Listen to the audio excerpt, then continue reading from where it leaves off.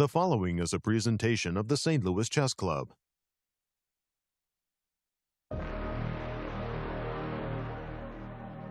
The stage is set and battles underway at the GCT Finals in Sao Paulo. The trophy's out of reach for half the field, but a spot on next year's tour is still on the line, with both players tied after one game.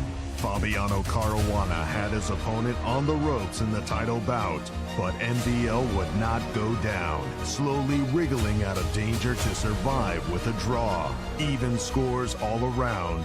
Who can strike first and pull ahead? Day 5 of Incredible Chess, coming up next.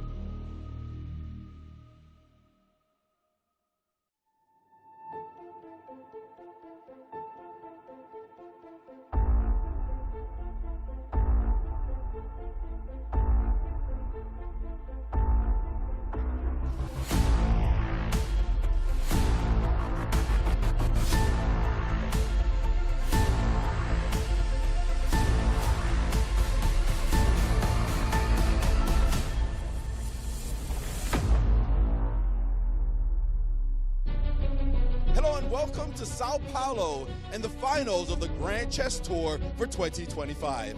Well, yesterday we saw some interesting games. First of all, the consolation match between Aronian and Prague that saw an over 99% accuracy as those two gladiators played to a draw. But the other game had wild swings as Fabiano Caruana had a fantastic chance to defeat his opponent, but MVL was able to play amazing defense and thwart the victory and able now to maybe take the lead in today's game. Well, it's the final 2 games of Classical for 2025 on the tour, and to call all the action, we're going to jump to the studio with Nazi, Yasser, and Cristian.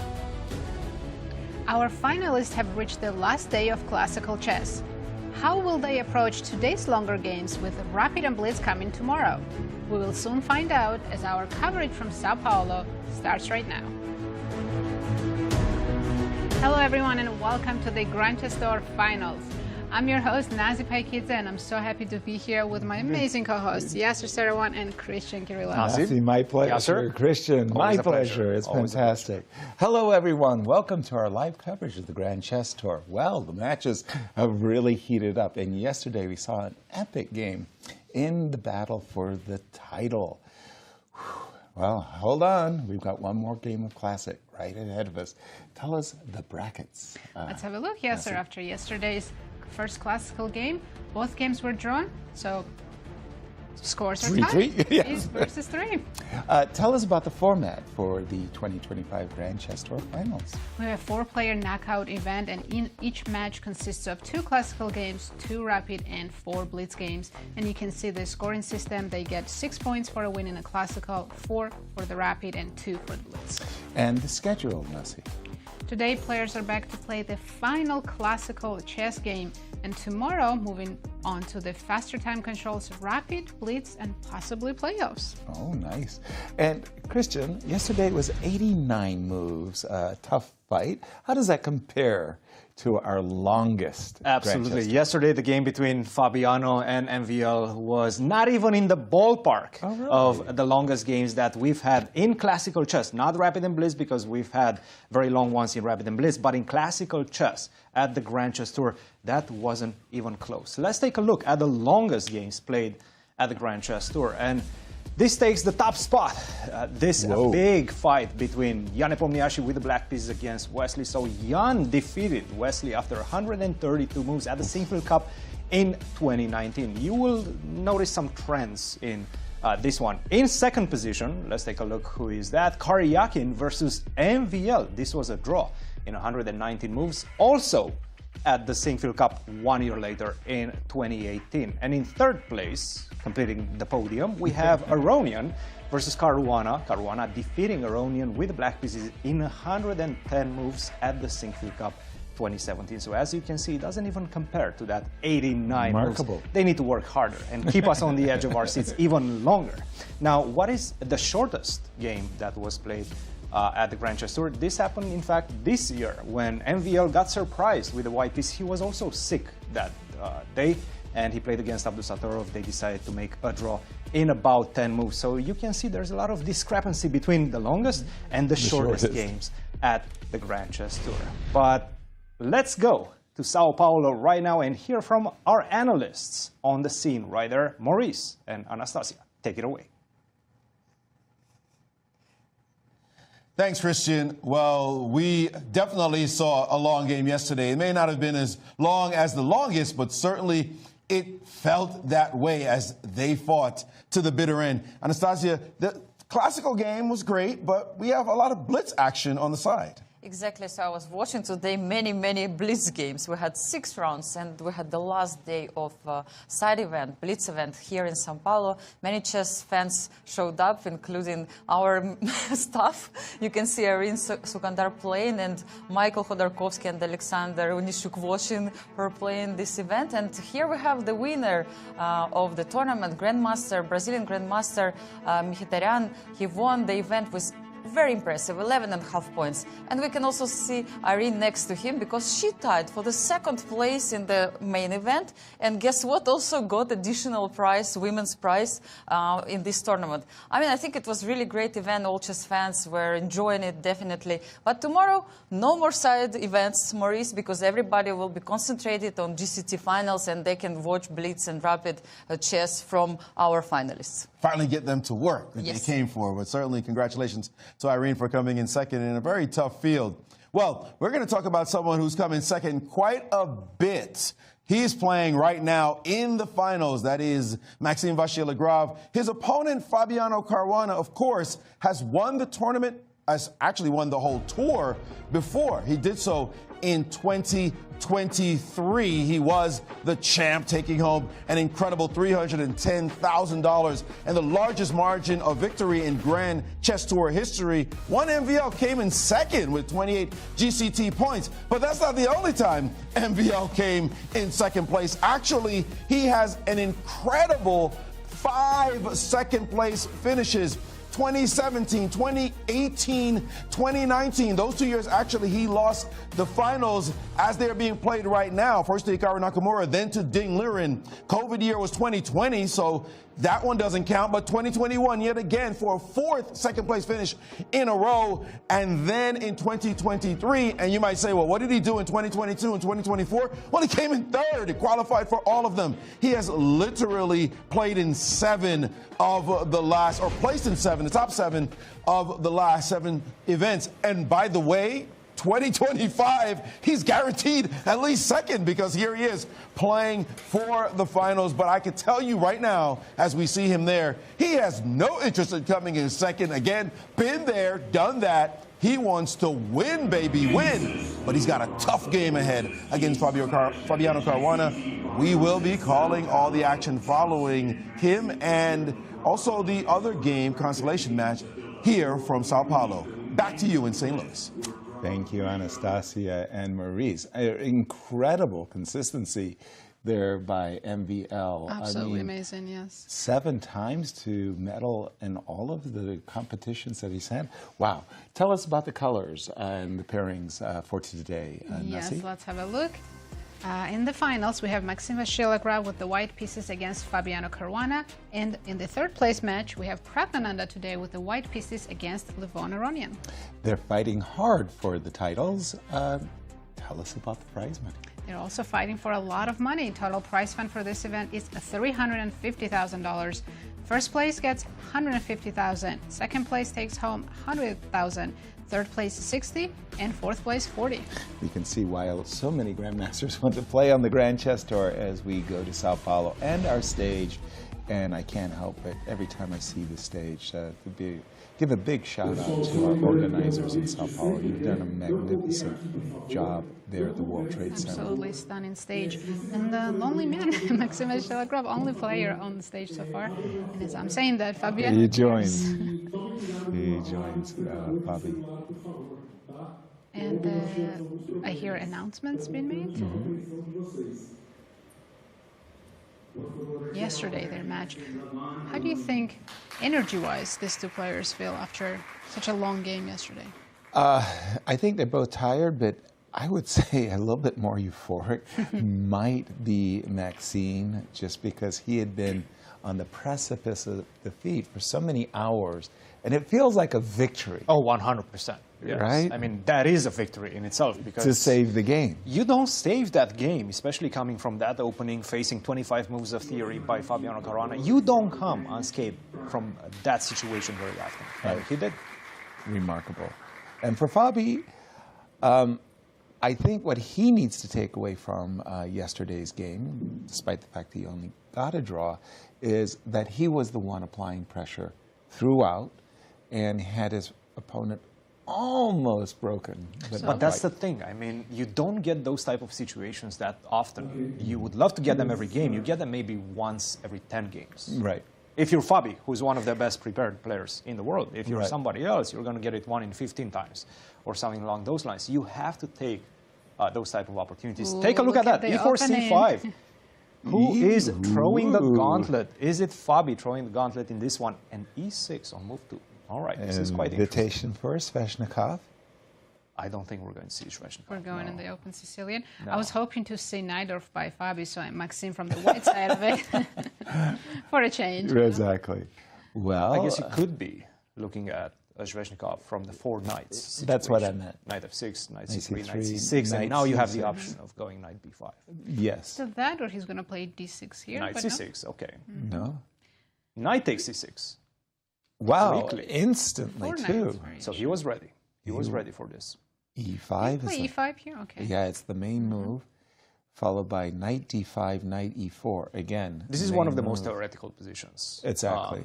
In the past couple of years of chess theory. And it has been analyzed so much. The thing is, the lines are going 25 moves deep. It's ridiculous how. Whoa, c5. That's a rare move. Yes, it also has become quite popular in the old days. I want to say Queen c7, provoking f2, f4, Queen b6 was all the rage. Yep. But now c5. Take it away, Christian. What are the precepts of theory? I've seen this quite a few years back. I think it was Magnus that also played this position with the black pieces, and he Sure. kind of made it a trend at that time. It kind of fell through the ranks just because Queen c7 followed by Queen b6 generally equalizes. Right. But the thing is, again, you need to remember so much theory, and that's the main line. Everybody expects it, right, with the white pieces. c5 is a bit of a sideline, so that's why you see already MVL starting to Pause. take a think in this position. I mean, it won't come as a shock by any means, because c5 has become important. Has been played 32 times. And by strong players, I might add. Quite a 32 few times, and the Yes. most popular response would be c4? I would say c4. If you want to take some more risks, if you want to keep it a bit more quiet, it's going to be bishop to e2, setting up for the short castle quickly. You can go c4, and obviously also waiting a little bit to see. Maybe you want this pawn, in fact, on c3 and not on c4. This is a commitment already when you play the move c4. c4, knight to b4, a3. I think it's bishop to b7. It is bishop to b7 in this one. And now, of course, white has so many options. Knight to d6 being one of them. You can even take the knight on b4. Again, this is still early stages of a very theoretical position, and we should be waiting to see what MVL is going to choose. Now, when he got surprised by Prague, and he did, when he played with the white pieces in the Caro-Kann, he didn't get much out of the opening. He kind of stirred the game towards like somewhat peaceful waters. He didn't try to keep all the pieces on the board. Will he be able to do that? The creative b4 move. Thank you. But the material was quite limited at that Yes, point. yes. You only had the bishop, and not that much, and the knight, of course, but not that much. c5, again, c4 is a big one. Bishop to e2 is another point of consideration. You can also start with a3, taking away that b4 square from the knight and just setting up for c4.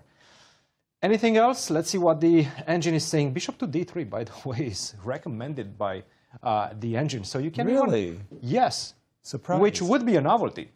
Which Wow. would be a novelty. And So it's you the can- number one choice of the engine. It's the number one choice of the engine, Wow. bishop to d3. It has never been played, which is quite Remarkable. surprising as well. But definitely Fabiano will be prepared for this one.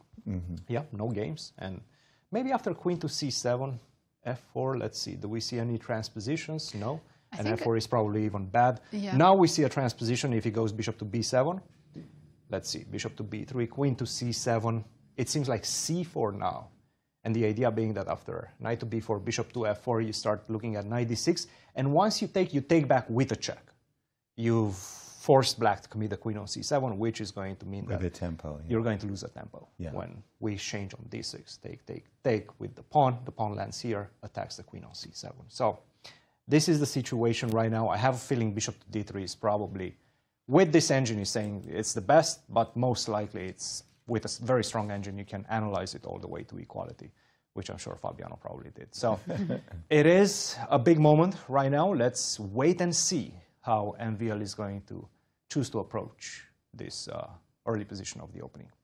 Thank you, Cristian. As I turn our attention to the game between Pragg and Levon, it's interesting to me that the Tarrasch has become so popular. It's like there's been a resurgence in the Tarrasch. Yeah, amongst the top players and on every level, I keep seeing this now. Exactly. In the old days, whenever you had this position as black after c takes d5, this was a Bobby Fischer favorite, for example, they always took with the knight. They always took with the knight, with the idea that after e4, knight takes, pawn takes, pawn takes, pawn takes. Bobby, check, right? yeah, and that became a kind of a modern way of playing it. Bishop b4 check, bishop d2. In the old days, Bobby would play knight c6, waiting for bishop c4, then playing b5. So he has a queen Nice a5 trick. check. And having gained a tempo, he would then play bishop b4 check and everything else. But what I wanted to say is that knight takes d5 was absolutely, absolutely the way the players would play it. Now we very rarely see that. Now, exactly. Now, the new modern approach has been to play c5 takes d4. Again, in the classical theory would be, oh, this is a bad position for black because you have an isolated queen pawn position where instead of having the bishop on c1 looking to go to b2, you've already developed it. It's an ideal version for us. Yeah, and don't you feel terribly about yourself? And in the 60s and 70s, 80s, they did. But Not anymore. Not anymore. The modern engines. basically said, yeah, you can play this position. You can play this position, and you're very, very comfortable. That's Queen the d2. thing about modern openings, right? Everything is playable now. It's crazy. So many openings that were considered just bad and abandoned after move 10, now we can absolutely play it. Absolutely. No, I remember doing work with Victor Korchnoi for his 1980 World Championship match in Iran, and we looked at the Berlin. We looked at the Berlin. In fact, he played the Berlin, but a different line of the Berlin. And the theory was that ending is just too good for white. It was just too good. Yeah. And then later it became... Then about 25 years later. Later it became the go-to. And so you have a position like this. Now, this particular position with the early... I'm a little bit surprised. Early bishop f6, right? Yeah, that's a little bit surprising. I think old school would have been something like bishop b5, and after, for example, knight c6, queen a4. This would have been how the old guys might have played it. Bishop takes f6 would not have appealed to them because they wouldn't know what to do after knight c6. You don't want to take... Very good point. Also, a lot of times you don't want to take on f6 until black plays h6. Precisely. You want to at least be asked the question of what are you going to do with your bishop. Make black spend that tempo. But enough of our speculating. Cristian, could you bring us up to date and tell us what the theory of today says about the game between Pragg and Levon? No games. No games. The current position after queen to d2. Let's see where we exited the main lines of theory. After bishop to e6, bishop takes f6 already. Strange decision. Right. Nobody... Not waiting for h6 to create that hook. You guys just talked about that, Right, right? exactly. It makes no sense. Why would you take on f6? And again, the engine seems to like this. Bishop takes f6, so perhaps this is something that Pragg actually knows. Prepared. Yes, bishop takes f6, bishop takes Queen f6. d2. Queen d2. The thing is about these positions, once you already given me the dark square bishop, even if you take on d5, even if you at some point be a pawn up, I still have a lot of compensation with the bishop pair. Precisely. And when you take on d5, I take back. Very often, we're going to end up in an opposite color bishop endgame type of situation. So generally, this doesn't give much to white. Queen to d2, knight to c6. This is the position we have right now. I'm also seeing the time situation. Perhaps Pragg with bishop takes f6 said, you know what, this is not a move that has been played before. Maybe I will surprise my opponent. Right. It doesn't seem to be the case. Levon seems to be very well prepared. Yesterday, he didn't try much with the white pieces, Levon. Right now, he's equalizing as well. Knight takes d5. That's, okay, this is just an invitation. That's an invitation. Isn't that an draw. invitation? Bishop takes b2. What is this? Whoa. Yeah, this is just a complete draw. Whoa. What we might see is yesterday what we saw. They got an equal position early, but then Levon played it for a while until the end. So now with the reverse colors, we can see the same thing. Yes, yes. I don't think that's going to be. Bishops are not even same color. No. That's the problem. Yeah. That's the problem. The tendency for equality is so high at this point. I mean, the material is limited. These players, at that level, you don't lose these positions. It's simple as that. You just simply don't lose these positions. Right. Maybe 1 out of 100 games at that level is a decisive advantage. Outside of that, just draws. I feel like they won't lose this even in Blitz. Not much. Exactly.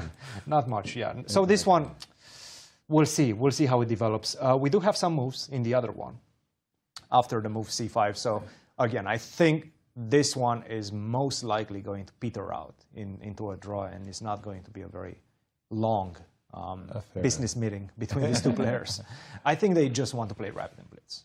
They want to take it, duke it out in the rapid and blitz. The thing is, there's so much weight attached to this classical game. 6 points. 6 points. It's a lot. Yeah. You don't want. You lose the I match guess if you lose the game. You're not incentivized to take too much risk with the current format right now. Tomorrow is the day when they're going to duke it out strongly. Now, let's move on to the main one. The main title finals. MVL versus Fabiano. Our title match. Yes. And we do have bishop e2. Yes. Which you mentioned was one of the favored ways of meeting c5. Bishop e2 has been played, yes. Yes. Before. I was just surprised by the fact that there's so many ways in which you can play this in a novel way so early on. This is only move 9. Generally in the Sicilian, at move 9, you have so many options. Only 3 moves have been played. Bishop to d3, which is a very decent move, has not been played, top engine line, but also g3. That looks reasonable too. Never played. Never played. You just want to meet the bishop on b7 on the long diagonal like this. Makes a lot of logical sense. Absolutely. Again, let's not go into too much detail in that because that's not what they played. Bishop e2, bishop b7, castle, queen c7. This is what we have right now. Big question. Knight to d6, exactly. This is what Asked and has answered. done. You cannot touch this pawn. The idea being that if you take on d6, c4 pins the knight and wins the knight at the same time. This is bad news. So what about queen c6? Which he just played. Yes. Queen to c6. Oh, Bishop f3. I was expecting bishop f3 too. Many games they right now. transposed. Now we're transposing into a much different situation with 120 games or so. Oh my. After the move c4, only 60 games, and c4 is the main line. So I'm expecting MVL to still know this. Queen d4 instantly, He's by the blitzing way. out. Yeah. Now the players in queen b6 instantly. Yes. So queen d4 is the main line with 61. Oh, queen b6 is a very rare move. Only 1 game played with queen to b6. And yet it looks like the most natural move on the board. Castle was played 60 times. 2 games with queen to b6, queen takes b6. Looks like both games were drawn. Most likely, yeah. Rook to d1? No. I think just queen takes b6. I don't think you want to go rook to d1. Rook to d1, I do defend that pawn with the move bishop to a6, and that's kind of the idea, right? Now I can recapture with the pawn. I don't have to take with the knight anymore to defend the pawn on c4. Right? Understood. So don't give me that extra tempi option. Just take on b6 so that you force me to take with the knight to defend the pawn on c4 and keep my structure not connected to each other, right? Because with the pawn on b6, I go b5, not good news for you. So this is the position, and the engine is saying white is much better after a4 plus 0.75. Look at Fabi's clock. That's the Fabi doesn't believe you. no, Fabi does not believe you. MVL probably is thinking, I thought I saw this move flash, but I also remember a big advantage for white. Why did I not analyze this more? Right. But this seems to be the case. Fabi is looking for an ending right now with this move, queen to b6, and it does seem like he's going to have to defend it. You have a little bit of a worse structure, as well as you're fighting against the two bishops. But you have some long-term trumps in the position. This pawn on d6, it's taking a lot of space from black right now. Asset but or it can also liability. become a liability, yes. Yeah. Imagine, let's say, take, and then you go f6, e5, and get them king to e6. Suddenly, the pawn becomes a weakness, right? So there's ways you can take advantage of that as black. The pawn on c4 could be a liability, but also is taking a lot of space from you. If you don't mind, a4 looks like a very forcing move. It's a very decent move. I have to respond with a5. I cannot allow you to go a5. Bishop to e3. Knight d5 back. Bishop to d4. Give me the pawn. F6. Bishop takes c4. It's a very, very But I can decent give question. G7 pawn up? Gift me the pawn. Yep, rook to g8. Now you have to defend against knight f4, right? And Knight f4 is... e3. And there's a nice trick. For example, if you think, oh, I just defend like this, I go knight to h3. And yet, Sacrifice. Still, you can play this. yeah, right? The problem is that I can also take on e2 if I really want to. Oh, that's better. That's not as attractive. I'm not worse. Yes, that's not I'm as probably better because I placed the bishop on e4. I strengthened that with f5. Again, let's see what they played. Queen takes b6, knight takes b6. They are getting straight into that endgame. If you don't mind, just pursue that for just a moment, because again, it's the most forcing variation that we've come to. Rook c8, munch, rook. Pause here for a moment. That's a very, very good move. Bishop h6. I'm looking at the exchange sacrifice. Bishop c3. Bishop c3. You have to play knight f4, I assume. Sure. Rook f2. You take my exchange. I do. And I've won one pawn. But you're not getting the second one, at least not right now. And you're not getting... You're not getting the second one that quickly. Rook to d1 to d4.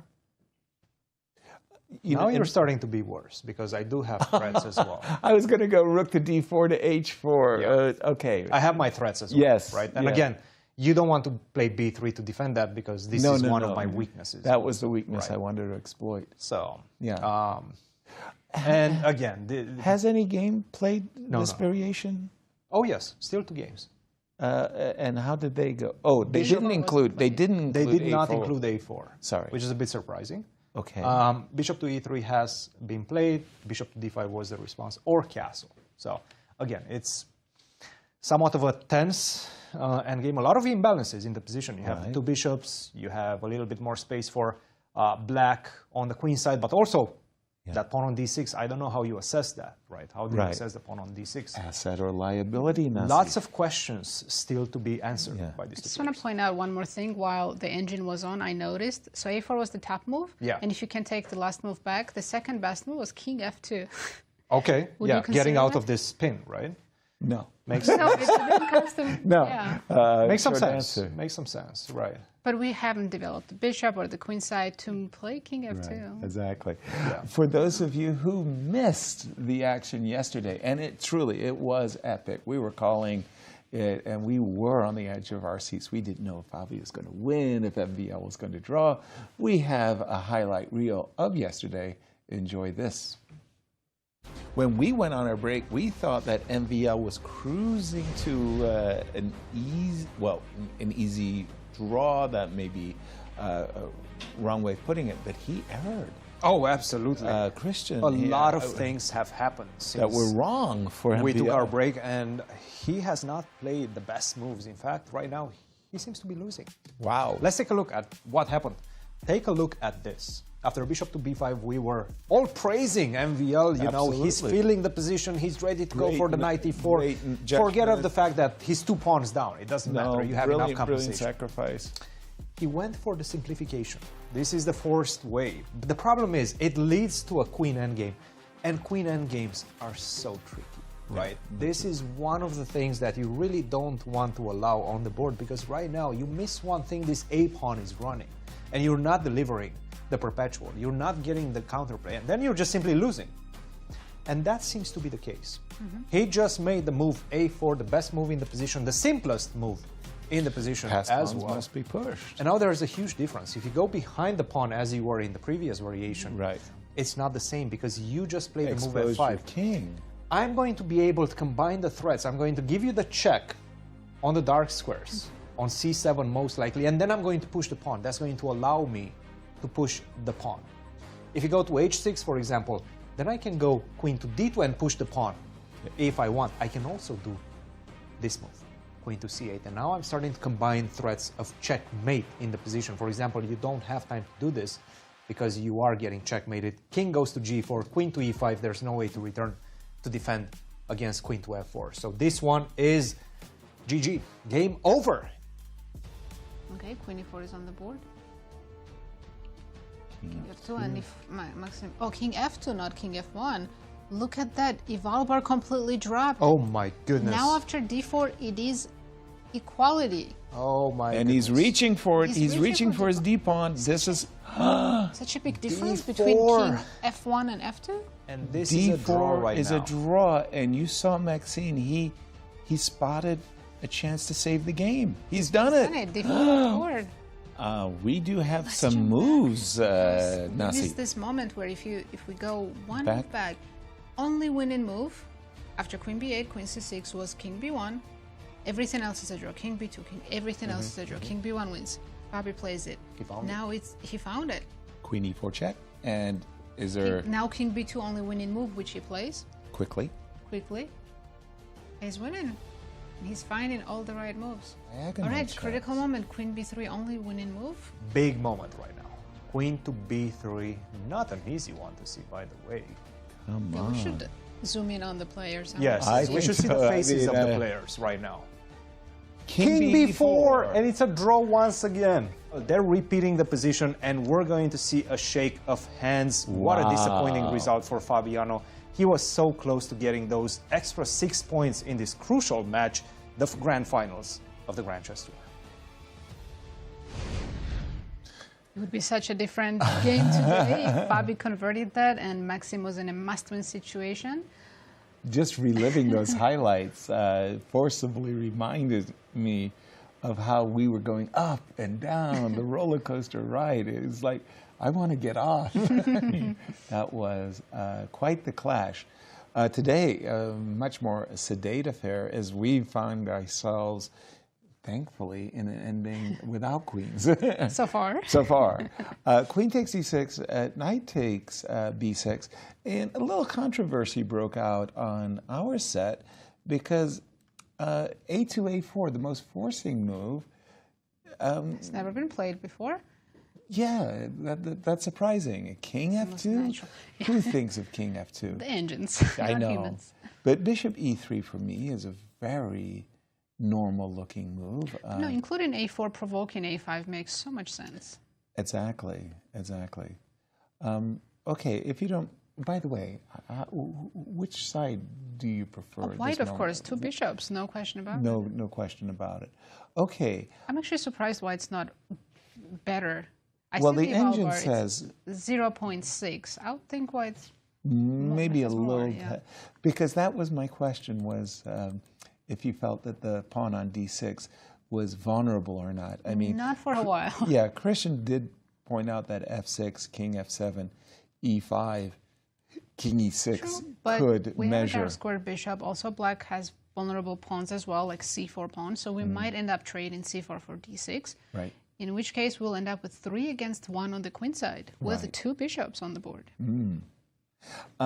Okay, give me a for instance, Nasi. Definitely a4. I like the line. You of like looking at. a4. Okay. Let's continue. A4, and I've got to defend this pawn. I don't want it to A5. be driven back, so a5, right? Bishop e3.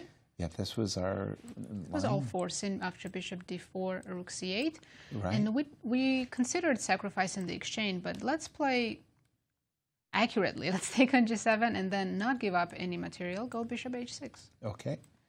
And I'm up a pawn. What's black's compensation? let's have a look-see. Okay. So in this case, this pawn is a lot more vulnerable.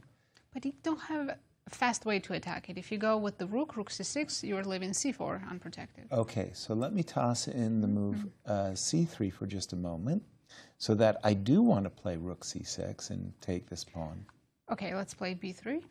Okay, pause, Rook pause, b1 pause. was interesting too, but Um, knight b4. yeah, give me the pawn. Yeah, maybe I should have played rook b1. Alrighty. Let's try that. Rook b1, yes? Yes. Okay, and let's go. No rook c6? True. I was hoping for that. Rook, okay. Tell me what. Okay, tell me what you were hoping. Not b3. Rook b1. Take the move back, Yasser. Good job. I can do it. Rook c6. I'm gonna take on c3. Okay. Happy to Pause, trade pause. the bishops. Yeah, that Be rook up on a pawn. d7 will be very And powerful. it's black's right? king, right, in the center. Not happy. Okay. Should I include the move rook g6 here? Yeah, I was worried about that because I don't have a good square for my bishop. I don't want to go to c1, but e3 and f4 ruled out. that's my only move, right? d2 There's ruled some out. b takes c3. Maybe we can start with that. Whoa. Needs to be calculated. Knight Lots takes. of. Maybe I bishops can are sacrifice something. Rook b7, 92. I'm not sure King you f2. want this. c2 is not hanging yet. I'm not sure you want this because if black lands rook takes c2 with a check, Yeah, I will have to play bishop d2 here. Block the second rank. that stops the check. That was Yes. clever of you. All right, so in that case, I'm This is interesting. taking. I'll take on e2. What's the body count? I'm up a pawn. Not anymore. That's terrible. That was dare. short-lived. Yeah, I don't know, maybe... If I have something fast here, because of need- your king position, I might be winning. There's some rook c7 ideas. Right. And in fact, that's a very good move because it does defend the pawn, and I Pick up can't on trade. G2 with a check. We went so far in this We line. did, but that was fun. And one of the things is when the calculation is very clean, when the talk, and there's not many branches, we can really see deeply. You go all the way to the end. Exactly, and I'm sure the players are looking at that. This type of positions, when grandmasters are always asked, how far can you calculate? And they can say 20 moves, 30 moves. In positions like that, no problem. It goes deeply. I always like Capablanca's answer to that question, and his answer was 1. The correct one. How well do you calculate? How deeply do you calculate? That's, One move. all you need. With the correct one. Bishop takes g7. And again, Cristian, you're welcome to join us. We've been looking at bishop h6, not those exchange sacrifices that I was trying to parlay. And I played the move c3. And how does the engine Not like it? c3. Not c3. No, not c3. It seems like you want to maintain that pawn on c4 just because it accommodates protects the knight. this bishop on e2 so much, right? So what you want to do is actually go f5. f5. Right, you're making space for the king, first of all, making the connections between the rooks. We've been discussing this idea of getting the center and getting potentially a king on e6, remember? Yes, Just to yes. target the pawn on d6. And especially with such a nice plug on the d file, the knight on d5, you're not touching that, right? You're not kicking the knight away with c4. That's why I want to keep the pawn on c4. But how do I answer bishop to d2? Which you have to go, because Yes. f4 might- ideas, you don't might want get to get that stranded. bishop stranded on h6, right? Yeah. Now I'm just simply going to go king f7 again. You're still not threatening to take on a5. I'm You going to could. take a5. You're going to take it. Yes. Knight f4. Rook f2. Well, this was the exchange Yeah. sacrifice I was dreaming. I'm not taking your exchange. Nah. I'm not. I'm telling you already. You're not gonna. You already have 2 pawns. That's Yeah. enough. I mean, that's too much. I want That's to the take a way pawn I back. felt. Yeah. I want to take pawn back, and I want to maintain the activity of my bishop. It seems like this is enough.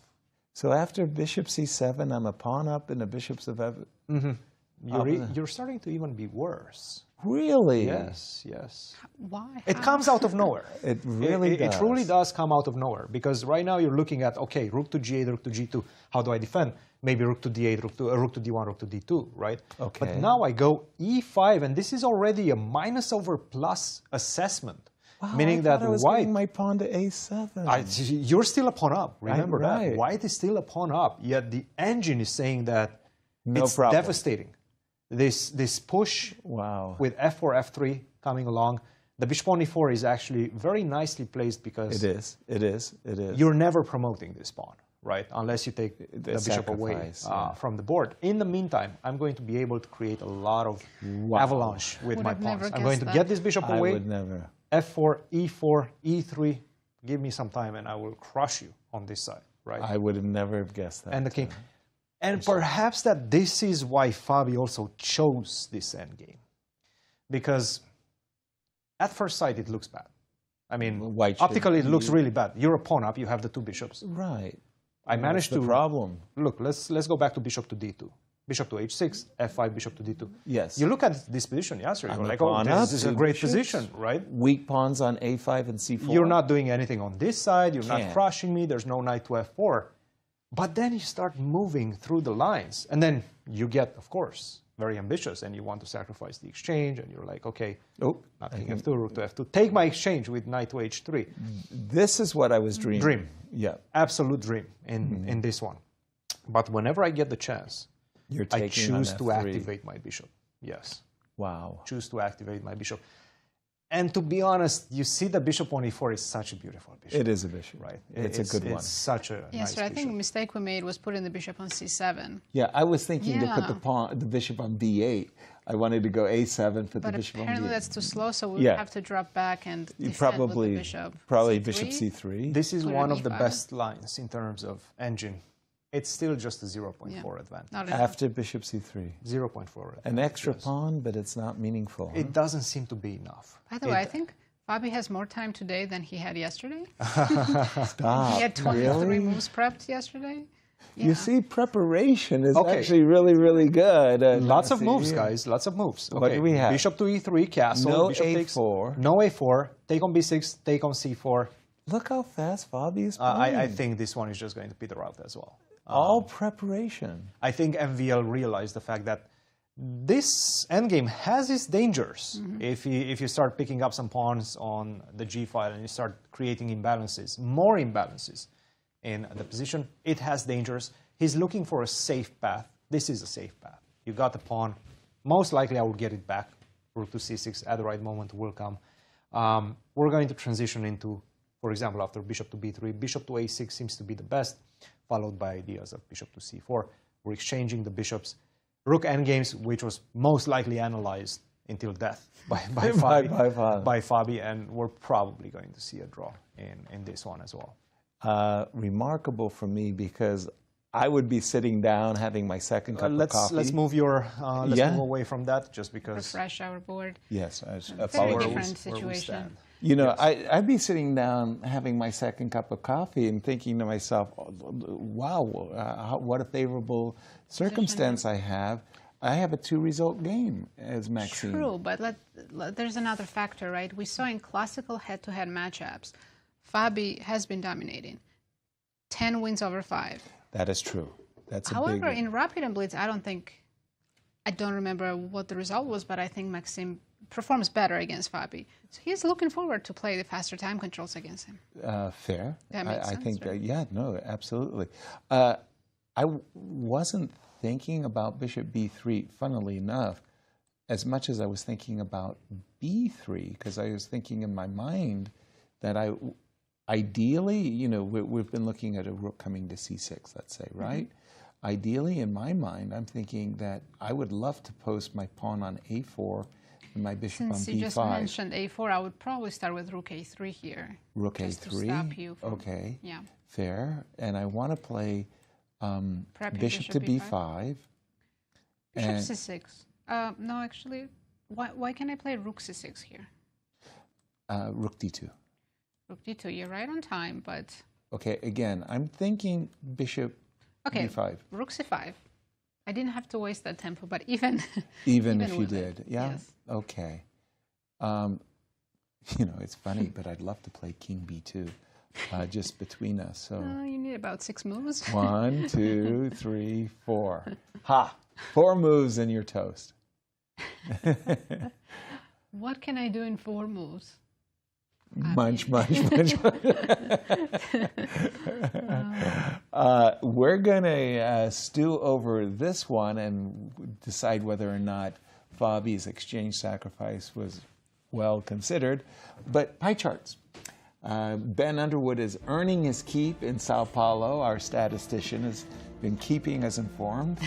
Who's going to win the title? Pre-tournament, Fabiano Caruana was the favorite to win the event with 34.7%. MVL in second, Levon in third, and Pragg in the last place. Now, after day 1, I think the biggest changes occurred after the classical games were over. Yes. After day 1, not much change, slight number adjustments, but positions have not changed. Fabi's still in first. And after day 2, MVL became the favorite.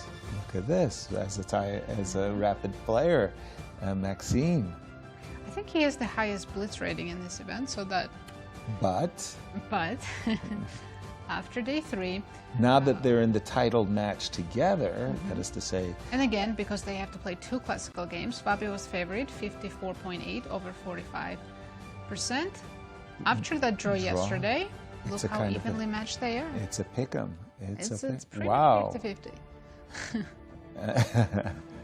Wow. Okay, there you have it. A pick'em. I'm very curious, after today's classical game, if it ends in a draw, is MVL... I don't think he would be the favorite. Yeah. Just because... I would say he's getting closer to being the favorite. Maybe. If this one finishes in a draw. And again, am I being unfair to Fabi by suggesting he's played himself into a position where there can be only 2 results? Yes. No, I think it's fair, but that was a decision he made that he was okay with. That I do think he analyzed this all the way into I'm sure that's the thing about that he's confident that his preparation. But if you don't mind, Cristian, I tried the move B2, B3. We just played Rook A3, which very good move, yeah. Which I thought was a very good move. Yeah. Rook to D2. Probably Nazi should not have included Rook C6. Why? Because you kind of made it. But what should Fabi do after Rook A3, Rook F2? I have a variety of ways in which I can play this position. Okay. The best move being bishop to C6. Really? Just chill? Just chill. Basically, you want to take away the sting from bishop to B5, right? Yes. So, for example, if you go Rook A8, then at some point, maybe after you defend with C3, then you have bishop to B5. That maybe was even my bishop intention. C5 right now. Yeah, that was my intention. And then I have to do bishop C6, and then you take, and then the D pawn starts running, right? Or at least it becomes a factor. It's annoying, yeah. So what you want is take the sting away from that with the move bishop to C6 first. Okay. Do you see this? No. What? There's only one move that keeps equality for white. Keeps equality? Right. Everything else is slightly better for black. Slightly better for black. Really? I would never guess that. I know, right? But it seems like with the bishop on C6, I also have ideas of B5, kicking the bishop away. And then slowly but surely, I will get my king to E6. At some point, this pawn is going to drop. Imagine this pawn away from the board. Then I prefer black. You lose that pawn. I prefer black. Then you prefer black, right? That's right. Because you have this whole control over the A file, right? And you have the active pieces, the active rooks. White is defending. Right. White's rooks are defending. So this is remarkable. Yeah, that's why the preparation is so good in this one, because it's one so of those deep. endgames. So deep, exactly, exactly. Move 20, 19. Next one is 20. I would have thought that this yesterday was ending, 25. Yeah. Right. I would have thought this is an ending White could choose between B3, Bishop B3. He's got all kinds of ways of, and trying be comfortably better. And be comfortable for a long time. Yes. Not seem to be the case. Remarkable. Does not seem to be the case. Yeah. And I think you were suggesting Bishop B3, or the engine was. Yeah. I don't really want to allow you to block me on the A file with Rook A3. I think Rook A3 is a very good move. There's some strategical dangers that I just simply don't want to look at. Okay, Bishop B3. So I want to go Bishop to B3. But now I go probably Bishop to A6, Rook c5. Let's go bishop a6. Let's just exchange the bishops. d1. Rook d1, bishop c4. Right? c3. c3. f6. f6. I thought your f5 looked maybe better. f5 also possible, yes. Okay, should I play f4? You can. Okay. You can. King f7. You're starting to be worse. I'm sorry, king f2? I'm still a pawn up. I'm holding on. I'm cherishing my extra pawn. Yes, yes. I'm cherishing my extra Rook c6, pawn. so there's no more. Probably no more extra D1. pawn, right? Rook d1, probably king f6, e5, really quick. Yes, our extra pawn is not enough to equalize, apparently. You know my world's being rocked right now as you said that, right? Yes. I mean, taser. That's modern chess. I needed a lobotomy. That truly is modern chess. What's going on? Again, this position in one of the encyclopedias, you would be skimming through, okay, plus over minus. Nobody's going to play this, right? Nobody's going to argue. White has a great advantage. That was like 20 years ago. Exactly. Right? No more. Now it's precision, accurate, engine-approved analysis. Yeah. My goodness. Some people like it, some people don't. But that's just the state of chess nowadays. There you have it. And by the way, Maxime, almost as if to buttress your point, is taking his time because he's coming to some realizations as well. That, wait a minute, you know, like, where's my fleeting advantage? I mean, what have I done? Yeah, Wow. once you realize that you don't have any advantage, even though you're up a pawn, then you're okay with just making a quick draw and moving on to but at the same time, you're also saying to yourself, I did everything right. Well, you start to question, right? Did I do everything right? Did I or didn't I do everything right? I mean, Should we check the other game? Please. We're calling it the Consolation game, but in truth, it's a fight for third place, and the winner of this match between Pragg and Levon will get an automatic invitation to the next year's Grand Chess Tour. When we left it, we had just reached a position after bishop takes b2. We thought, oh yeah, it's going to be a short draw. I was expecting bishop c4 followed by king e2. Nope, bishop e2, rook d8, check. Allows white to lose castle, but I guess the plan was always to fianchetto the king. Yeah, put the king nicely. So Levon, I don't know, but it flashes in your mind that there was a possibility of the rook potentially getting trapped. And that would feel a little bit embarrassing if that actually happened. And therefore, we did see Pragg nip such an idea in the bud by playing rook to b1, rook to d6, and we've caught up to the players. Again, just because of the presence of the opposite color bishop. I think, very drawn position. Yeah. I do think he's going to play h4, h5, improved position, but we expect in case both games to end peacefully today. Yeah, they do. In case you're correct that they do end up peacefully, the players would all be at 6-6. Yes, they would be tied, and tomorrow we would see rapid and blitz games that, by the way, I think starts 2 hours earlier. 2 hours earlier. Oh my gosh, it's not 1:20. Holy smokes! I don't want to miss my ride. 2 hours earlier. All right. And as we know, rapid games, 4 points for a win, carries a much bigger weight than the blitz games. We saw that in our first semifinal. Yeah, here is the breakdown of the point system. If some player, we saw it in the match between Pragg and MVL. MVL won the first rapid game. He was 4 points ahead, and that was very hard, almost impossible for Pragg to catch up, even though he got pretty really close. It actually came down to one pivotal game. 2 blitz games in a row and equalize the match. Yes. But yes, rapid game win means you're pretty much guaranteed playoff at least, right? Exactly. And just to confirm, 10:55 tomorrow Central morning, time. St. Louis time. St. Louis time. Yes. We are the center of the universe, and so 12:55 will be Sao Paulo, Brazil time. Yeah. Yeah. There you have it. So rook d6. Levon, last move. I'm assuming I would just be happy to. I was going to go h4 just because let's gain more space. I'm not afraid of black controlling the d file just because you don't have access to the d2 square. So let's go h4, h5. I don't know where I'm going, but it's something. As James Harley McCormick, many-time Washington State champion, would say, very aggressive. h4, what are you doing over there? Are you trying to intimidate me? h5. I'm just doing maximum I can do on the king side before I find the through repetition. Yeah, right? Are you trying to bully me? I would love to get rid of this knight. If this knight was gone, I could happily play the move rook to d2. Wait, should I include the check? Bishop c4 check. Let's include. Yeah, it's funny because you do take away a tempo, but at the same time, my king was never. Right, g5. g5. Wow. Oh, sorry, I was thinking h6 and I said g5. h6. Okay. Pause.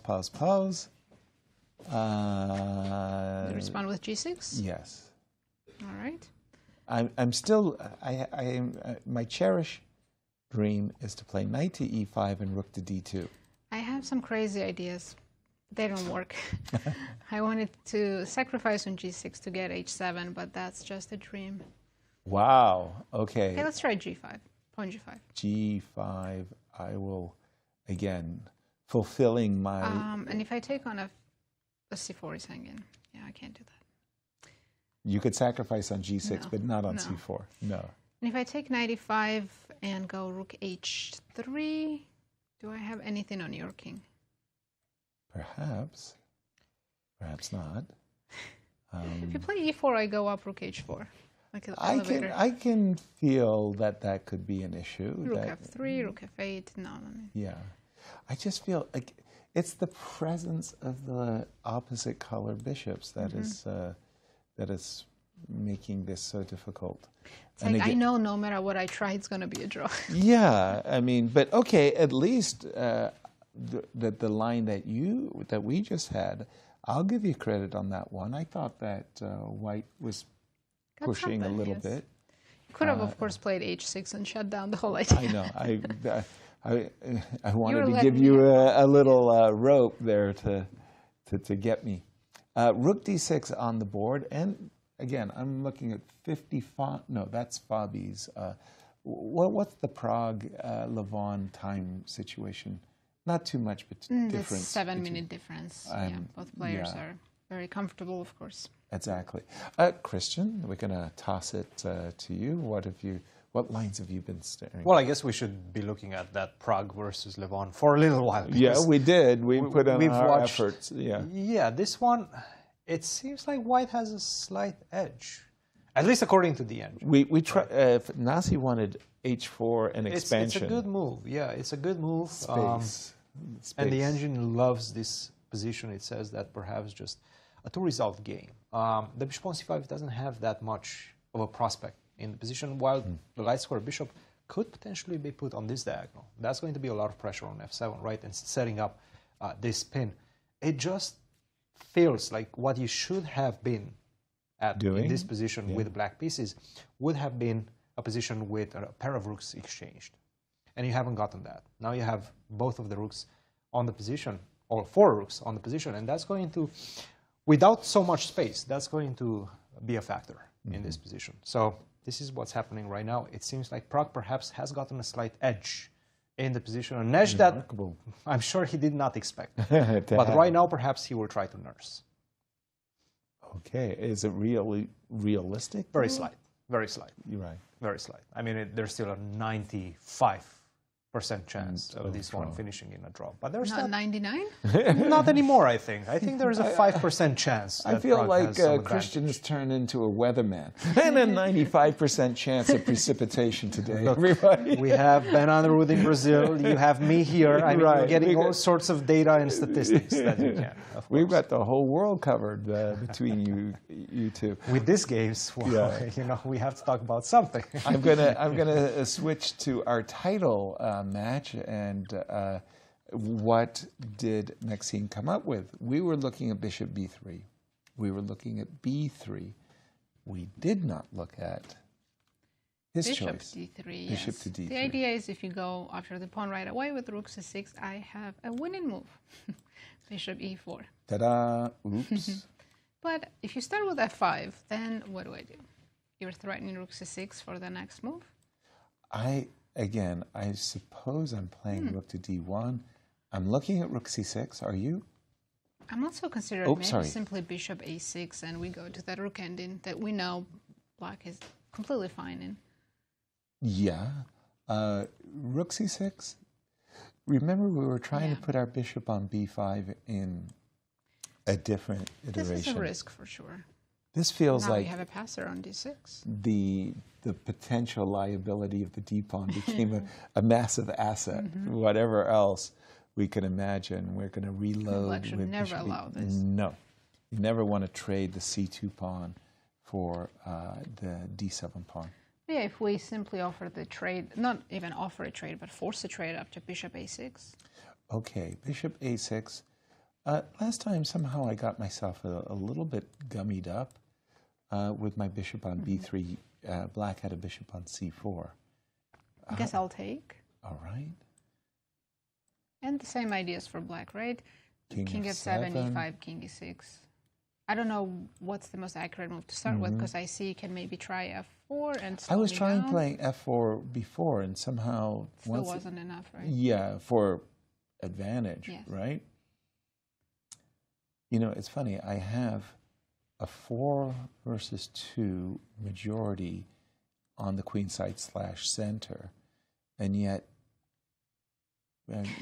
trundling those pawns up the board, it feels like a tortoise. Like, imagine I played a3.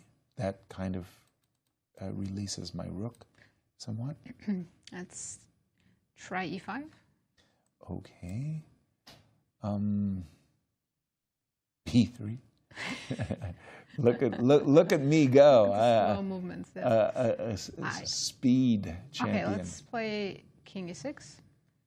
The speed champion that I am, huh? Sorry, did I apologize. King f7, a4. I was supposed to play b3 and c4. I did it the wrong way. Okay. a4. e5? You're not worried. Yeah, let's try e5. Okay, b3. King e6. c4. Yay. Okay, you achieved everything you wanted. And I still have a lot more to go to. I see your idea, yes. So on rook c6, you're going to double. Correct. And you get to keep your extra pawn for a while? For a while. Yeah, that's an achievement here, yeah. I think I've managed something. Rook d5, rook e1, potentially. So I think I've managed something. I don't know if even how significant it is. Deal with a4, b3, c4 idea. Okay, so from the current, pardon me, let me just refresh. From the current position, we've been looking at f5, rook d1, bishop a6. Yes. Yeah. c3, right? Takes, c3, takes. And I played king f7, which I still think is the right move. It's very reasonable. And then you went a4. I did. I'm desperate to, you know, when you have a majority, you know, put it to work. You know, if I leave the pawn on a2, I'm stuck. I have nothing to be proud of. But if I can play a3, b3, c4. You know, the final position that we got in this line. You went e5. I went b3. Black is still just completely fine. That's the thing. I mean, as you know, we were both giving me an achievement award. You know, like, well done, you got what you want. And then I was wondering, what's next? Why is it significant, though? Yeah, is it significant? Rook c6, rook d1, and I can simply play on the king side because I have the majority there, 4 versus 3. I can play g5. Remarkable. And just chill, huh? You have no more improvements on the queen side. Your rooks are stuck defending d6, and that's it. Okay, so the maximum I can do is activate your king, my king. Should I go h5? As you like. Pushing? Later you'll determine whether or not my decision to play for rook d5 The good news is I can always take moves back. Yes. Unlike our two finalists. I don't know which pawn to push, or if I should. Of course, I can just move my rook around. Bishop a6. Without f5? Without f5. And again, I'm asking myself the question, how deeply did Fabi consider this ending? I mean, could it have been this far? This far? I mean, is he aware that he's just doing fine? Okay, h4. I'm sure he's aware because he spent no time in this game. That is true. You don't play this fast if you're not sure. Okay, I went rook to d5. I think I can even trade rook a5. Wow. I am taking a risk, though, significant risk. Maybe rook c5 is better. Wow.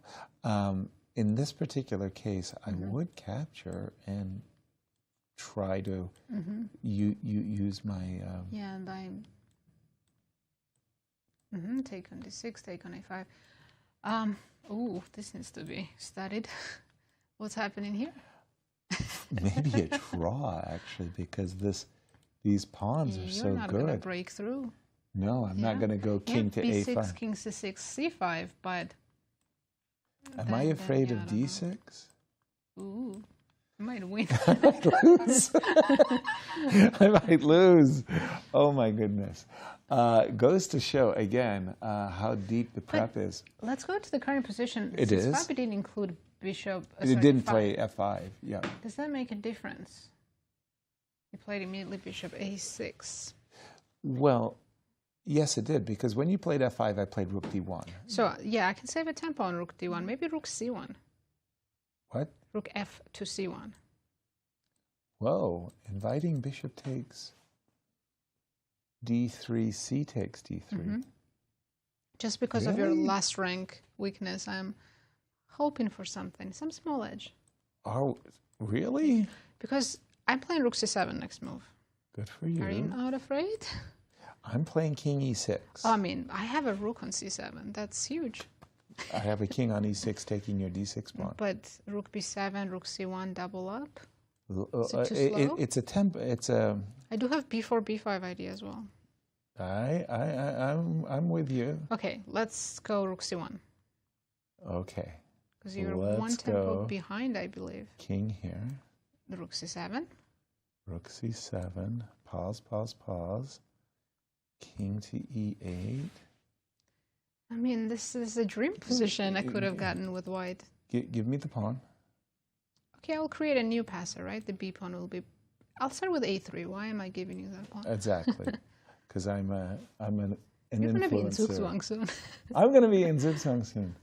I mean, your rooks can't move freely. Probably you're right, but... Yeah, I'll bring my king out. I was thinking I was going to happy play... Wow. Good point. Rook c1. It hadn't occurred to me. I was always thinking that we were trading on a6 or d3. Right. Right? So it hadn't occurred to me that we should allow c takes d3. Cristian, jump in on this one. Again, you have worked with Fabi, and by the way, you're podcasting with Fabi. I love it. So you continue to, and you know his work regimen. You think he's prepped this? No, he messed it up, I think. What are friends for? What a great support. Okay. I'm going to give you the truth. I do think he probably messed it up. He messed it up. With bishop to a6, the rook fc1. Rook, how do you wow. Yeah. No, rook c6? That's the only move, bishop by the way. d4. That's Bishop the only e4, move. sorry. I think you want to go f5. You want to play it like this. But now I'm not 100% sure you're equalizing as easily. So c4, rook c7, right? Or wait, which one rook do you? c6? You can go for rook c6, yes. Because you can't force the bishop trade here. No. That's the thing. I'm just going to block you like this. You do take the pawn back. I won the pawn. You can take the pawn back, no I'm problem. so happy. Rook a3, okay. But now you have some problems. Down the d file. And this majority could become a little bit annoying. You can have two connected passers, yeah. Don't allow me to go c5, right? So you have to defend against that. You probably have to go bishop to b7. Get off this diagonal, right? I can still go c5. And then we'll have this position. the usual battle, right, between the side pawns against the central pawns. Right. In this case, it does seem like I'm very much ready to push my pawns on this side. My rook is behind the pawn. The bishop is ready all the way from f1 to support this pawn, landing on a6. And your pawn is in the center. Your center majority has not moved yet, right? You would love to be already with the pawn on d4, right? And then getting ready to go e5, e4. You're very far away from that. So where did he mess it up? bishop a6. That was it? Orange bubble. That's the last move, and this seems to be the bad one. Again, f5, everybody was playing exactly. f5. He started thinking a little bit after bishop to d3, right? Yes. This was the first time he spent maybe a couple of minutes, maybe like 5 minutes, and then he played this move, bishop to a6, perhaps thinking that he's remembering something that What he's he's seen supposed to do, yeah. You just have to start with f5, though. Which is so... Because I want you to commit your rook. I want you to place your rook somewhere, right? If you don't, then I do have ideas of, if you try to go king f2, I do have ideas of king f7, right? And I'm also taking away the square. E4. What my plan is to go king f7, g6, defend once again the pawn on f5, and my dream is to go e5. Exactly. E5 and get my king to e6 closer to the pawn on d6. So after bishop to d3, f5, if you do go rook to d1, now I can go bishop a6. Are you going to lose another tempo to defend that pawn on c2? No. That's the difference. That was when we were fighting for a tempo, I had to That's play king the difference. e8. That is the difference. Because now I can just like start going rook to c6, king f7. I just have a much better position with the pawn already on f5. But yeah, if MVL finds, and this is the only move, by the way, For rook f to advantage. c1 for an advantage, or at least to try for an advantage, this is the only move. So Fabi needs to get a little bit lucky right now for MVL not to find this move, rook f to c1. If he does find it, I do feel like he will have a difficult defense ahead of himself. Look, he put himself in this situation. He understood. I'm sacrificing a pawn. I'm relying on the fact that I've analyzed this and I will remember everything. And I will play the perfect moves, and then we're going to make a draw because with perfect play, it's a draw. Yeah. Sometimes you miss an opportunity. Sometimes you misremember an idea. Or it could be, we might be having an interview with Fabi after, and he would be like, okay, bishop a6 actually is something that I've analyzed. It does equalize. f5 equalizes, but bishop a6 equalizes as well. Perhaps. Okay. I don't think that's the case. I think he just missed something, and he misremembered his preparation. And if MVL finds that rook f to c1 right now, he's going to suffer for a little while. Christian, you're a real confidence booster, man. Makes me feel good. We've reached that point in our broadcast where we're going to take a break. And before we do, we'd like to check in with our good friends at Q Boutique and see what's on special. Well, take a look. Own a piece of chess history. This exclusive baseball hat commemorates the 2025 Sinkville Cup. Show your support for the world's top grandmasters and the game you love. It is available at qboutiquestl.com for all your chess shopping needs. Drop by in person if you're anywhere near the Central West End. Let's see what the question of the day is today for us. We've been killing it so far, by the way. This has been great, yeah. With Caruana or MVL to win the final, how many different federations have won the Grand Chess Tour? I think we can figure this out. I'm going to go with 5. Like already I'm going to go with the highest number just because I feel like we've had so many, but... You know what, that's too obvious. So we got I know, Magnus, it's after. Fabi. It's after the break. We know Yeah, that we'll think MVL. about Magnus, it. Fabi, We'll Wesley, Ali Reza, That's already Ali 4. Reza. That's 3, because Wesley's also on area. Right, American. and Maxime Maxime has never They're won. always second. Maxime Maybe never won, it's 4. so that's 3. Magnus. No, that's We'll 3. find out We don't after have the the 4th break. one yet. Yes, and as we go to break, Maurice had a chance to talk to Praggnanandhaa. Take a listen and we'll be right back.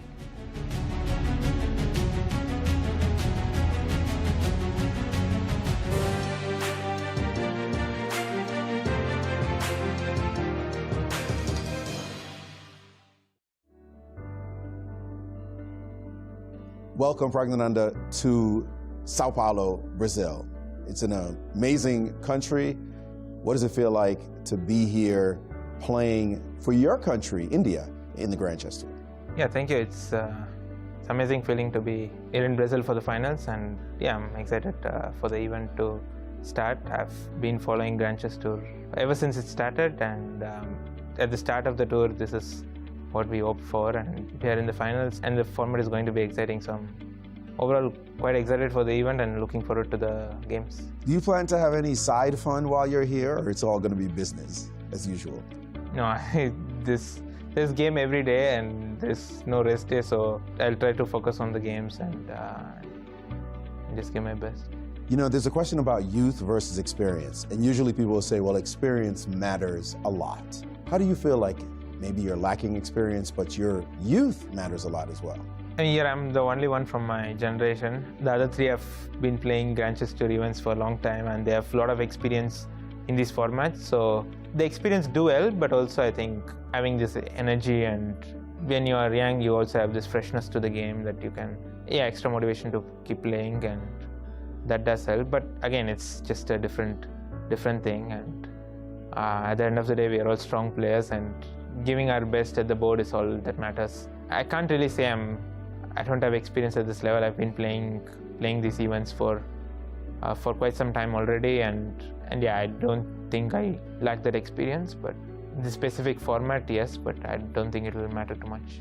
You have a sister who is a fantastic player. You also have family members who support you. You've seen your mom support you at these events, and your sister as well. Did she have, your mother, any final words of advice as you went off to Brazil to conquer the Grand Chess Tour?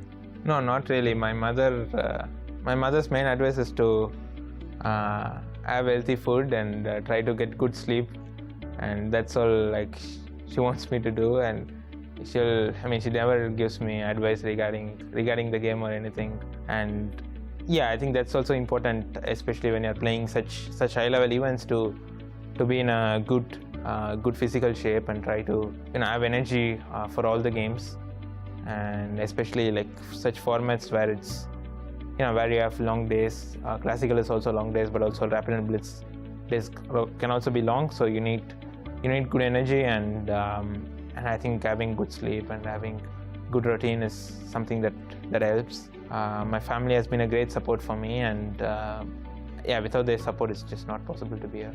Well, thanks so much for joining us, and good luck in this one. Thank you.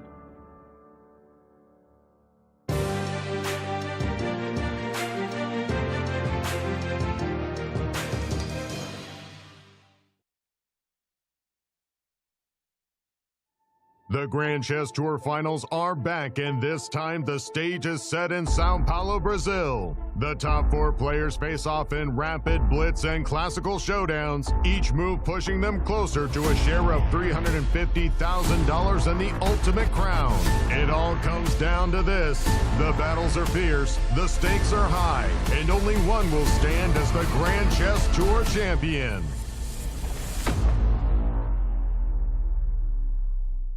Two legendary world champions, Garry Kasparov and Viswanathan Anand, will do battle once again in Clutch Chess, The Legends, a special exhibition match celebrating their incredible legacies. Kasparov, a chess icon who held the title for 15 consecutive years, and Anand, a 5-time world champion, will compete in an epic Chess 960 match with $144,000 in prizes on the line. Catch this unique moment in chess history live from the new state-of-the-art facility at the St. Louis Chess Club. It's an unforgettable event you won't want to miss. Clutch Chess Champion Showdown is here, and 4 superstars take the stage. World number 1 Magnus Carlsen, Hikaru Nakamura, Fabiano Caruana, and reigning world champion Gukesh Damaraju. With more than $400,000 on the line, daily win bonuses, escalating point values, and the one-of-a-kind Champions Jackpot, every game could change everything. It all unfolds October 27th through 29th, live from the brand new playing halls of the St. Louis Chess Club. Don't miss a moment of chess history in the making. By now, you guys probably know there's a lot to see and do in St. Louis. But when it comes to the art scene, there's more here than meets the eye. From Laumeier Sculpture Park and the City Garden to the stunning Cathedral Basilica, one of the largest mosaic collections in the entire world. So if art is your thing, St. Louis is on display all year long. Ooh, now that's an exhibit. St. Lou is always exploring.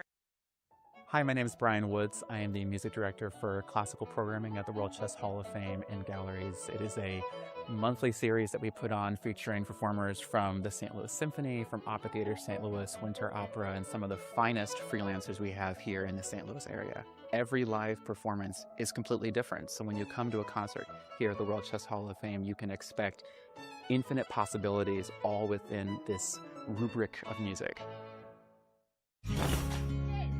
We're the Manos! Welcome to our show! Go, go, go!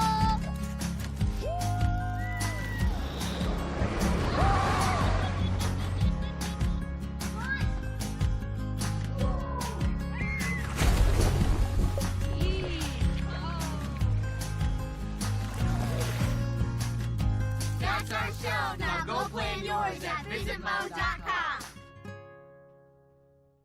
When you visit St. Louis, you'll probably want to watch the Cardinals or the Blues. What about after the game? Heading back to the hotel would be a major error. Instead, boogie through the city and discover the music that gave the Blues their name at the National Blues Museum, Broadway Oyster Bar, or even the legendary Blueberry Hill. So whether you love the Cardinals, the Blues, or the Blues, come play with us. Hey, you guys know I can't play this, right? St. Lou is always exploring. Hey everybody, what's up? This is Brian Owens, Music Director and Creative Resident for the World Chess Hall of Fame, and I just want to invite you to come out to just a great musical experience. The culture here at World Chess Hall of Fame around our music series has been growing. Audiences can expect an array of genre, everything from pop and soul to R&B and country, and I really love that because it's just indicative of the creative and cultural excellence that we have here at the World Chess Hall of Fame. We want you to come out and experience it with us, and make sure you get your tickets because by next year, may be sold out. So come on down, everybody. We all know St. Louis is a championship sports town, from the 11-time world champion Cardinals to the Stanley Cup champion Blues. But I bet you didn't know about all the championship places there are to get out and play here, like the World Chess Hall of Fame, Westport Social, and Topgolf, and now even our own MLS team. So whatever sports your team is into, you can always bring out your A game in St. Louis. Oops. Sorry, St. Lou is always exploring.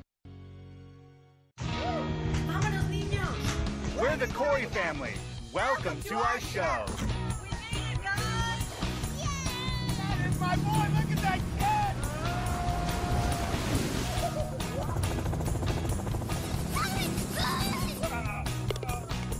You guys gotta see this. That's our show. Now go start yours at visitmo.com.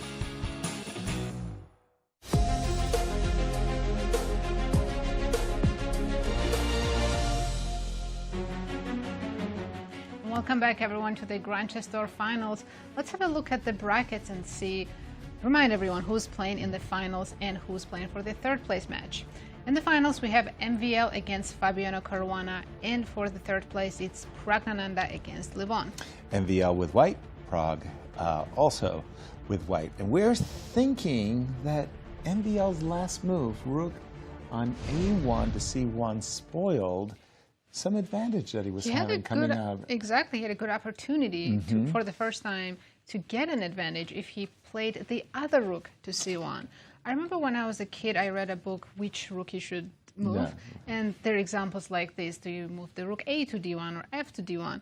And always makes such a big difference. Exactly. This is a perfect example. Indeed. Aaron Nimzovich, his writings I didn't appreciate, but I thought he had some marvelous quips. One of the quips that he had is he would give us such a position and say the rook needs to go to C1, and then, as you said, which rook? And he would always say wrong rook, whatever rook he chose. In this case, it was actually the wrong rook. MVL had to play the rook on F1 to C1 in order to keep the pawn on A2 defended, so that after takes, the open rook, the open C file allow for the invasive rook C7. In the current position, let me just go back, sorry, after bishop D3, bishop A6, the move that MVL chose, he's going to end up in a situation where he's going to have to spend a tempo on A3 move. Exactly. And maybe that move would have been better put You could have to a better used use. absolutely. Oh boy. Here, if we follow the same line, just bishop takes d3, c takes d, and you can play rook d8, and I cannot play rook c7. I have to waste the tempo on a3. Yeah, rook c7, rook takes a2 makes a very big difference. And after this move, with the threat of rook takes d7, which we've seen in the past, pardon me, that was supposed to be f5. Oh, that's interesting. Kind of a pause there. Yeah. Ooh, yeah. Okay. It's moving a bit slow today. Yeah. f5, rook c8. And I mean, f5. Yeah, just king comes and up. then the king can actually get off the back rank. And it's strange because for sure Maxime had been weighing that same decision of putting the rook on c1. Which rook? But then which rook? Yeah, that he didn't answer correctly, and looks like now after Fabi should equalize here without any problems. Okay. Quick question for you: if we play rook c6, going after bishop the e4. Oh, of course. What? I mean, I thought you were going to play rook. Hanging. Oh, sorry. So you can, I can still play bishop b4, bishop f1, take on c6. Don't take on c6. I was okay. Same thing maybe. Rook a2, takes 2. Bishop c6 takes. d7. It looks so scary, but am I actually winning? Rook a8. Rook d1. And rook d8. And then rook d6. And I'm better. I'm not saying I'm winning. I am just saying I am better because I am trading off and my king is a little closer. I think you're just winning. I mean, even winning. I mean, you're taking 2 pawns right now. So you oh, because of the back rank. Yeah. So you don't no, have time. You don't have time. No rook c6. Apologies. So maybe f5. f5 is the best move. Yes. Oh, pardon me. After rook a c1, f5. Yeah. Direct. Which is a move that we've been aspiring to play so that we could play king to f7 to e6. Not only that, but also after f5, you threaten the move rook to c6. By the way, we have a time imbalance, but I'm looking at it's 45 minutes for yesterday. Yes. Yesterday, Fabi came and just had a full hour. It was about snapped an hour out like his first 25 moves, and we were just astonished by his preparation. Quite a simple position, so you don't need more than 45 minutes to figure out what to do here with white. Especially that you would hope that at some point you can pull the brakes. If things go wrong and you start losing that pawn on d6 without much compensation, you can perhaps pull the brakes as white. Right. So after f5, what would we anticipate that Maxime had been analyzing? Takes c4 maybe? But c4 rook c6. Yeah, I know. I am picking up the pawn on d6. And I have the wrong rook on c1. Yeah. I mean, the idea is that you, after rook to c6, no longer have bishop e4. Right. That's kind of a huge point in the position. And I don't have c5 ideas either, like we had in the other position, because the bishop on d3 is hanging. Yes. Yeah, I haven't tucked the bishop away. Pawn on a2 is also hanging in a lot of lines. Yeah, you're just much slower. And also with the rook on c1, the rook on a1 actually was much better placed because you were behind the pawn already. Point that could go for promotion. Could he have been thinking about something crazy like a4 here? Could Maxime have thought, hey, I'll reload for that whole bishop f1, b4, a5 type of thing? Maybe this is what he's hoping for, but it doesn't look promising. It's a worse version than I absolutely preferred the other rook on with the rook on a1 and the rook on this rook on c1. I'd actually have a5 on my agenda. And bishop f1, bishop c5. F1, Things were happening much faster there. Much faster, and looked like a better opportunity than we're currently having. We're going to take a look at the consolation match and get caught up because we thought that, well, while not inspired by his opening, Prague had something that he might be able to work with, but he's done it in a very strange way.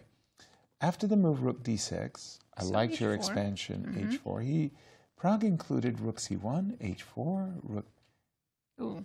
And, you know, it was, Cristian was saying to us, the one thing that Levon had neglected in his play was he should have traded off a pair of rooks. And look at this, Pragg just offered it. Delivered a very special opportunity of trading rooks, and Levon took it. I don't see any way to improve position here. Enlighten me here, Yasser. What is white playing for? I don't know. I truly don't. I mean, the only thing I can imagine on a good day is I get to play g5. I provoke you to keeping all the pawns on light squares. And no, I mean, I can even take on g5. Why I am agree. I so scared of opening up the h file? Exactly. I don't think you should be, but I'm saying the best I could ever, in a world of fantasy, imagine is I've done something absolutely ridiculously remarkable. Yeah, bishop c4, and it's something, still nothing. It's the best, yes. Well, actually, well, I rook just... f6, 95, we might actually have something. The funny part is I actually did blunder. No, we told me rook f7, right? We found a way. The Consolation match, by the way, is a good fight for good reasons. Right, there's a difference in prize fund. Third place gets 60,000, fourth place gets 40,000. But besides this $20,000 difference, also the guaranteed next year's spot for Grand Chess Tour with guaranteed prizes. So it's a huge difference. And especially for Levon. Levon is coming in to this competition as the lower rated player between himself and Pragg. Pragg is likely to earn an invitation to next year's. By rating, he has a cushion. I think currently he's world number 4. Yeah. So Levon would much rather not leave that up to chance, but to get a direct invite. And tomorrow. Tomorrow is the last chance. We have 2 matches for the finals and the third place. We will see 2 rapid games, 4 blitz games, and if there's no clear leader after those games, we'll see playoffs. And there's an interesting playoff system, right? 8-minute game with 3-second increment. Not sure about those tiebreaks. That's drawn than Armageddon. But also, because of possible playoffs, we'll have a 2-hour earlier start of the broadcast. And let's get Maurice's perspective. Over to you in Sao Paulo, Maurice. Thanks, Yaz. Just wanted to jump in as you guys talked about qualifying for next year. That consolation match may seem like a bit disappointing for those players, but they know for sure you get in next year, there's a lot of money lined up that you are guaranteed to partake of some of it at least, and maybe, again, have a chance to get to the finals. You did mention that Pragg pretty much will get in. Well, the actuality is the top 3 finishers are the only ones guaranteed to get in the tour next year. It is not simply a ratings call. I was actually speaking to the head of the Grand Chess Tour, Mike Khodorkovsky, just today, talking about this exact issue, and he said, no. The top 3, the ones who qualify, they're in for sure. But yes, we do take ratings into account, but we take other things as well. Marketability is one of the factors. How much the players have shown that they like to be a part of the tour. There have been players who have not necessarily been as appreciative of being on the tour as the organizers would have liked, and have done a couple of things that may have rubbed them the wrong way. That contributes as well. And so there's a lot of considerations that go in. We look at somebody like Pragg, who is just an absolute star. Great young man. Everyone loves him. And he's got a nice fat rating as well. So there is no reason that he would not qualify if he did not get that third place spot. You see he's world ranked number 4. He is a sterling, absolutely amazing player and only getting better. We might see him knocking on the door of a future world champion. He said, press the brakes. It's a little bit early. Let's not go there just yet. But he's a tremendous fighter, and we obviously would love to see him on the tour next year. I got to tell you, if Levon doesn't qualify, he's a lot of people's top pick to actually get in on the tour. I've heard it said, it's just not the same without Levon Aronian. And I would agree. Levon is just that kind of jovial, funny guy that everybody likes to be around. Guys, back to you. Thank you for that clarification. I had always thought, I had it in my mind, it was strictly merit-based. Number two, you decline, we go to the next guy, and so forth and so on, all the way down the list. But okay, everybody wants to be like Prague. Rook F1 to C1, and Fabi has gone into attack. Yes. He's paused. Rook A1 to C1. Rook A1 to C1. Rook F1 to C1 would have been much better. Yeah, yes. I still had it in my mind, yeah. That was the key move. Now, F5 we're expecting, or at least that would be the move that seems to equalize fully for Fabiano for the first time in this game, even by the weakest of engines, which sometimes give a bigger advantage to the material. Even for those after F5, it seems to be equal. You know, again, it's just something about me. Whenever I've equalized, I think, oh, well, gee, I must be better. Okay, so okay. You're still a pawn down. Bishop takes D3, C takes D3. Let me try to show something. King F8, okay. Maybe A3. Maybe A3, okay. Now, King E8. I want to see your idea. I want to play Rook C6. Oh, and you want to put the king on D7? Correct. Can I go Rook C4? Yes. Don't like that. Okay. Yes. Well, if I play Rook D4, you go Rook C2, right? Well, Rook D4, it looks so weird. I mean, what is the Rook doing on D4? Defending a pawn. I might play for B5 and Rook A6 just to be insistent. Okay, and if I double the rooks, you take and I took D6. pawn. If only my king was already on F2, I'd be very happy to play King E3. But a moment ago, remember when we were having those situations with our king on E6 and we were saying, what, black's better? Even though he was a pawn down and I was going G5, F5. Don't you have the same kind of feeling? And I'm not even a pawn down? Being worse here. As white? Yeah. Can you? Easily, because of that, because the center pawns might be more valuable than the majority on the queen side. But my weakness, quote unquote weakness, is D3, the only one, which is so easily defendable. Yeah, but okay, I'm going to go Rook A5, tie you up a little bit, H5, I'll put one G5. rook on C3, the king on E2 or E3. I don't believe you, Yasser.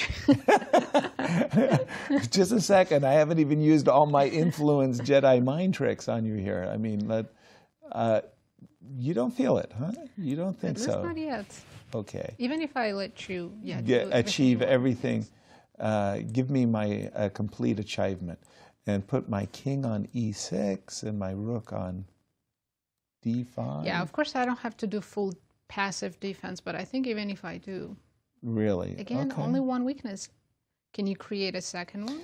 Maybe. Rook H6. H3 and then Rook G6, Rook C2. Right. Yeah. Okay. So, you know, but you kind of black who's dictating a little bit. Yes. Okay, a little bit. Yeah, trying to spin gold out of lead over here.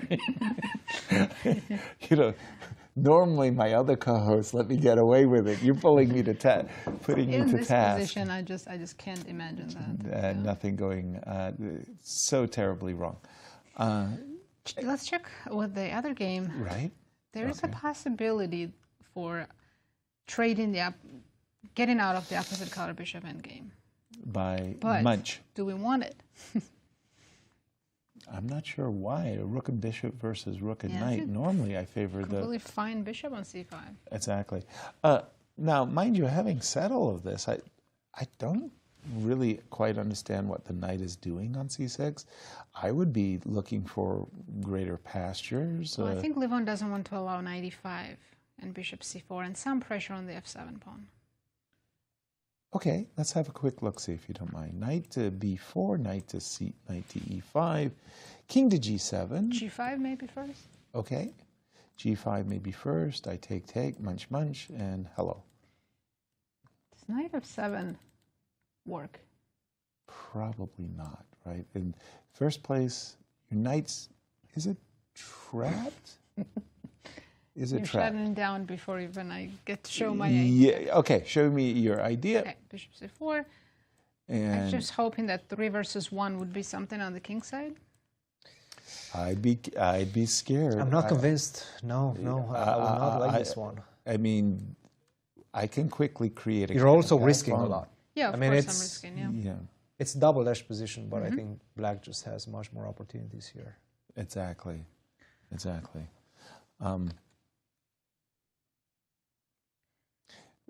Brave, but... A couple moves ago, Levon could have played knight before, but he's choosing not to. He does not want to allow knight e5.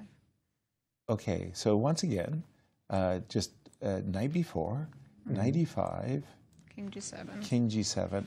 I want to kick the knight back. By the way, I might pay a visit downstairs here. Rook to d2. Your knight was... Can you go knight d7? Knight to d7. Whoa. Okay.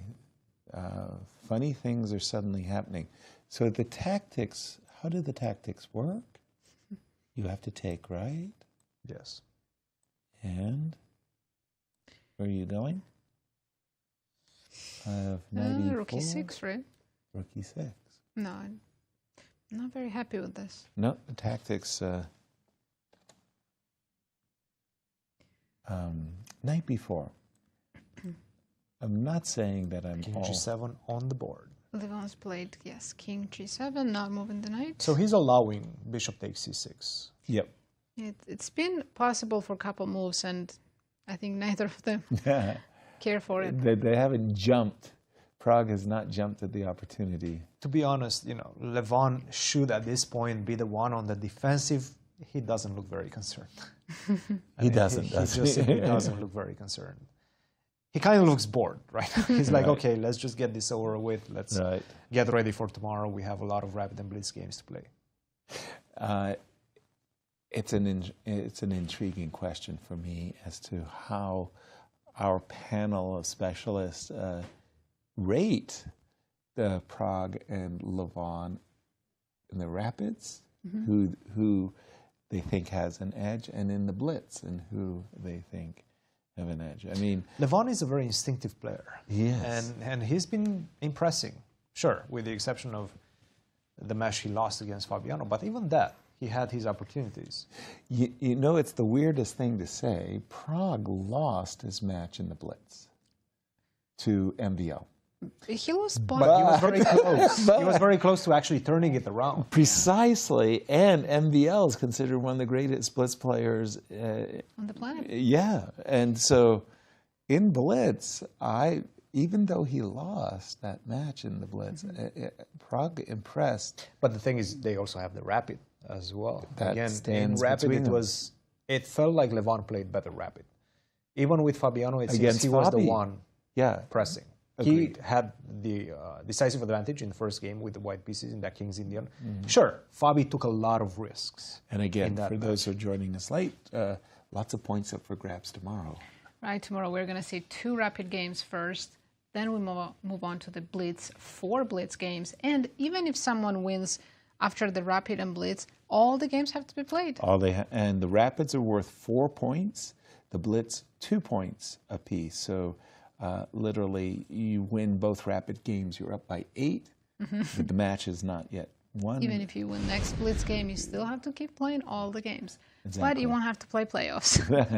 True that. King G7 on the board. Now, if Prague doesn't avail himself of this opportunity to capture the knight, what do we do? H5 maybe? We've been looking at G5. I want to try H5. Slightly reluctant, because the point is, when you play the move H5, it's because you're gaining after G5 the F5 square. But I just don't even know if you're threatening if you to play G5 HG. right now, I take on C6 and go knight D4, and maybe I shift something. Indeed.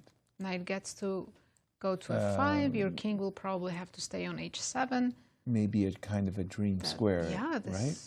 This is something. Because you're tethered. I agreed. Mm-hmm. I would desperately. So after h5, avoid this. Maybe g5 is not a good response. No, but whenever you go, I don't think I want to play g5. I just want to stay like that. Or maybe take on h5. Should we take on h5? Let's take on h5. You're still giving me the f5 square. But maybe I'm creating a weakness as well for you on rook g6. So if I do the same thing, you have, in this case, rook to g6. And oops. Can I consider h takes g4? Yep. Yeah, and you could also consider hg. So h5, munch, munch. And I'm hoping... Now I feel I'm ready to jump with the knight. The question is where. Okay. Let's go to b4. You've shown me how beautiful that square is. Okay, and Nazi has shown me how beautiful... Rook d5? Rook d5. Yes. He's provoking e4 so he can go rook d2. I'm trying to attack that pawn. I just want to capture that pawn. Are we not worried about rook d2? King f1? Yeah, knight f5 check, okay. King f6? King f6, okay. Yay. I just don't like that check. Rook c4. I'm dreaming. You're dreaming. I'm dreaming of a Hakasito. Knight on b4 is kind of out of play at the moment. It was going to greener pastures. It just never got there. Never made it, yeah.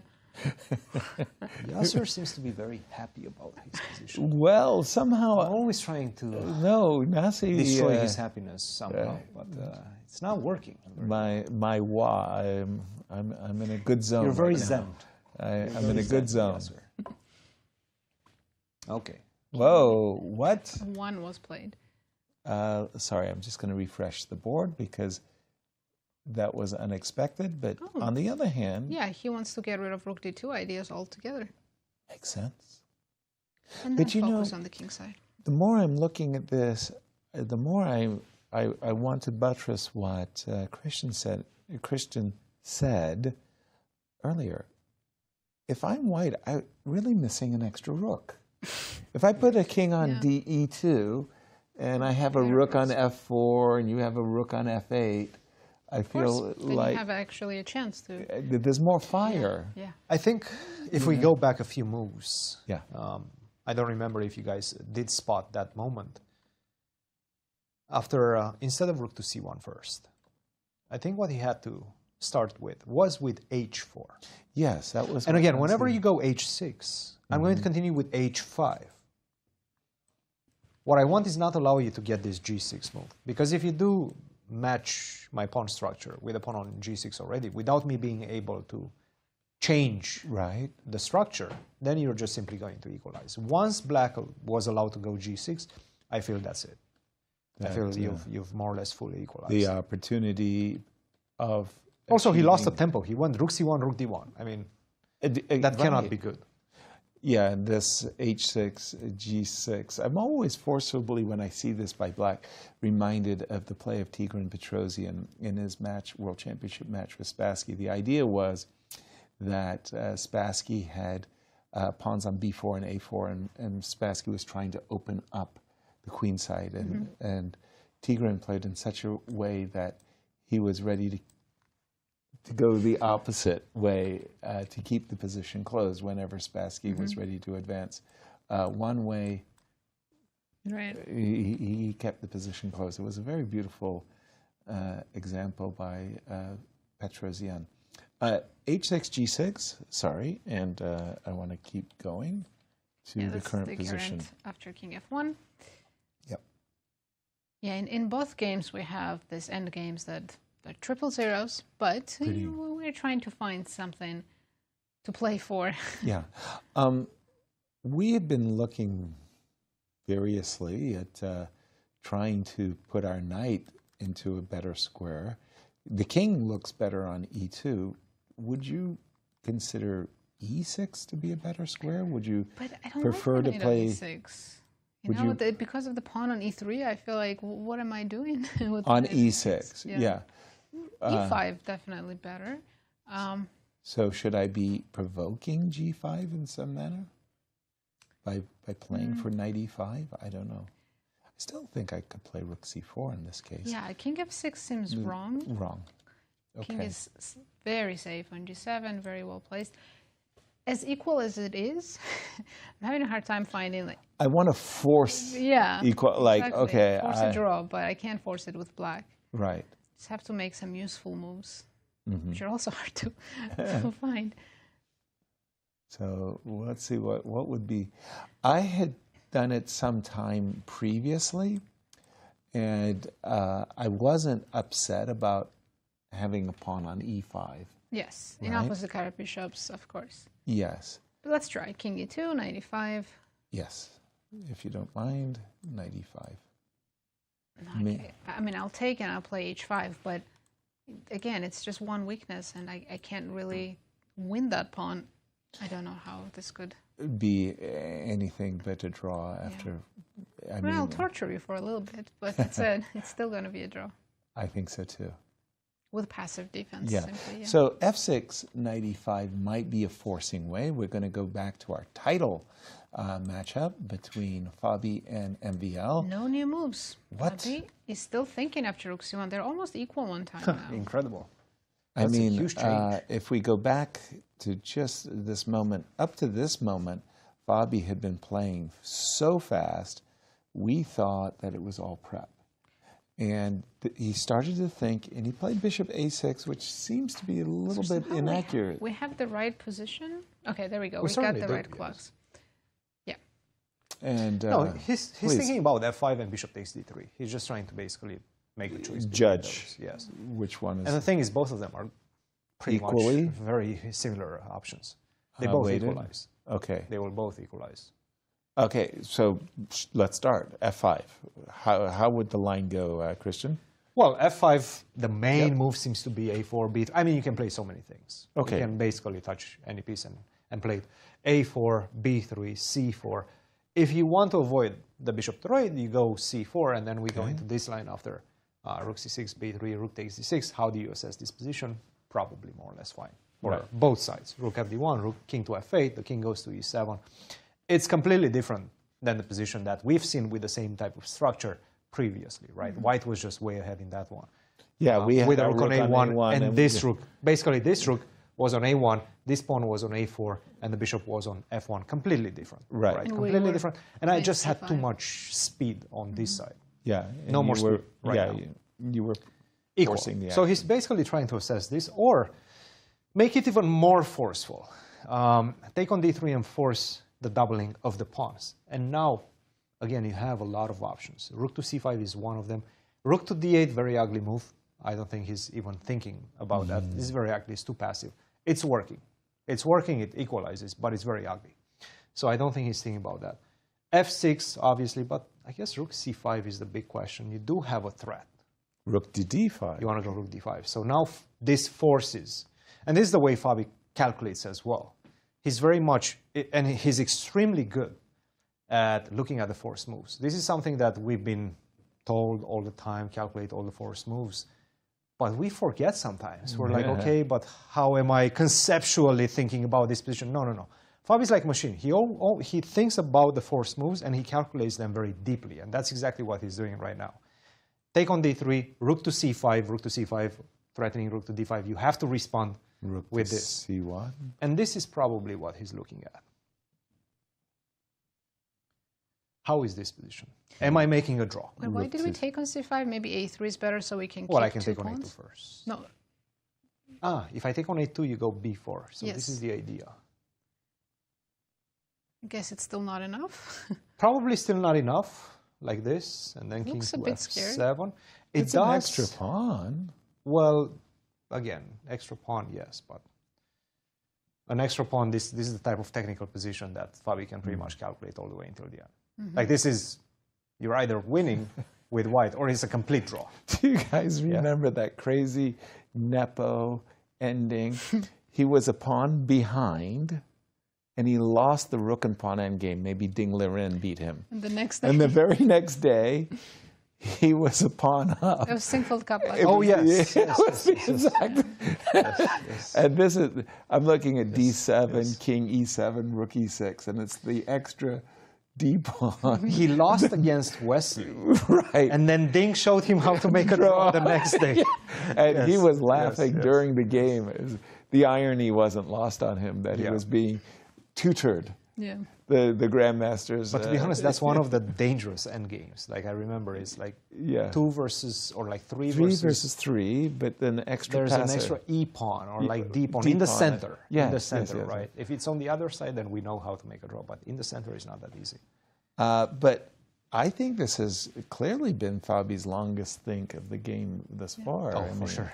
By far, right? By a large margin. Yeah. Yes.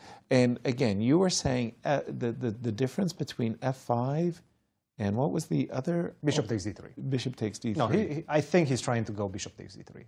He's trying to make it work. Like right now, he's saying, you know what, I don't want to allow you to avoid the bishop trade anymore. Like right now, C4 is being somewhat, if you think about it conceptually, right? We've been talking about this idea of not calculating but thinking conceptually. This is the first time in a position where white will have the chance of going C4 and avoiding the bishop trade.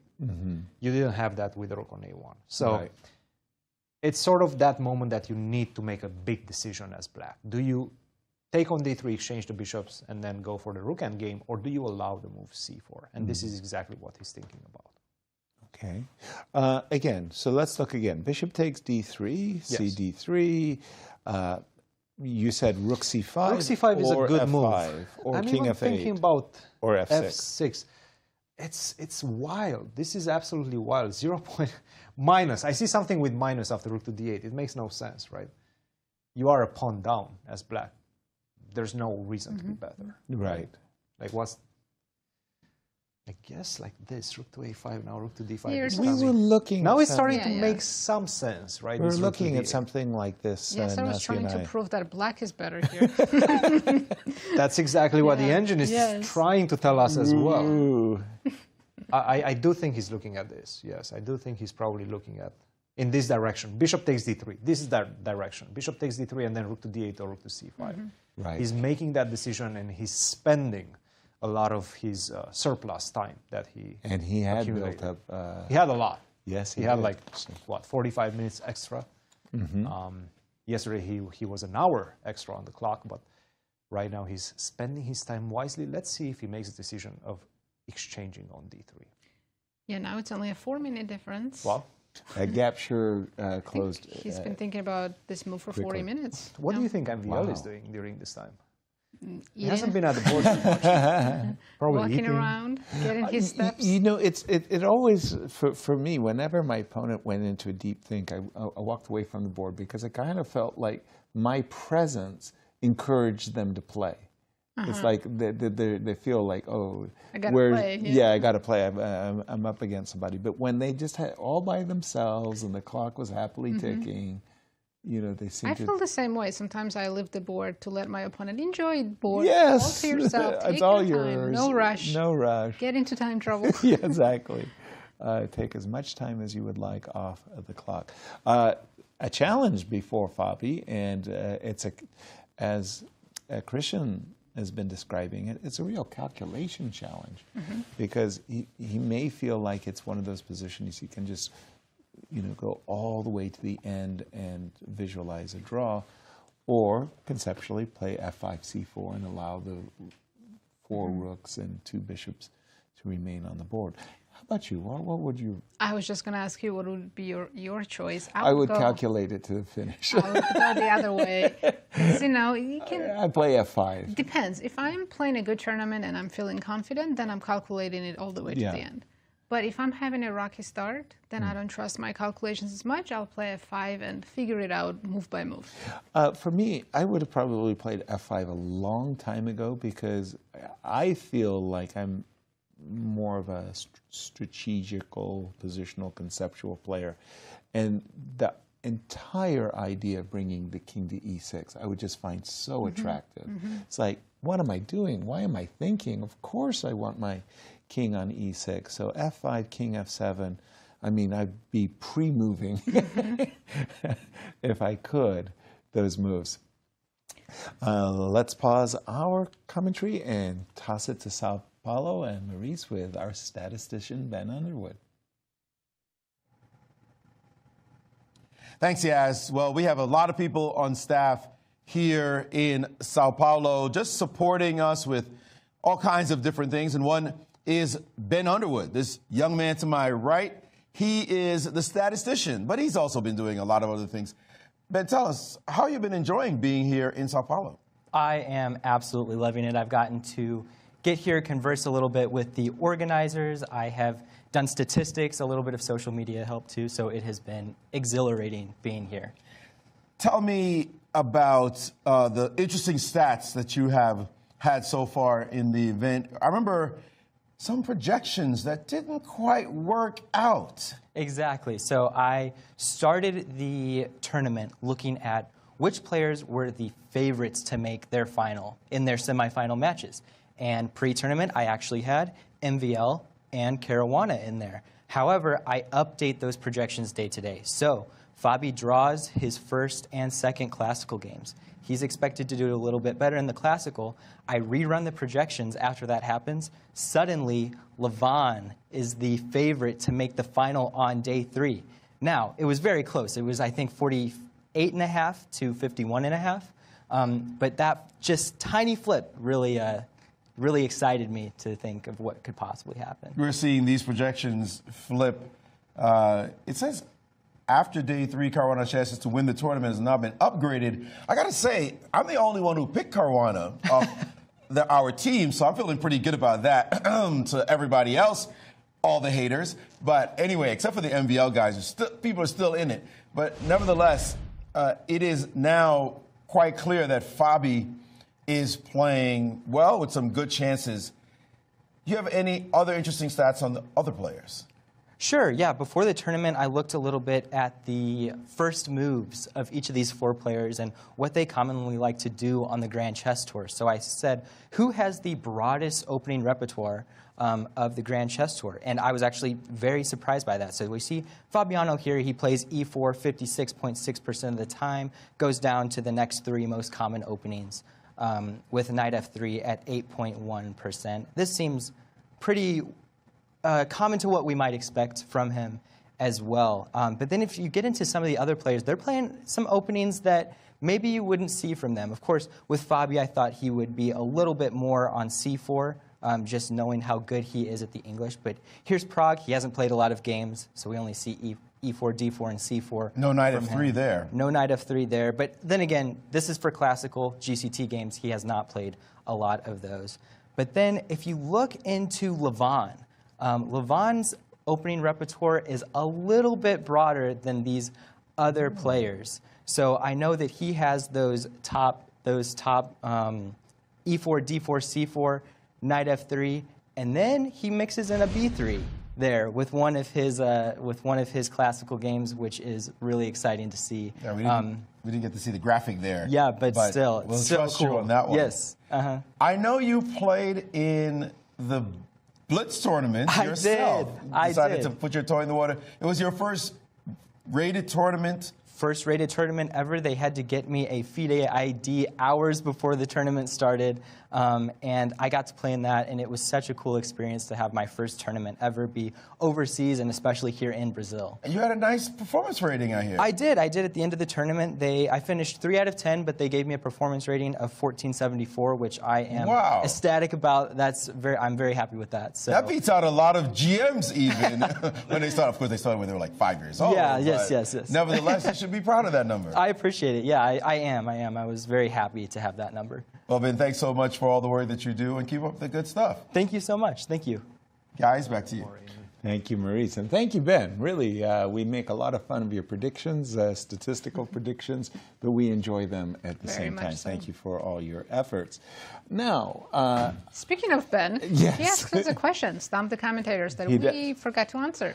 And I feel like I've been on a roll on these Stump the Commentators. I'm going with 4. Yes, it's 4. We know all of them. It's been Magnus China. So yes, China, Norway, USA, and France. Right. Ali Reza and America. So we're going with B, right, Cristian? Right. Yes, all of us. All of us. Unanimous. Unanimous? Yes, okay. It's a hot chocolate moment. Everyone's a winner. Yes. Nice. Yes. We forgot about US 4 times, France twice, Because twice, but it was same player. Reza. Yeah, Yes. it was Ali Reza both times. Norway twice. And you Yes. say 4 times. Yes. Yeah. Fabi and Wesley. Yeah. Yeah. Rook C7, how is it? Let's take a look. Yes. Let's see where we stand. So Because a lot of I things saw have the happened. orange bubble, and that wasn't a good sign. It's not a great sign, but I'm not 100% sure if he will be punished for it. So the best move in the position is Rook to C7. It's somewhat, which is I the would whole say, point an of easier move to make as white, just because you're not risking that much. Like this seems to be quite forced. King to E7. I am going towards your pawn. I am trying to get that pawn. Let's say A4, you take, and then we get to this endgame. Okay. You cannot be worse with white. No. It's just impossible, right? Because you can sit like this, and then you have always I mean, of creating a pawn pass endgames are terrifying. Just at Grand Swiss, there was a game that Vidit lost. It's very terrifying with there black. was an equal right. pawn endgame, but it's so easy to mess up. Exactly. And especially when one of the sides has the opportunity again to create a pass pawn with A5. Who knows how? The engine is saying 0.8. That generally means that black is probably going to be able to equalize with best play. But again, this is not a very strong engine. We don't know for sure. What I know for sure is that white has all the opportunities. I'm just simply going to start pushing my pawns, trying to create an entry for my king somewhere around here. And in the meantime, you have to wait on this side, because once again, I can always go A5. I always have that option. You cannot start wandering on this side, try to stop me with your king. You cannot push the pawns and try to take advantage of that. Can Fabi put his king on D4 or D5 and try to? I don't think you're getting there. So, well, I guess you could go to D5, and then I go king to E3. What do you do? E5, F5. E5 already probably loses to A5. To A5? Yes. Yeah. Now I can use this as a decoy and basically say, you know what? So I have to play like F6, and I have to be a little bit more. How easy it is to lose this You lose easily. You lose that pawn. I take on D6. No. Way now faster. you're way faster. Yes. Way So faster. do you think Fabi spent 40 minutes calculating this pawn Probably. endgame? Probably. Yeah. He definitely did not miss Rook C7. No, of course. That was it's one of the main moves in the position. Right. Like Rook to C7 is one of the main moves. Hasn't played it yet. MVL hasn't played it yet, but it is a very tempting move. And you can see Fabiano hasn't left the board yet. It's MVL's move, but Fabiano is still trying to calculate that endgame. It's scary. I mean, you're allowing this Rook to C7 is a very scary decision. Orange bubble, we're thinking that MVL can press right now with Rook to C7. If you don't do that, probably it's going to peter out once again. Now you see the engine is starting to go a little bit lower. It started at 0.8, now it's at 0.27. Again, we're going into that endgame with best play, most likely it's going to be a draw. Maybe it's actually changing mind that black shouldn't take after Rook C7 and play King E8, and that's how you draw. Rook FC1 and now, sorry, King E8, Rook FC1 and King D8, is that it? No, now just Rook don't trade. CB8. Yeah. I don't like this. I really don't like this. It's just so passive. It's a bit too passive for my taste, yes. And Again, black's still down a pawn, right? you're not taking the pawn on A2. Yeah. Not yet. You're getting mated, right? King So D8. you take here, you get mated in two moves. How is this triple zeros? Like That's exactly. You look at the position. This is not triple zeros right now, rook to G4. So I guess after rook to C4, the best move is F5. Very difficult to assess. Such a it's very similar, the story of what happened yesterday to today. Somewhat simplistic looking position. There's so many things to calculate. There's so many. It's so difficult. I mean, you would be expecting, with only the rooks on the board, these players to be breezing through the calculation, right? Boom, boom, boom, boom, let's make a draw, right? But there's so much depth to the analysis that these players are going through in their mind right now. So king to F8, Fabi playing a little bit with fire, allowing this rook to C7, but perhaps it's enough, good enough. All right, we'll keep a close, full, watchful eye. The move King F8, by the way, I saw that. Like MVL's calculating while Fabi's calculating. also calculating. So MVL had to be thinking about F5. He had to be thinking about rook C6, rook C5. And maybe King F8. But he wasn't reconciled what to do. 6 points up for grabs. That pawn and game can decide who wins the Grand Chess Tour. Easily. But we're going to sneak in a short break. Okay. While they're thinking, don't go anywhere. We'll be back shortly.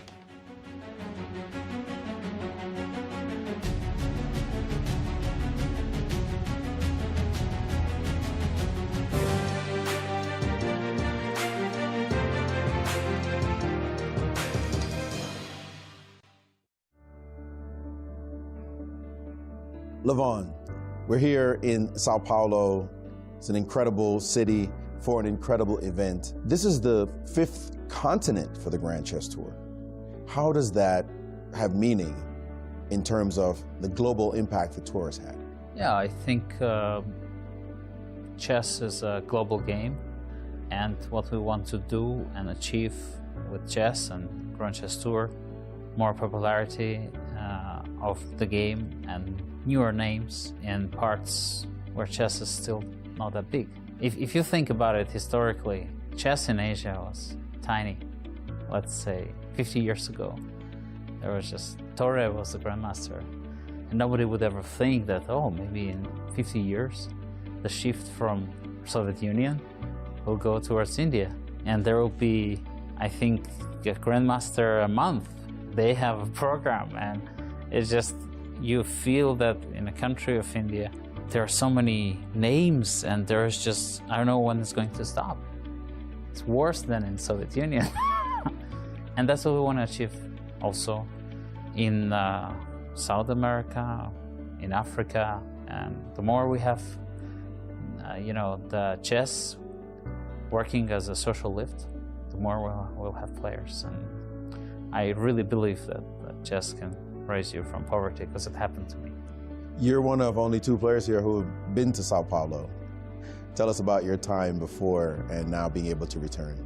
When I came for the first time, I had a great time because Sevak Mkhitaryan, he was my 2nd year. He was also very young like me at that time. He's younger than me, but now in Brazil, he's a household name as a streamer. He's very, very famous. Everybody in Brazil, oh, Krikor, he's a star here. So I'm very happy to be here. I'm going to have dinner with him in a couple of next days.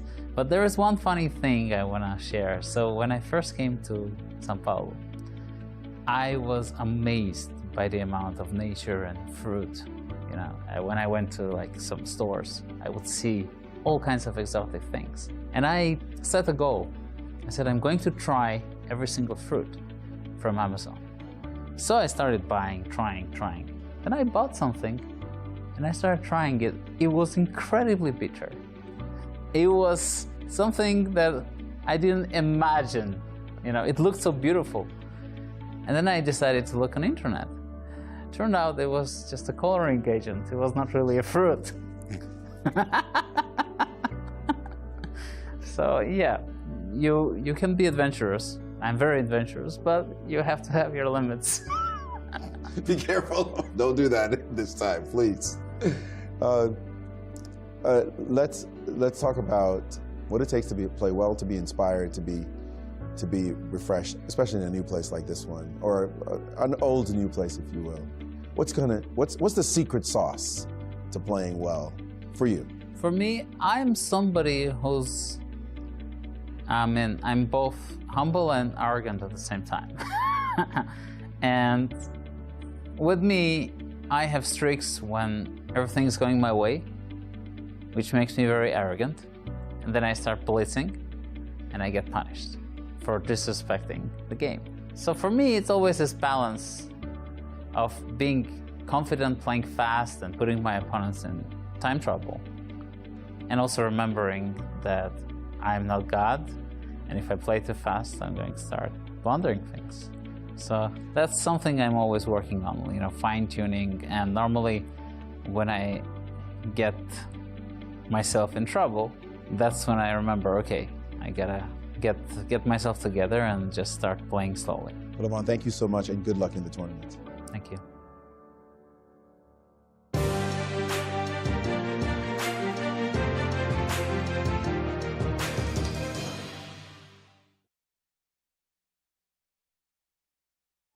The Grand Chess Tour Finals are back, and this time the stage is set in Sao Paulo, Brazil. The top 4 players face off in rapid, blitz, and classical showdowns, each move pushing them closer to a share of $350,000 and the ultimate crown. It all comes down to this. The battles are fierce, the stakes are high, and only one will stand as the Grand Chess Tour champion.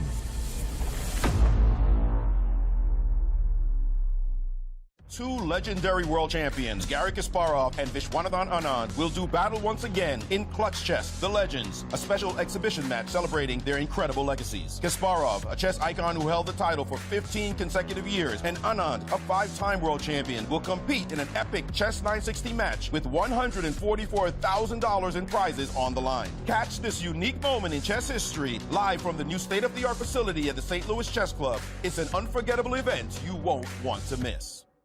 Clutch Chess Champion Showdown is here, and 4 superstars take the stage. World number 1, Magnus Carlsen, Hikaru Nakamura, Fabiano Caruana, and reigning world champion, Gukesh Damaraju.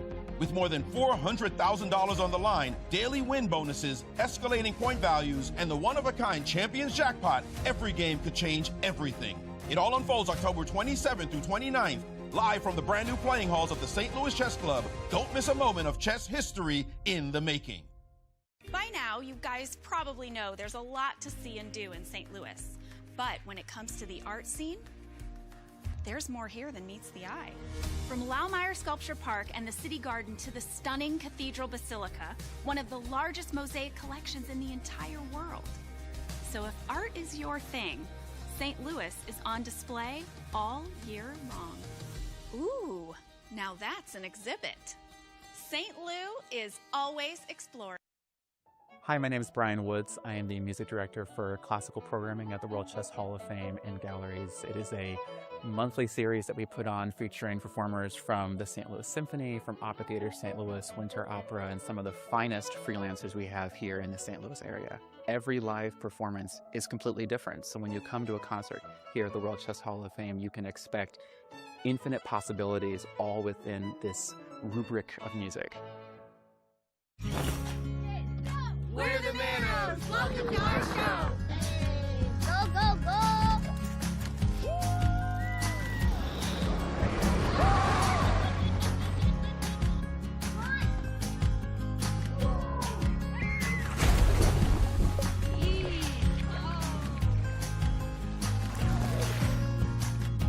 That's our show! Now go plan yours at visitmo.com!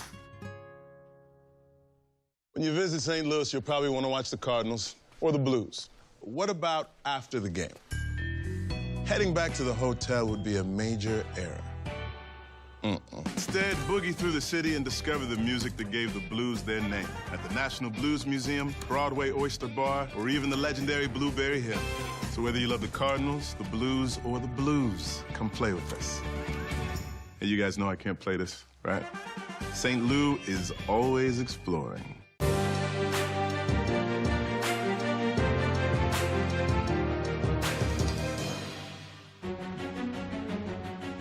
Welcome back, everyone, to the Grand Chess Tour Finals.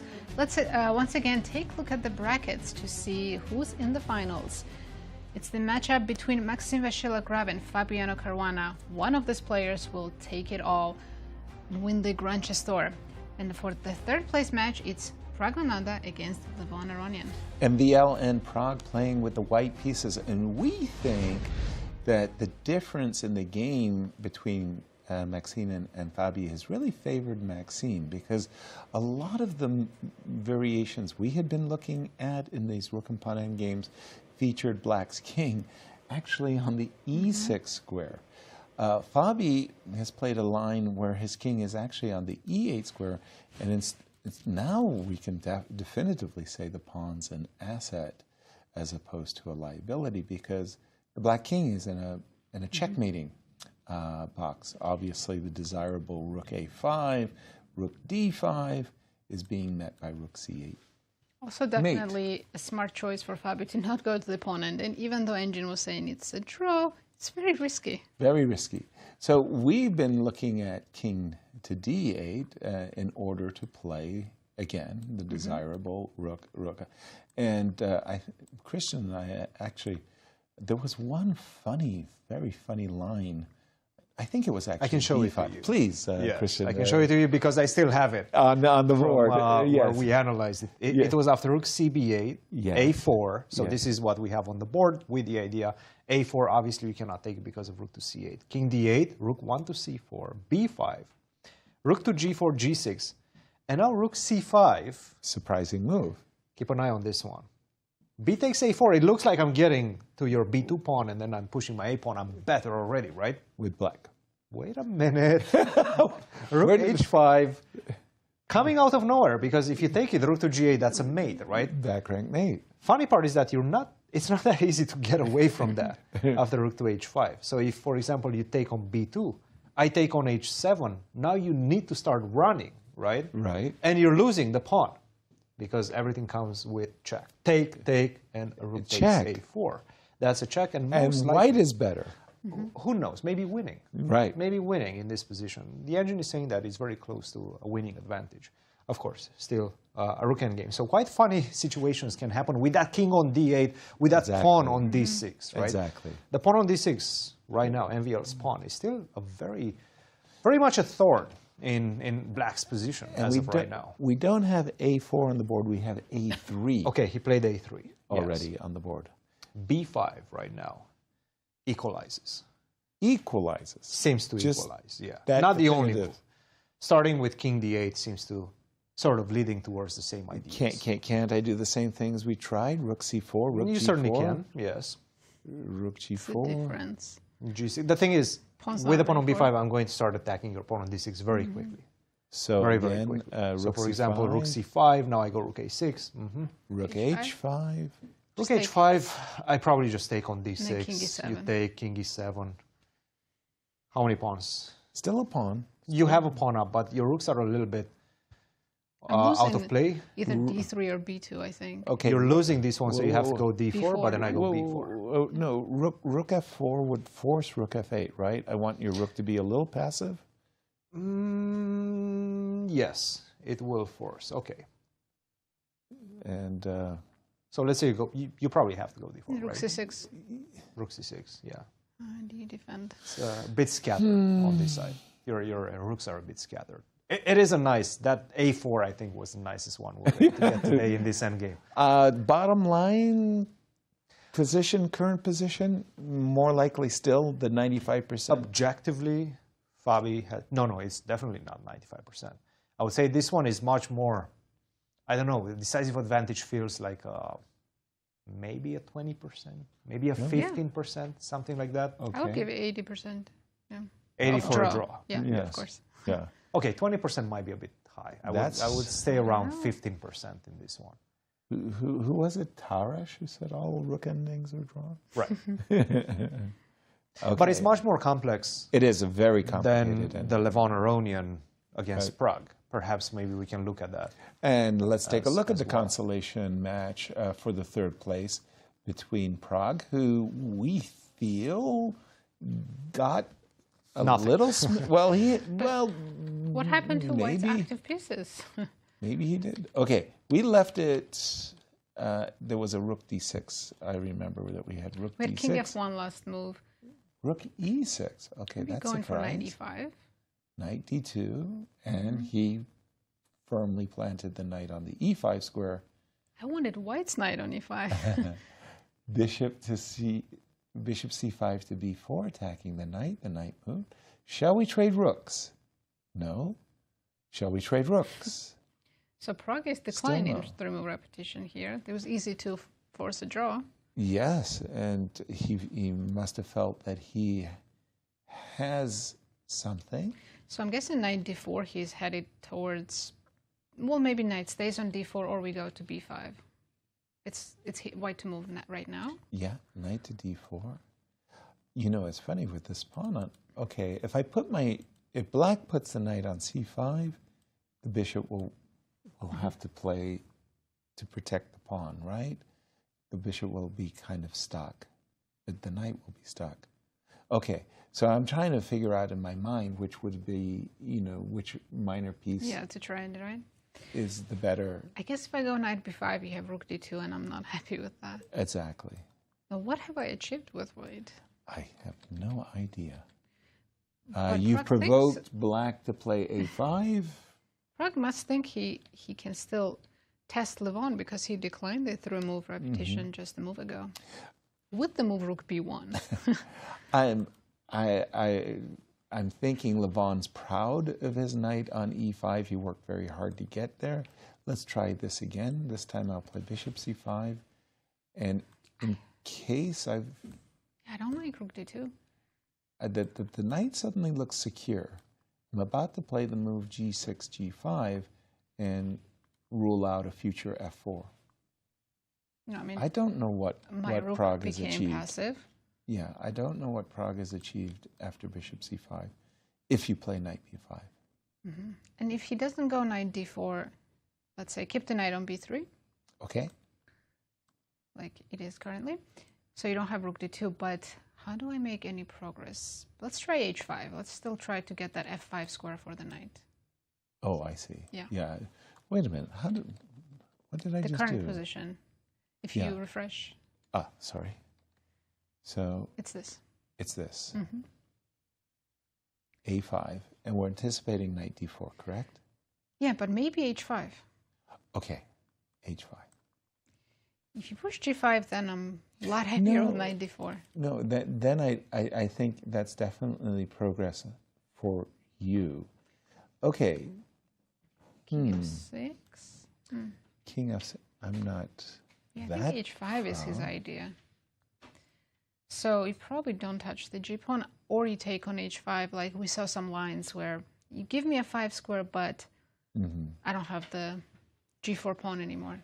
No, I'll tell you what. I will Knight d7. be a little bit more direct. Okay, let's take on g6. I'll take with Did the something. pawn. I changed the pawn structure, right? It's gonna be Yes. my You've had.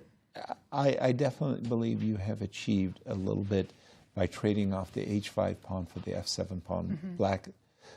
Black's structure got devalued a bit, not by much. but not by something that would decide the game, type of thing. Yeah, I don't know. He just played. What did he play? Rook c1. Very Okay, quickly. I think they're gonna repeat now. Very quickly, rook Pragg is c6. back to rook. Oh no. Whoa. Pragg still believes he's got a smidge of something. Doubt it. Well, he Well, could have just again, repeated. Yes. He- He's going to play. Okay, I don't think he's trying too much. I think what he's essentially saying is, look, the pawn on b6 is going nowhere. I froze. My pawn on a4 is keeping your majority at bay. Again, he will F4. try. He's not exchanging with knight d4. Like basically, knight d4 would be a proposition. Draw. A draw proposition, yes. Exactly. Just exchange the knights, go into opposite color bishop endgame, and that's it. Keeping knights on board, exactly as you are showing it. You just want to push the pawn. Try to freeze black's position on the king side, and then get the king to the other side and try to put more pressure on b6. It's a pipe dream. Yeah. The one thing I don't want to see is I don't want to see the knight landing on the f5 square. So if I'm in Levon's shoes, the idea of just stopping... Cutting the knight off completely. Yeah, the knight on b3 is a bit stranded. Yes, I'll have to reroute it via c1, but takes a long time to get to a good square. Exactly. So I'm thinking that by the time you're doing all of that, I'll be doing knight to c5 myself. I'm feeling like knight c5 is the proper square for black's knight. It's interesting how none of these players are rushing to go into rapid and blitz. And yet, my energy. And yet, No? but I think all four players in some ways are gearing themselves for that prospect. By the way, developments have taken place, and none of those rook g4, rook h5 ideas in our title match. I'll throw it over to you, Cristian. A different approach by Maxime. He's just dropped back. Yes, he did. So maybe we can stay with this view, just because I really like seeing the players for a little second, and we can see it on your board, Yasser. Okay. After rook to c3, we might be headed. Yeah, keep what going. we saw was a3, yes, b5, rook to c3. No rook c5 ideas. I think what we might be seeing in the next few moves is this transition. So you can start with king d8, you can start with f6, you can start with f5 as well. Basically, you just need to make some space for your king. Right. Rook b3. Okay. Now I can go rook a6. Okay. Right. I think this is what we're going to see. Rook c5. Okay. You take on d6. Wait, why aren't you playing b4 so you can double my pawns? At what point? Like right now. Rook c4 probably. Oh, you're I'm not sure letting me. you're So I have to You're do it a doubling move them. before Yeah. then. Yeah. Before I lift rook a6. After rook b3. Now before then. So I can force that. Well, you're losing the d7 pawn, aren't you? So I take. How do you lose it? Rook b8. Yeah, rook a6. Ah, rook b8. I thought rook a6 was the idea. I can. How are you losing it? I was going to I thought this was rook the d8. Yeah. You're playing rook takes d6. Apologies. Mhm. Okay. No? No, this seems to be the idea. So But okay, b4. let's go with rook a6. I'm not sure if you need to go b4. You could go b4. I think you probably equalize with that as well. Okay, rook There's a6. rook a6. Yes. Rook c5. And Yes. I take on d6, you take on b5. We exchange a pair of rooks, and then I take on d3. So I have two connected pass pawns. I was trying to avoid this versus with a black. 5 versus 3. But why? I'm not sure you need to avoid this. Because I can get this while you have double pawns instead of two connected. That would make why a very, very good argument. But on the other hand, no, seriously, the rook is so active, and I will immediately get my rook behind the pawns. Mm-hmm. And while you're trying to push 2 up the board, all I need to do is push 1. I'll use my d pawn as a decoy, right? And your king is very close. And my king is even closer. One thing I know almost for sure is that every single time in this type of endgame, the engine is going to say 0, 0, 0, 0, 0 everywhere. Everywhere. And then you just have to figure it out over the board. The idea after, so let's say f6, you go rook b3, b4, you will still be a pawn down, right? Mm-hmm. Yeah. Like as black, you're not getting the pawn back. In this idea with rook a6, you at least get the pawn back. Yeah. True. Just going to pause our analysis because Anastasiya, she has a lot of fun with the players, our social media director. And there's a little clip where she asked the players to draw the Brazilian flag. From the memory. Yeah. If they remembered what it looks like. Have a look. The challenge is please draw a Brazilian flag since now the Grandchester Finals is in Sao Paulo, Brazil. Oh my god. Yeah, this is sad. I mean, I know which color to use. Green. There's something in the middle. Some yellow there. Blue and yellow. Okay, I'm bad with drawing. So this is going to be the worst possible challenge. I just want to apologize to Brazilian fans and Brazilian people. You know, I'm sorry. I can't remember. And then it says justice and progress. So something that is like this. Okay, well done. Sadly, I'm not even sure.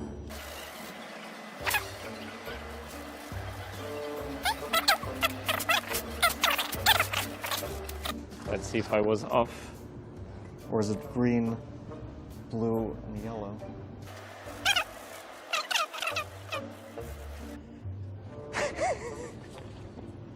I got tired of coloring it. Okay, thank you. The artistic chess players, boy, they were really, really close on some of these, huh? Not. Well, if this was a Well, contest, MVL was definitely somewhat won. close. Yes. And there's no, I don't know who's second, but MVL's first and second, I think. I mean, Levon is basically was trying to like get away from drawing can't something. see You can Levon's barely see flag. anything. Buy your piece of chess history now. Support your players. Make your bids. Well, MVL did a fantastic job. You think so? I think that basically shows who went to university, skipped high school. You know, when he was very young, was Magnus. He had studied all of the countries of the world and their flags and their capitals. So he was very good. Yeah, he was very good at this. Rook c3 on the board in the game between Fabi and MVL and Fabi. Yeah. Pardon me. Cristian? Oh, anytime you're ready. I mean, you're just, I just thinking about the Brazilian I always flag. like seeing the players. But he did play the move king to d8. He did. Which setting up for rook a6 and all that good probably you're stuff. going towards the same idea, right? Yes. Right. Rook c5, you take.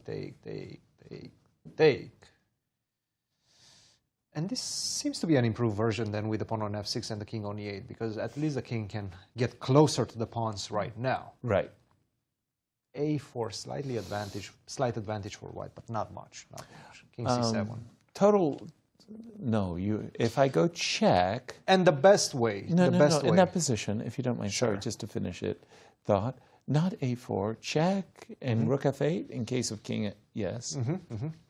f5 and rook c7. Rook f7. Yeah, but I'm starting to take your pawns too, right?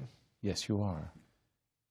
Take, munch. You take. Maybe I can even start with h5 first, and then we get to this position. Take here, I take here, I take here. Well, again, it's 3 versus 3. I'm probably making my way back. Yeah, agreed. Not much. No. Not much. No. I mean, this is your only trump in the position. Right. And this is my trump in the position. So it's kind of, they cancel each other. Just at the end, I wouldn't have played rook g5. I would have played king if the rook was on g7. Yeah. Tomato. No. It was a good point. Yes. King h4. No. Oh, he wants you want to go king h4. Yes. Okay. And which is h4. Now you're worse. No. King now you have to be takes? careful. Yeah, but I'm first. Golly, h4, g4. Well, you cannot really get closer anymore. Now you're losing, most likely. Really? Yes. g4? What is going? What am I missing? I'm first. it's simple as that. I'm first. I took and rook to g1. Sorry, Did what? you take F? Yeah, and rook to g1. Rook to b8, game over. Oh, that's... Game over. Rook G1. That's it. That's rook a nice g1 or rook g2, rook Oh. h8 basically is the idea. I missed it. Lovely. We do have a move, and I missed it. Fabi has played b4. Wow, I'm so happy, I guess. Which It is is, what it you is the wanted most to do. precise. Yeah, with a king on d8, this seems to be the most precise. And Maxime looks at this and says, Okay. I understand. I understand. I understand. You're good. You're good. You're But, good. you know, You're convincing me. Keeps the extra pawn in this version of the endgame. It will be a doubled extra pawn, but still. Not much. Yeah. No, I don't. I think I'm not enthusiastic. it's starting to become a little bit clearer closer to now. equality. Yes. Yeah, much clearer now. To a technical equality. Yeah. Yeah. And if these players make a draw, and most Right. likely we will have the other game Also. of the small finals. That one is going Consolation. to be Consolation finals is Yeah. going to be a draw as well. This is what we're going to see tomorrow. Two rapid games, 4 blitz games, and possibly playoffs if there are no clear winners after 6 games. Which is quite possible, but usually, well, not usually. 2 days ago we had this exact same format, and Maxime was able to win a game in the rapid section.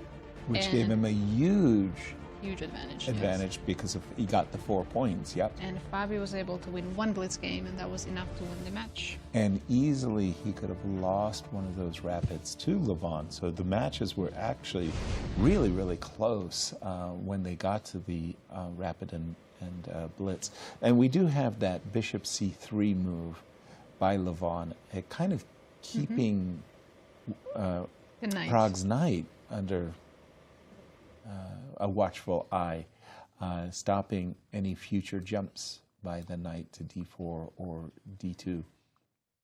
Prague's about to make a move, bishop b5. Bishop b5, okay. Yeah, sir, if you were playing this with white, would you still test your opponent or just find a repetition? And given this tournament situation? I think the position's so drawn that I wouldn't try too hard. I would still feel that somehow thanks to my a-pawn keeping these 2 pawns under blockade, I would still think I have the right to play a little bit. You do have the right, yes. Yeah, that I put my knight on e2, my pawn on... I would put my knight on e2, my pawn on f4, my king on f3, and I would say, let me make a draw from a position of strength. I'm the moral victor. Yeah, yeah. There's a psychological factor, of course. course. Definitely. And, you know, in match play, you like to be the one who's had the favorable position. You want to be saying to your opponent, look, I was the one who was pushing yesterday. You drew by the luck of a quirk.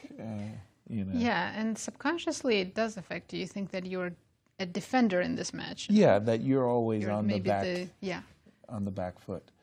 So I think that Prague is being very, very reasonable about. And in the other game, while yesterday it was Fabi who was pressing the entire game, today it's been MVL. Yes, a little bit though. Yesterday that queen ending was so it was so difficult for us to understand. I think for the players it must have been just painful. I'm curious, how big of a press is this one right now? Okay, let's have a look. King f2, rook takes d6, yes. King e3, rook to... Are you sure king e3? Why? King e3, I go rook d6. Is this... Yeah. Where? Rook b6, sorry. Rook to c4? d6. Yeah, rook c4 and now d5. Was that not good enough? Rook. Yep. Where, g4 or h4? h4. Sure. 6. I wish I could play king d4, king c5. I know. Wouldn't that be e5? Wouldn't that be gorgeous? I don't feel like I've got anything. Hey, we here can go with king white. b3, king a4 maybe and push that way. Where am I pushing? So let's get the king to d6. Let's get closer. I've been taught that I should centralize my queen. Is king that in one the rook endgame. kind of out of play? You've been well trained. I've been well indoctrinated. Yes. Isn't it time to do stuff like d4 and kind of? You could start with d4 now. Yeah, I think that's a very reasonable. I'll give you a check. I don't know why. I'll give you a check. You want to play rook c4? If you go to b3, yes. Rook to c4. We're losing a pawn. Is Yeah, it? no. Yeah, you're starting to risk a little bit. I think I should have probably. Gone the other way. Yeah. Still rook c4, right? Rook c4, rook to g4. Okay, now you want to take on e5, right? Yeah. Okay. So maybe not rook c4. So king d3. King d6. Okay. Well, here you may have allowed me to at least achieve something. Tiny progress. Tiny progress. Let me just refresh my position. He's following king is on e3. Did we play rook b6 in this moment? Rook b6, rook b6, c4, rook and c4 is how we got here. d5 is how we got there, yeah. Yeah, okay. Any takers? Yeah, I like rook a6 as well, and going to a4 or a2 and tickling those pawns. Exactly, and I feel like I should be able to make a draw in a more active version, although I still have... Oh, that's true. Though I must say, in this particular iteration, I will have a beautiful blockading king. Yay. Yeah, if I play b5 and you go king b6, my rook is just stuck behind this pawn, and Truly. It's a passive rook. It's a very passive rook. Rook b6 has been played. That was our number one choice, or featured. We had played rook c4 a moment ago. d5, our rook got a little bit stranded along the fourth rank, but we were trying to keep the pawn. Maxime is not even trying to defend the pawn. He played king d2. Oh, we'll take that. It's like, take it. And this should be much easier I to think draw. the players are slowly going to try to find the perpetual, or like not perpetual, but rather repetition. Repetition. Yeah. Where is? And we might just see it right away. Check King B3 or and check King C3 and so on. Yes. I think we might be going for that. Well, we want to say a missed opportunity with rook on f1 to c1 at the moment that Maxime played rook on a to c1, famously wrong rook, and whatever advantages there was disappeared. Kind of surprising that this game will end before the other yes. one. Right? Very surprising. The other one seemed to be racing to a draw. Yeah. And in case, if you just joined us on this game, again, fantastic preparation by Fabi. Got him a very equal position after a pawn sacrifice. Cristian felt that Fabi actually messed things up with an early bishop a6, got himself in a little trouble. Maxime failed to take advantage of it by playing the wrong rook to c1, and then through very good play, Fabi neutralized. And it almost feels like we're entering that point where the players are starting to glance at one another. Hey, how do we find the right position here? How do we make who's on your dance card this evening? Yeah. There was an absolutely wonderful book by Bill Harston, How to Cheat at Chess. How to Cheat at Chess. And he was prescribing in the book the proper way of offering a draw to your opponent. Mm-hmm. My fellow Grandmastership, can I entice you into a halving of the point? A halving. That's a good way to ask for it. Yes, exactly.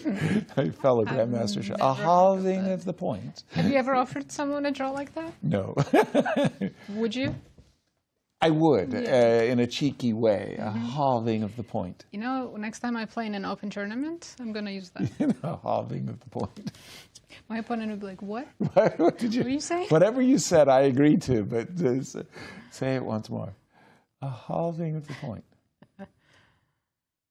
Were there many other versions? That's the one that stuck in my mind, but it was a very, very funny humorous book by Bill Harston. Shout out to him.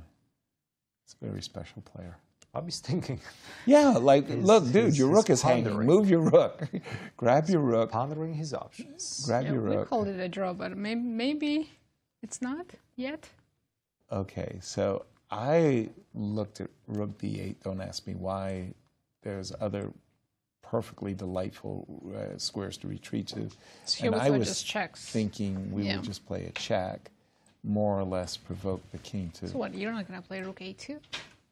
No, I was going to play king c3, and this is the halving of the point. Although, you know, a moment ago you were saying king e7, king d6, and why aren't I playing the point? Yeah, well, because I thought that b4, you know, might end up being the more important pawn in the position. I mean, than there's the no d way black is better, right? Rook b6. He has Shouldn't be. No, I'm expecting rook a1, rook a1, and then a check. Could we play b4? I was afraid to play this king upon endgame. No. Shouldn't I be afraid? Don't even try to calculate it. I mean, what's the point of calculating I have the outside pass pawn. Why should I be scared? Yeah, but it's sort of like your... Is your king better? I once won a king and pawn endgame with a breakthrough against Cruz in the Olympiad. And it was one of those... My teammates, they were horrified. I went into a king and pawn endgame where my opponent had the outside pawn. They thought, like, they wanted to choke me. And Shabalov and... oh, by the way... So was this the Olympiad? At the Olympiad, and Yermolinsky, and the whole team just kind of piled out of the playing hall, chit-chatted, and then they come piling back in and look at the move, and I was making these lovely little pawn moves. Then they would all go out, discuss it. discuss it. Then they come back, and then suddenly they all wore smiles on their faces. So it's like, figured it out. like I hadn't miscalculated, you know. Right? We're seeing the repetition right now. The players have decided to repeat the position, and it seems like they're headed for rapids and on blitz. equal terms for the rapid and blitz portion. Lovely. Nothing to separate the two of the grand finals. Wow. Chris is confirming King C3, and that's a Well draw. done. Okay. We move on to the rapid and blitz in the finals. That's it. Our statistician will have to inform us. Did Maxime's chances of improve, winning the title improve? Must have improved right now. Maybe Again. it's completely equal, 50-50 now, because it was 49.6 or something. 51 in favor of Fabiano. Well, the thing is, I do think MVL is high rated in both Rapid Blitz and Rapid. In Blitz for sure, because we know that Fabiano did very poorly at the St. Louis Rapid and Blitz. Yes, he dropped a lot. In Rapid, he might still be ahead of MVL, but I'm not 100% sure. And we need to know the results between head-to-head rapid and blitz, how they match matched up before. Yes. We can't really hear them because they're whispering. Should we go to the other There's still game? one game pending, which is probably not going to last for a very long time. We've been saying that for 2 hours, Cristian. We have. And it's because of Prague. Prague is really trying to find something again. Levon hasn't looked worried for a very long time. He still has 50 minutes on his clock. And they just reached move 40, by the way, so technically he has an hour and 20 minutes, yes.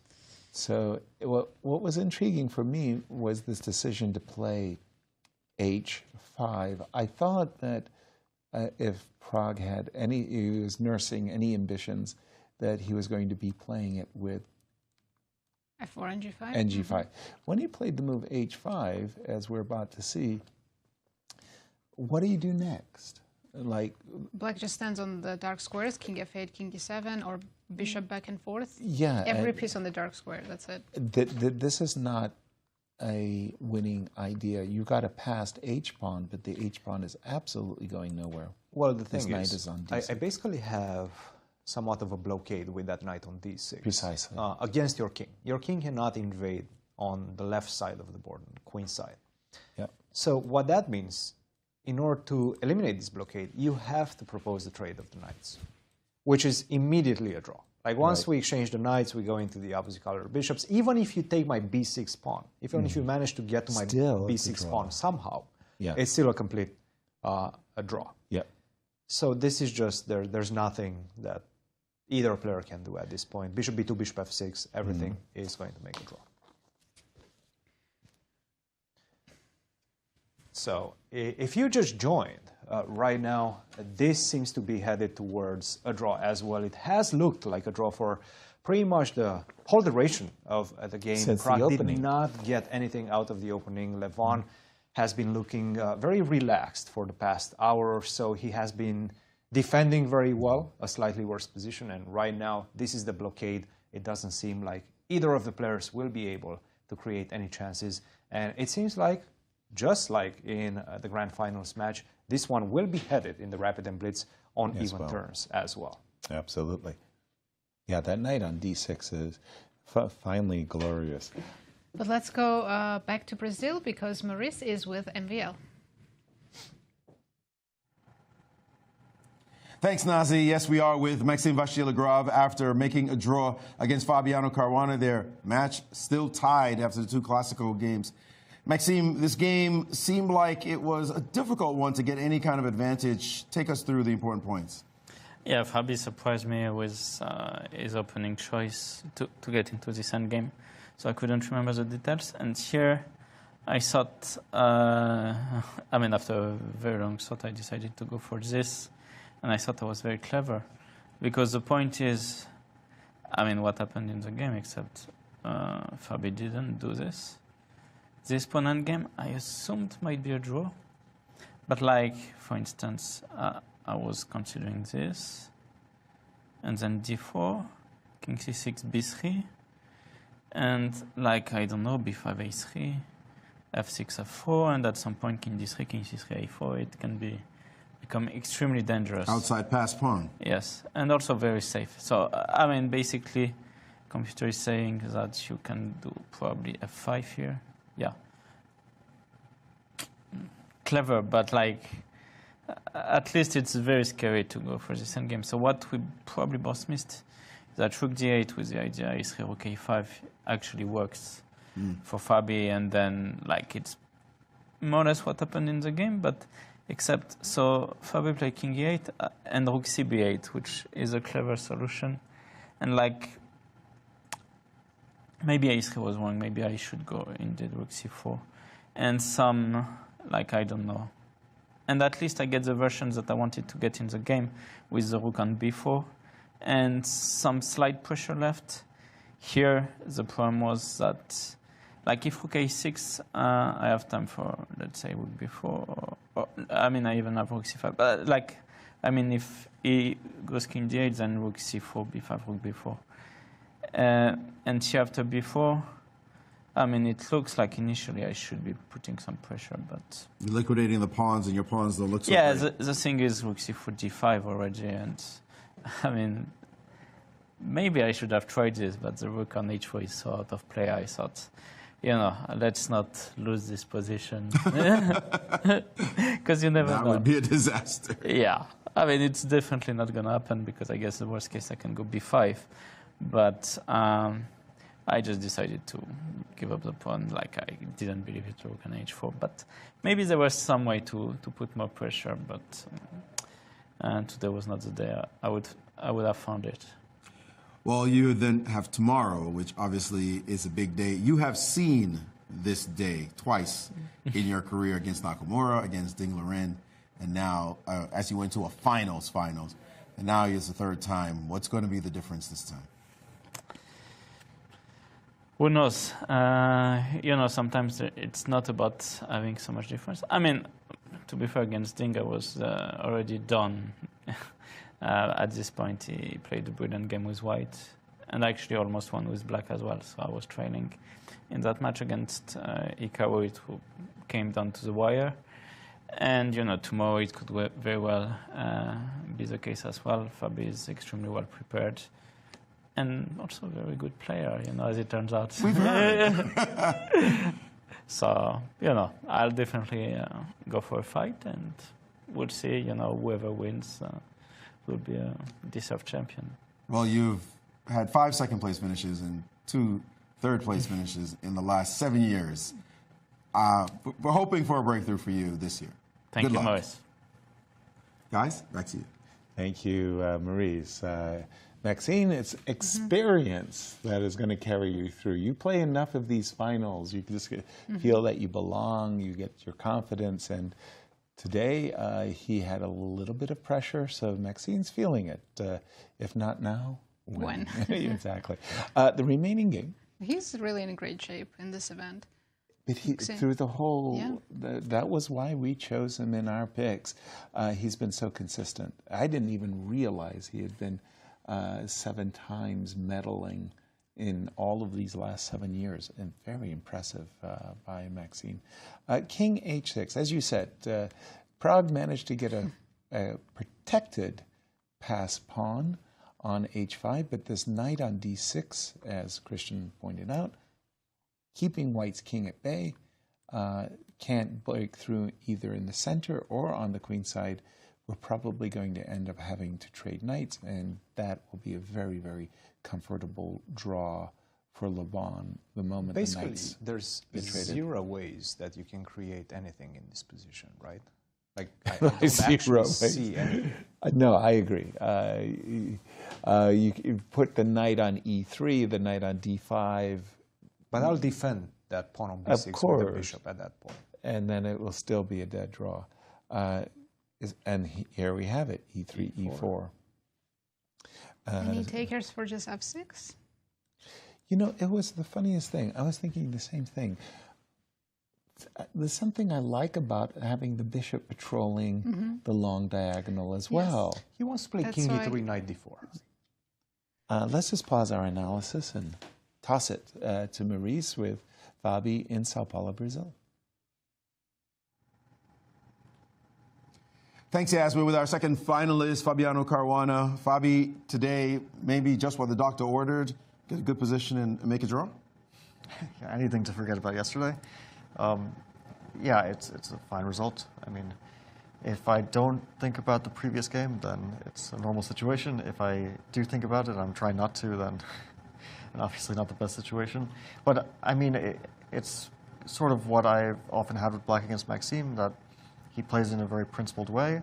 I also play generally principled chess, and we have a theoretical dispute, which in this case I was a bit more ready for, but of course my position is slightly worse as well, so well, he probably already showed you most of the lines. But we reach a pretty theoretical position, and then like this queen b6 is a rare move. I don't think he knew it. Like the old theory is castle, and white takes with something on c4, black takes on d6, and it's probably also equal. But I noticed that this was played by this young chess player, Gurel, in the Grand Swiss, so it's a very recent game. And at first the engine kind of thinks a4 is very strong, but in these lines, black sacks g7, sorry, not rook d8, but rook c8, black sacks g7, and then just plays f5, king f7, and gets some initiative. Yeah, I don't know if you want to call it initiative, but some counterplay for the pawn. And that knight is very powerful on d5. Yeah, it's a really strong knight. The king's going to f7, the rook to c. The pawn on c4 is also very strong. So black has certain compensation, which is of course complicated. I mean, white does have the two bishops. White has an extra pawn. a5 is weak, so it's a complicated fight. But I'm not too surprised that Maxime instead played that he played bishop e3, which is not a dangerous move according to the engine, but it's very natural. You just grab a pawn. And I think that in this game of Gurel, it was bishop b3. And then I think something like f5 and king f7 was played. I think, I can't quite remember actually. But he played bishop d3, which I thought, because of bishop a6, was pretty equalish. He tried to make you suffer a little bit, but yeah, I realized after rook ac1 that I am actually suffering. Like, the thing is, at first I wanted to play rook d8. But then this position, for example, rook fc1, so now he threatens rook c8, so I have to take on d6. Rook here, I bring my king to the center. I don't have time to put the rook on b8, which would make it completely equal. And then he puts his king on f2. Let's say I don't really have much I can do. I'm totally passive. Although, wait. He plays h5, because I thought that here I lose a pawn. But I guess he just sacks it and goes for rook c2, which I didn't quite realize was possible. I thought that I would have to play like this position. And I wasn't too thrilled about this one, where my rooks are passive and he plays rook b4, a4, b3. Sure. So that's why rook d8 I didn't quite like, and I preferred my solution, which took me a long time to decide on because it looks a bit strange to allow the rook there. Sure. But then I saw that this setup with the rook on b8, king on e8, he actually has no way to add more pressure to the 7th rank. He has basically the maximum, and then he has to try to get his rook to like b4 if he can. Which he tried, but then also here I think it's the same story. I just played b4 here, and I don't think there's any significant difference in this position. Those pawns just look awful. Yeah, it could be dangerous if he had a bit more time, but his king is still far away, and like in the game, if I didn't have b4, I think I would suffer. I mean, I can play this one. I assume that it's a draw, but I think it's suffering because white just pushes the queenside pawns, and usually these things are a draw, but if you're an engine, but that doesn't mean it's too much fun. So these are the kind of things that have mishaps written all over them. Yeah, in the long term, for sure. So you'd rather kind of find a clean way to play, which is, I think, what b4 is. Like, if he could get his king around in time, then my king is cut off. But if rook c3, I play rook b6. I actually thought he might try this. And I can play rook c6. I also thought that if I just bring my king around, it's probably okay. But I can He needs a king on a5 somewhere, yeah? Yeah, here he puts his king on g3. I can't play king c7 yet, unfortunately, but I did see that this one, rook c3 and king b8, and this was the end of my calculation. I thought it's kind of draw. I mean, you know, it always looks a bit unpleasant, but he also decided just to force it because I think objectively he realized that there's not much hope to win here. You did mention yesterday, I didn't bring it up, so now that you mentioned it, I will bring it up. We didn't get a chance to interview you. It was such an up and down queen and pawn endgame where you had your chances to be sure, but it wasn't one of those just gimme misses, I would think. Did you feel that way? Like it should have been something easy for you? Oh, I think it was absolutely trivial. I mean, at this moment, I think the game was just, like, I felt very much in flow up to Queen F2. I think I was, like, spending my time right and making good decisions. And I evaluated this as winning after Queen F2. And then, okay, he played Queen A4 and H4, which I thought was logical. Hold on. Because we do have the game, I might as well. It's not that I can actually bring it up. Explain my mistake, so it's not going to help. Yeah, but just so where you were talking, instead of just having the audience memorize or try to remember. Oh my God, where is it even? Yeah, so this is, you know, when he went for this with F5, it's kind of clear that we're getting this position because his only idea can be G5 and so on. So I just was quadruple checking my calculations, and I thought that this was winning. And then, yeah, I thought Queen E4, King G1, his checks run out. So he went for this, and my first thought was Queen C5. I thought it's winning. Why didn't you play it? Then I thought Queen E3 was even more clinical, because I thought that, okay, after Queen C5, I have to deal with some checks here, or whatever. There's a bunch of checks, and here he has no checks, and he can't play D4 because I eventually promote with checks. So I thought he'll play King F7, because what other moves does he have? And then I'll play King F3, threatening checks, so he might go back, for example. I don't even know if he can't go back now, so he'll move his queen somewhere, and I'll just play King G4, and once my king gets active, it's all over. And I also thought King F6, Queen H6, which was, and I promote. That's what I thought. Then he plays King F6, and I realized that although I do promote, it's a repetition, which is sorry, I promote here. I can always go back, I guess, but if I do actually promote here, he just chases me here. Yeah, your king can't get out. And then I can't keep going up. So then I was a bit upset. And I actually can't explain, because of course Queen C5 was always on my mind, and I also played it in the game. And Queen E4, D4 was an idea I saw. I cannot explain why I didn't play Queen C5 here. It's actually a better version, because there's less checks because of this. I'm threatening Queen F8, and this one, pretty easy to see that the checks run out in like variety of ways, but I think when I was thinking about it last night, I was like, you know, or King D2, Queen G2, King C1, not even to allow D4. You're saying you were thinking about it last night. Was this after the game? Yeah, of course. Was it a late night? Well, I was thinking about it a little bit. And then there's Queen Sounds C3. like a lot. So his king on F6 is just horribly placed. Right. And it's just so easy to play Queen C5 here. I mean, it's like the idea is on your mind. I don't remember what I was checking. Here, the big difference is there's Queen F8. And maybe, like, my only justification, which I'm not even sure if this is what happened, because I don't remember my calculations, but that maybe I didn't see Queen F8 here. But then I still don't know why I would assume the king is better on G6. Like, why I decided to go Queen C3 and Queen C5, I just can't. Of course I saw this. Queen F, I mean, this is very tough. I had already assumed that it was a draw. What did you say is very tough? Queen C4?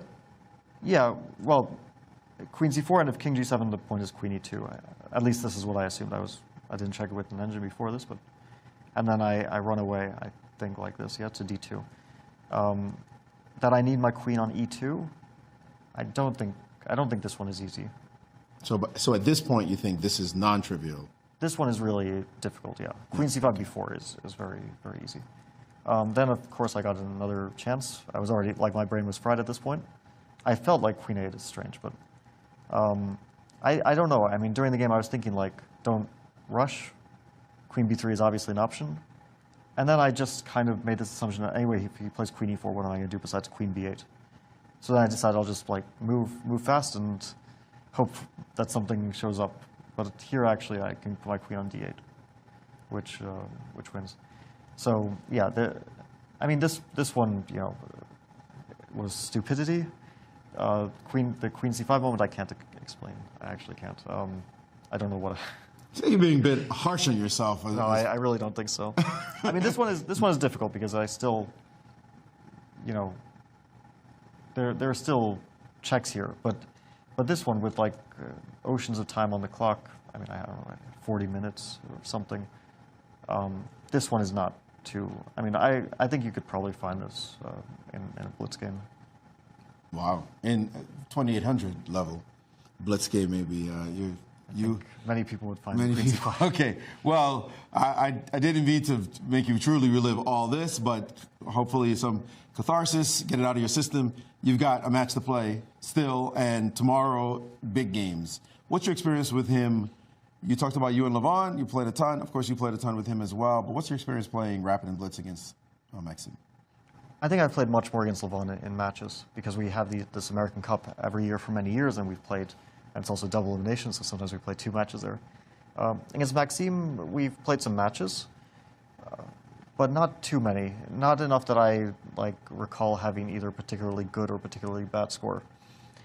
And I do know that many, many years ago in Blitz, I suffered against him a lot, which I think is no longer really the case, although he is clearly one of the best Blitz players in the world and super dangerous.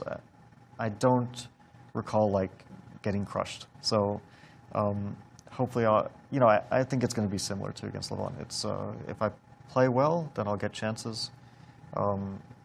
It will come down to just being sharp on the day, which I don't think I'm. I don't think I'm not playing. I don't think my mind is not sharp in this tournament. Just insanity. Well, one last question for you. These titles, you've won a lot of titles in your life. Is it fun? I mean, fun, or is it I got to just take care of business, it's stressful? It can be fun. Usually, it's definitely stressful. It's not always fun, but it can be as well. I enjoyed the match against Levon. I thought I was enjoying it during. Of course, if I had lost, I wouldn't say I had fun, but you can enjoy the process, and then you can still have a bad result, even if you enjoy the process. You can also have a good result, and then it feels very good. All right, well, we hope you have fun tomorrow, and good luck. Remember, you're my pick, but I'm not, I have to be objective still, but I do want to beat those other people, and that's fun. So, good luck tomorrow. Thank you. Guys, back to you. Don't be putting stress on him. He's stressed already. Good exorcism there, as he explained, Fabi did. Very honestly, that, he had seen so very, very much, and he just came to that position. He can't even explain why he flipped the coin and didn't play the Queen C5 in the proper iteration. In the Consolation match, again, we've been thinking for the longest time that the game is going to be a draw. I think even more so now than ever, because it's almost a game of checkers. You put the bishop on C5. Black's pieces are all on the dark squares. White pieces will be on the white squares, including the king. And the bishop is a spectator. The light squared bishop has no targets. And much more saliently, White's king can never cross the equator, if you will, in the middle of the board between the 4th and 5th ranks. You can't cross into Black's camp. So Black, all Levon actually has to do is play King H7, King G7, King H6. And the thing is, right now, even if you exchange the knight for the bishop on C5, so for example, let's say King G7, Knight C7, King E6, and I go King H7. Knight D6, sorry, and I go King H7. And you can take on C5. Knight is great on E5. It's still a blockade. Yeah. Absolutely. There's still nothing you can do in this position. In fact, you probably are worse. You should not do this as white. The king goes all the way to C3 and then gets stuck there. And that's it. And all I have to play is King H6, King H7. If I want to draw. Now I'm going to try to win. Yeah, Black maybe Black is definitely trying to win. You start to think, wait a minute, hold on, why did you give me this opportunity? But yes, I think Levon has absolutely made it very clear the game is dead even at this point. But on the other hand, he seems to be spending 10 minutes per move. So okay, that's an exaggeration. Well, I think he was, right? I mean, well, he had 50 minutes 10 minutes ago. Okay. 10 moves ago, sorry. But yes, by the way, I think the last consideration was that moment when he played F7 and F6. Yeah. That was the last, and he said, okay, I'm going to just keep my king forever tethered to this H pawn, and that's fine. And I remember I played a match here in St. Louis against Anatoly Karpov, and in our classical game, I was really shocked that Talia allowed me this protected pass pawn on H5, and he was a piece down. essentially his king. But my king couldn't enter either. So it was a draw. The only reason why he might be spending some time on every move, I think, is because maybe he's trying to play for a win. But he's asking himself. That would be a bit idealistic, yes. Well, okay. There is a pawn. But there's no other reason And why. I'd You have just to, move the king. I'd have to be able to somehow manage to bring this knight to b2. So how on earth could I ever get my knight, literally zoom across the board? No, I can't that's imagine. not happening. No. So No. if white knight gets to e8, Okay. you just play bishop e7, right? So, oops, Let's make excuse some me, moves. King g7, knight c7. Let's say you go king h6. I do. Knight e8, then just bishop e7, right? That's the point. So you're tickling the f pawn. Still- I don't want to reach for the knight and allow I something. will win a pawn. Yes, correct. So bishop drops back. And here, if my king was already close to going to d4, maybe I have something, king d4, king d5. The one way to get there would be to try to get the king on b2. Why so far? Because I will give you checks. Like, basically, when you go to e3, I will give you a check on c5. Okay. So and then you let's have to say- avoid those checks. Let's say I start. Yes, we're gonna cooperate. Well, first you have to get the king on the knight on e8. Excuse me. Knight Well, on e8 and we'll bishop do on that. e7. We'll just do that. We'll And get there. this is all allowed. Yes, this is all a part of the script. Do we want our king on c3? Yes. Let's go now with the knight. But let's put the knight on e8, right? Okay. And now it's time. King Yes. h7 first. Oop, excuse me. And now it's time. Okay. So I am Mr. Cooperation, and we're And now here. on bishop e7, king d4, I'm actually... Am I finally winning? Or Are you still not? enthusiastic? I highly doubt you're winning, Really? Still? but you have chances. I mean, you black king certainly is have out of chances play. now. My king on d5 going to e6. This is the I way should be you... winning. If this is not winning, then... And it's really bad. It's really, really, really bad. We've given Prague everything. 20 extra tempo, yeah. Knight f7. Now he's trying to say that, you know what? I'm going to go knight d6 as well, perhaps, at times. Knight f7. Okay, I guess... That's a very good move. I like this move a lot. We're just putting the knight... We've had a blockade on d6 in the past, Yeah. on e5 most recently, and it looks like it's heading back to d6. He's really trying to force matters, yeah. And the bishop could actually be perfect on d4, defending both f6 as well Bishop as... d4, knight d5. And then knight to d6, d6, right? yeah. So bishop to d4, as you said, knight to b5, knight to d6, king to f3, let's say. So again, how is this king ever going to get into black's camp? Well, I can go king d3. It's a long way there. It takes 5 moves to get to d3. So you first have to defend this pawn, Yes, right? yes. So again, you can Do I get... even get there? To play bishop c2. And this is how you try to break the blockade, yeah? Mhm. Oops, sorry, that bishop is supposed to be To defending. win a pawn, yeah. Yeah. Levon went back, just simply knight e5. I think he's hoping for a 3-move repetition. So if Okay, knight now you can get your knight on e8, right? The one thing you were dreaming about. Knight d5, king g7 and knight c7, right? king g7 and knight c7, yes. You know, we've been taught that since we're kids, that the knights are great blockaders. Mhm. So I could put the knight on h6. But the knight's so pretty on e5. I know, it really Can I is. play king f8 here? Yes. I'm happy if you play h6, I should win that pawn. Did he King just play that? G7? Yeah, king g7. Oh, king g7, okay. He's going for that, and most likely knight c7. Seems to be the last Try. attempt in the position. Or king king f8. Mm-hmm. Knight c7, king. Why are we putting our king on f8? I'm not giving you knight e8. King f7? Bishop c4. Oh, never mind. Bishop d1. c4. Bishop d1 and then Bishop bishop d1. King go from d1, yeah. What you might have missed, bishop. Well, now I can play king f8, right? No. Yeah. I caught myself here just a moment ago. King g7, knight c7. We've always been told that the knights make great blockaders, right? I'm going to go knight f7. I'm just curious. What did you think about this one? I'm assuming you would give me a check. Knight e8 wins the pawn. Oh, sorry. Wait a minute. I did it in the wrong way. I don't know how we managed it. I did it in the wrong way. You don't need the king move. No. Bishop b5 was played. No knight c7 yet. So you can go knight f7 now and put the knight on h6 if you'd like. I do. I wanted to try. Knight c7. Oh, I'm blundering my knight. So I have to move king g2 first. Okay. King h3. So king the h3 d4 is defended.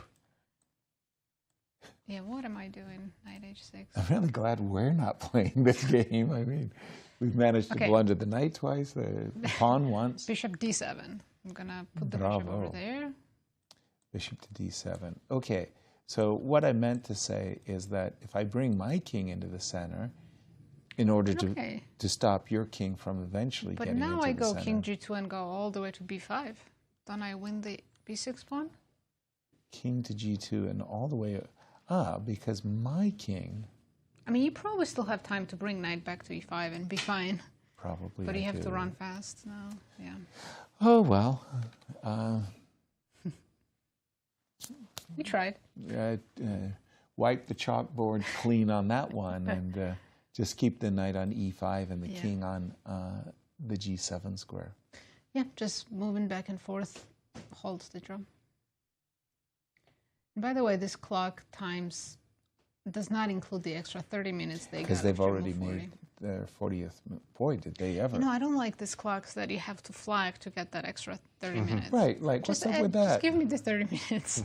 Well, you know the reason why, of course, is because if we give you the 30 minutes immediately on move 40, yes, you know you've made the time control. You get information. On 41.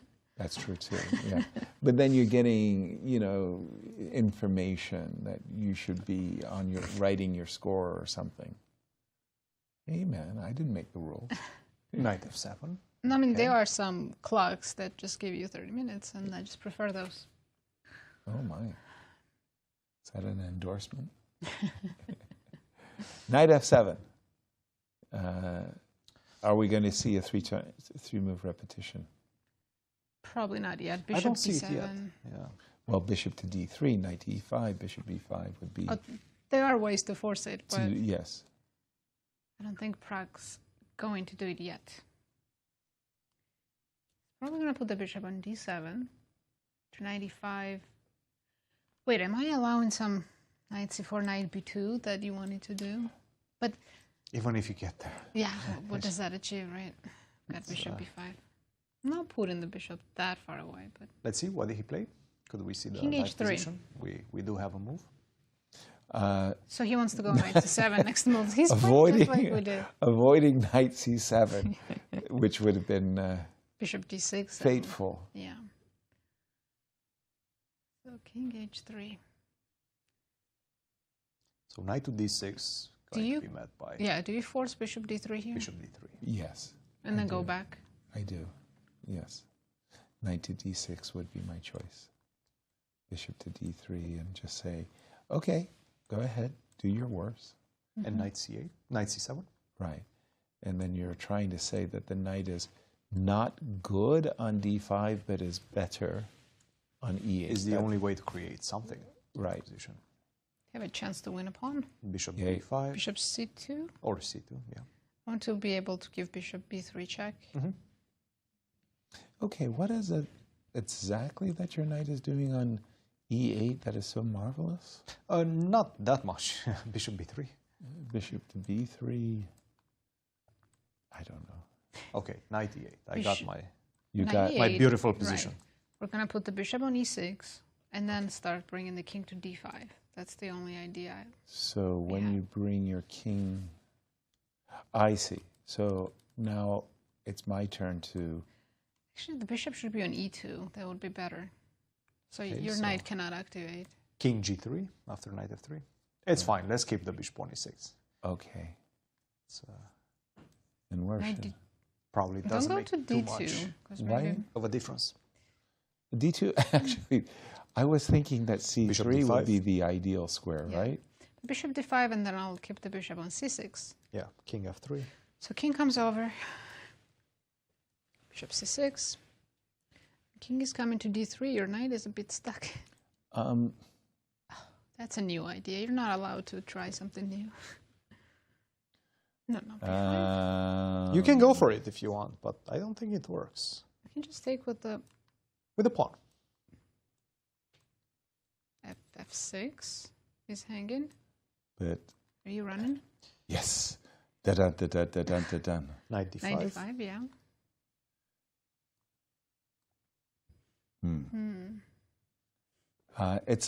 It was an attempt at suicide. It might have worked.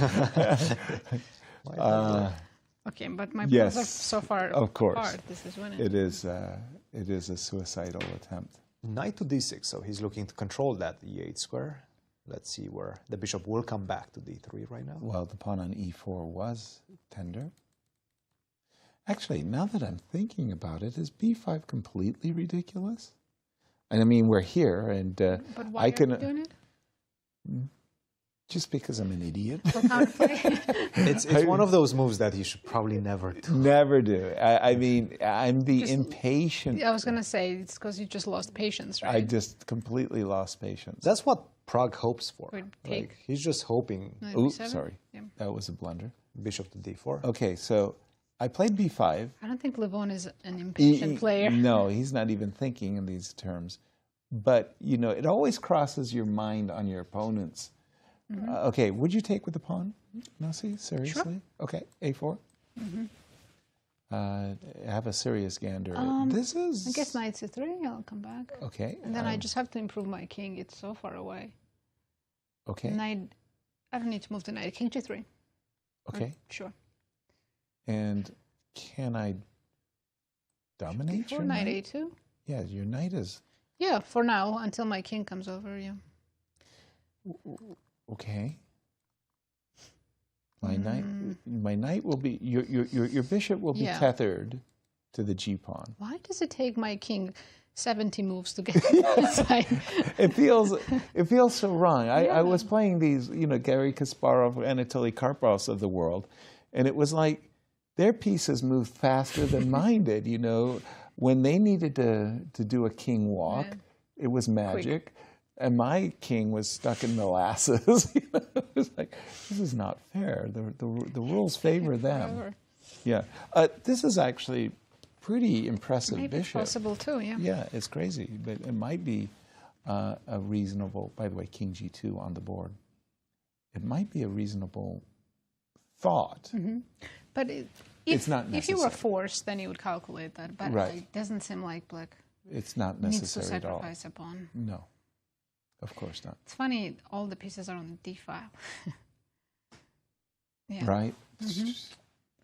Sometimes it's hard to calculate for me when all the minor pieces are in the center. Yeah. I get them confused. I had that. Seriously, you can just see it right now. You put 4 rooks on the board. Double rooks on the d file for white, double rooks on the d file for black, and every piece is on the d file. Yes.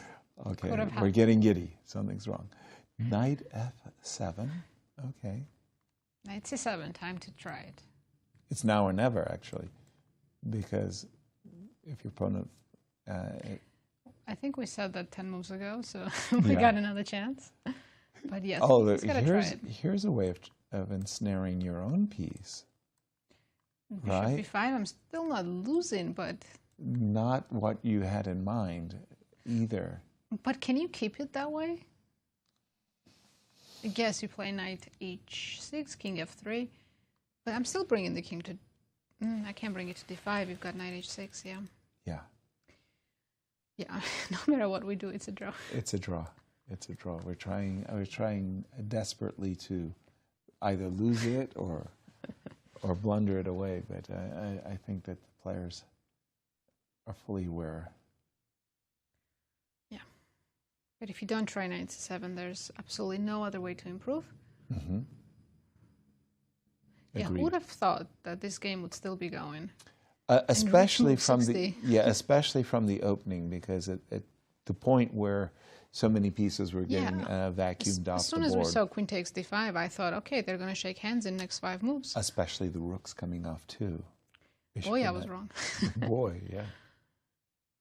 97, 97, 95, bishop e2. Feels like we've been here, but I think it was in our analysis. It hasn't been on the board, right? Exactly. Yeah. Prague is trying. So we had this statistic that said only 2 games were decisive in the Grandchester Finals classical games, right? Was that correct? And I think it remains, because we haven't had a result in this event. That's true. One of them you was mean Magnus. from the previous iterations. And the other one Magnus. was MVL. Right.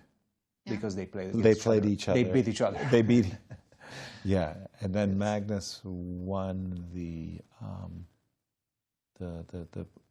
tie breaks. Yeah. That does raise the question, should classical games be included in the finals? I mean, results are not what we want, but games are exciting. Yeah, and I mean, think about yesterday's game between Maxime the drama and there. Fabi. Fantastic. Yeah. And the other thing about the classical chess is it forces us to look at positions that if they had been played in rapid, they would just pass without even a backward glance. And then we discover, oh my gosh, there was a plethora of tactics and strategies that we didn't consider. Yesterday we learned a lot about the queen endgames that we won't be able to ever use it because we can't carry that knowledge with us. Yes, we still learned a lot of new things. Yes, I do have that horrible sensation that I studied queen endings and that I've lost some of that knowledge because it's a skill that we don't always Probably not practice. just the queen endgames either. Well, thanks. Yeah, I understood. I understood. Yeah. But especially the queen endings, because you study, and then it's so specific, and then because you never get the positions that you've studied. Yeah, rook endgames we get all most the time. frequently, yes. Yeah, right. But even then, there's so many differences in practical rook endgames. Every time you get it, somehow a new one that you haven't seen before. And because we just spoke about the queen and pawn endgames, the king and pawn endgames can also be incredibly tricky. And you just saw Maxime explaining he saw this one line that could have taken him into a king and pawn endgame, and maybe that was treacherous, and da-da-da-da-da. And these top grandmasters themselves are a little bit leery of going into those king and pawn endgames as well. Yeah, there was a big game at the Grand Swiss. It was, I believe, Vincent Keimer won against Vidit in a pawn endgame that was drawn, but in one move it wasn't. Right. And the shock for Vidit on that realization, he kind of, I think he lured himself to sleep and thinking, oh, everything draws at this point. Prague is still trying to find something, but we still don't see it. We still don't see a way for him to create any progress. He looks so comfortable in the chair. That's about it. Yes. It's almost like, can I take the chair with me to my room? You know, I enjoy. Yeah. So let's keep going with this idea of knight to c7, right? Let's look at it again, yes. I think because we tried, I don't see any other move. I think we tried bishop e5 to try to lure the knight to... I'm not going to e8 right now. Okay. With the bishop on e5, this is one thing I shouldn't be doing. Okay. Right? So I'll give you a check on e6. And then start bringing the king over, right? To the queen side. You go to h7. So you allow knight f8 with the check. Why was that so terrible? It's not. I mean, the way you described it, I was like, oh, you're just gaining. Clutch my pearls. Like, how dare you? All is a draw. Okay, I think he's about to make a move. Maybe not. Bishop d4. Okay. Yeah, again, all these positions, if white's king is on c4, then I'm probably winning a pawn at least. I don't know if I'm winning the game. But as you said, it takes you like taking 7 moves to get there. Yeah. And yeah, Black Knight can always attack at a g4 pawn or e4 pawn and keep one of my pieces occupied. Did you notice that when the games are really, really, really exciting, Maurice is anxious to get in? And we haven't heard from Maurice in like 50 minutes. Can we get Maurice back, is the question. Yep, that's a good observation. Yesterday too, right? Right? Boy, when things were buzzing. You know him so well. Exactly. You've worked with him plenty. Yes, sir. When was the first time you worked with Maurice as a commentator?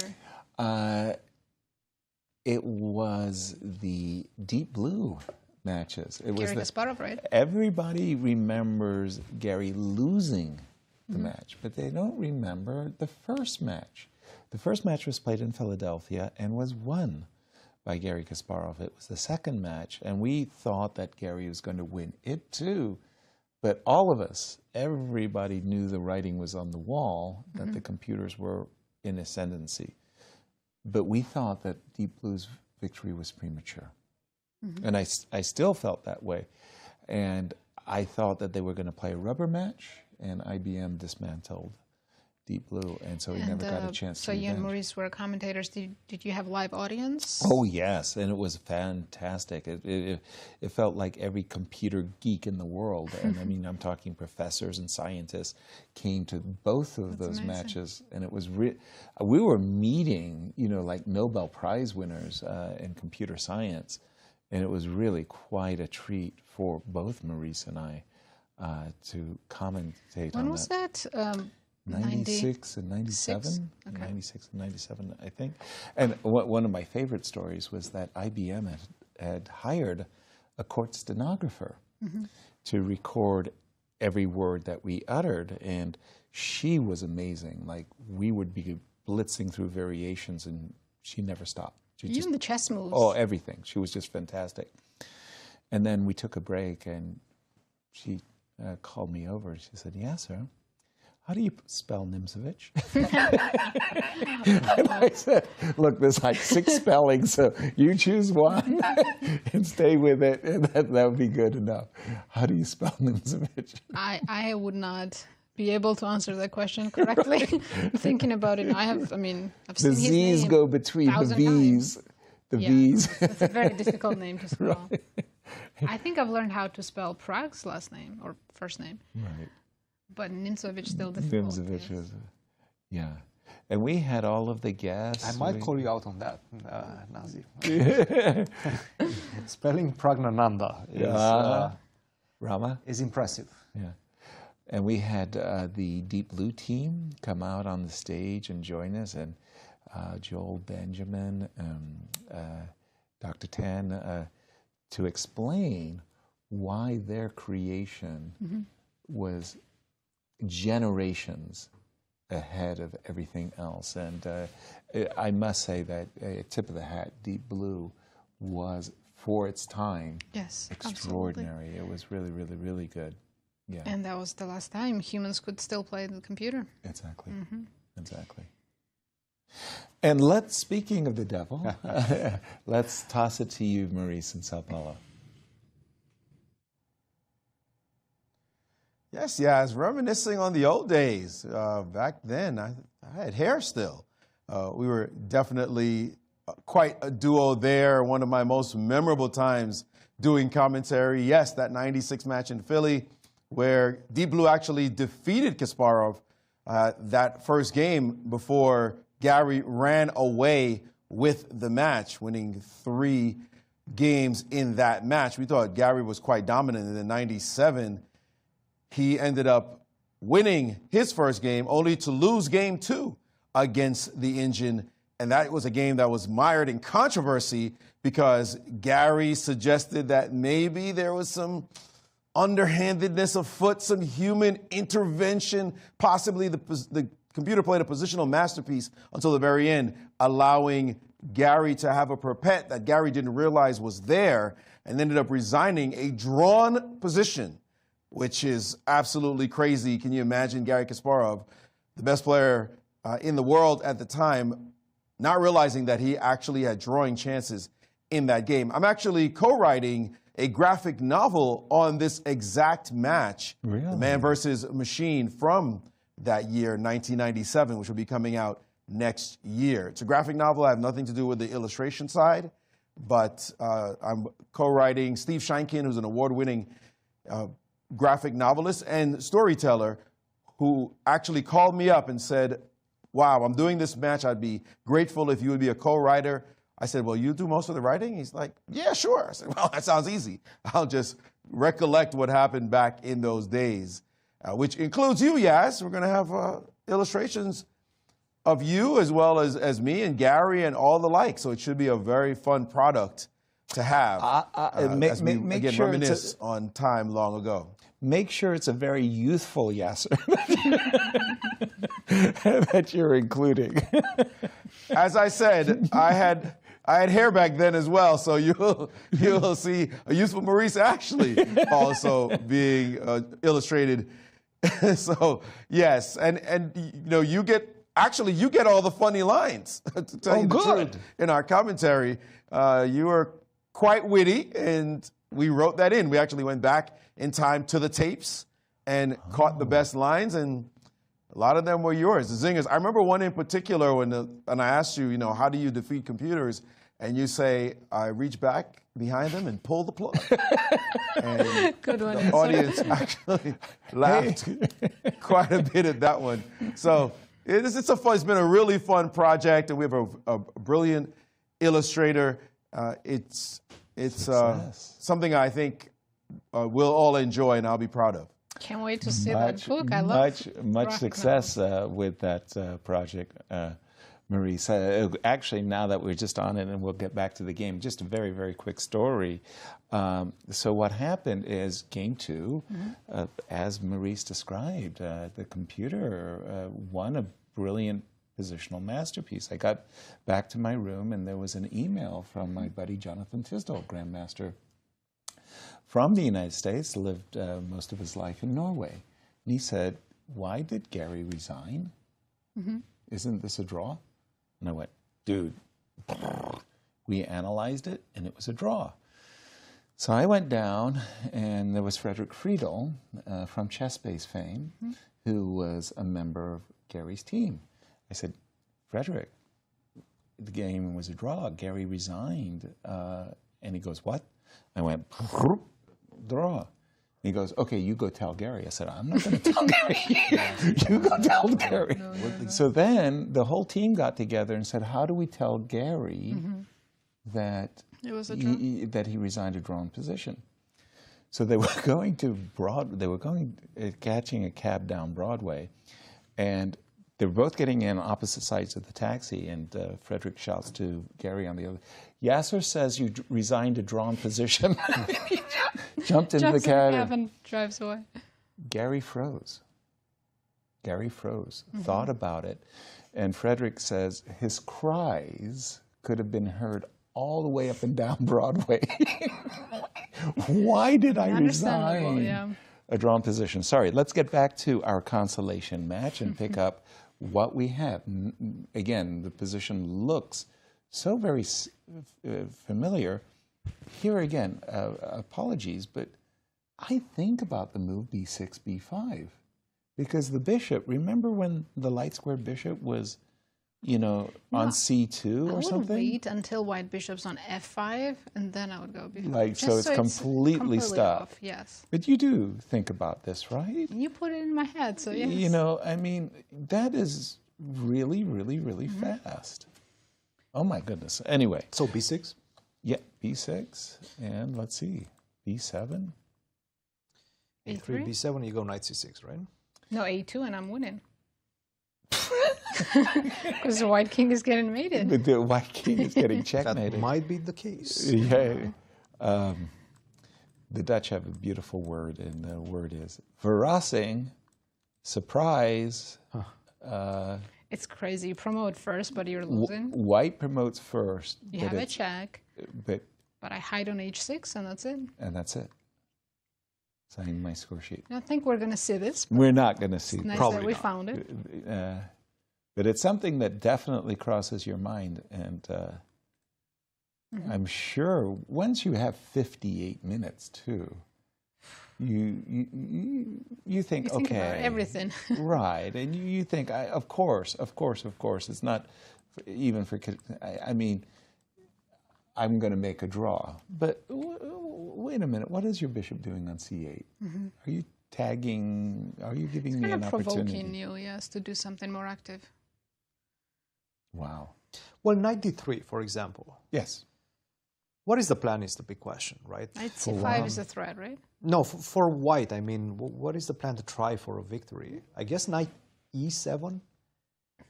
Try to go towards f5, is that it? Whoa. That's a check. I forgot f5 was available. That is a check. It might... Is it a big improvement if your knight's on f5? Let's say bishop c5. Okay. Knight f5 and king h7. Yeah. And now can I get my bishop, let's say, to e8? Oh, and so give a check on Hold on, g4 is hanging. G4 is hanging. Alert, it alert. Is hanging. It is alert, hanging. alert. I know what you mean. You wanted to play bishop Get my here bishop on and G6, bishop yeah. here, somehow magically march your pawn. But to even the... if I do that, like, what's next? Exactly. Like, I give a check, you put the king on h8. Like, And h6, what's next? You know, I might how even do you take that promote pawn on h6. Like, for example, just to put some moves on the board. This would be a little bit embarrassing. Oh yeah, and king g7. Well, knight is on c4. He chose c4 over d3. We do have them, yes. Now knight e3, big threat. Knight make where? a draw. Oh, d6. Knight d6 also. Knight is a d6, threat. knight d2, knight b2, they're all possible. Mm. Probably all equally fine. Well, actually, this could be the moment where Prague is more or less forced to allow the trade of the knights. Because knight e3 check, of course, is another simplification to a... Well... But after king f3, do you take on d5? I know. I'm not sure I would... No, after king f3, I have knight d2. No, knight e3, king f3. So we're saying, like, imagining, just for argument's sake, that you you don't got... want to give me d5 and h5. No. Yeah, I would feel a tad uncomfortable. No, yeah, king, this should be lost. King goes to e6 or c6 and I win. Yeah, yeah. I think that's definitely an argument I'm not going to make. No. But after, let's say, bishop d7, can go knight d2 and make you go to f5. If you don't mind, apologies, knight to d6. If you go to f5, now I play b5 without even allowing... Not even sacrificing a pawn. I have to go king f3. But knight c7, knight c7. I have that time in between Without move. defending the pawn on e4? Because she's going to... When Nazi's right, she's right. She's got a double attack. Fork. Probably play bishop c5. Wow. Still nothing.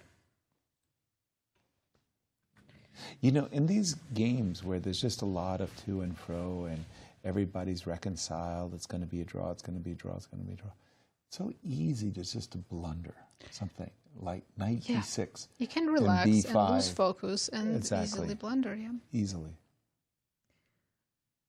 You just, in your head, it's been a draw for the last 40 moves. Right. And as soon as you lose focus, that's where blunders happen. You're right. So how do you maintain that vigilance that you need as required? You don't let yourself think that it's a draw. You're still thinking, I'm still making a draw. You always have to have this you have to keep the pressure on. athlete, I'm in a competition And mindset. game's not over until you shake hands. Right. Yeah. And you learn that painfully from experience. Yeah, in fact, as I've discovered, it's not even over when you shake hands. You've got to have the arbiter sign the score sheet to confirm the result. Yes. Give me an example of when handshake was not the end of it. So what happened was Lubomir Lebojevic, he and his opponent had, I believe, agreed to a draw, and it was an adjourned game. Oh. It was an adjourned game. Both players had a faulty score sheet. Lubo sealed his 40th move instead of his 41st. he was declared lost, even though the adjournment was even. The players had agreed to a draw. The arbiter said, no, you've lost on time. You made a mistake. You sealed your 40th move. Okay, that's a very... But that was in the old days Yes. when adjournments were allowed. So there was one right there. Mm-hmm. That stood out. Let's say, you know... It's happened, yeah. Maurice has been carrying a loss since 1988. Mm-hmm. Lubo has been carrying it for 5 decades. I remember. Knight c4. By the way, they've both gotten their 30 minutes. Nice to see that is the case. And Prague, 24 minutes to 57. Nothing to state about this position, Cristian. Nobody's missed any chances. No, it's a very accurate It's game. been a very balanced game for a long time. Their accuracy is over 98%, I see. Mm-hmm. Right. And I do think that probably right now is about time to take a break. Okay. Just, they will still balance it out for a few more moves, and at some point they will decide to make a draw once all of those ideas run out. But for the moment, let's take a break, guys. Yeah. Can't wait for the highlight show. We're going to go take a short break, and we'll be back very quickly.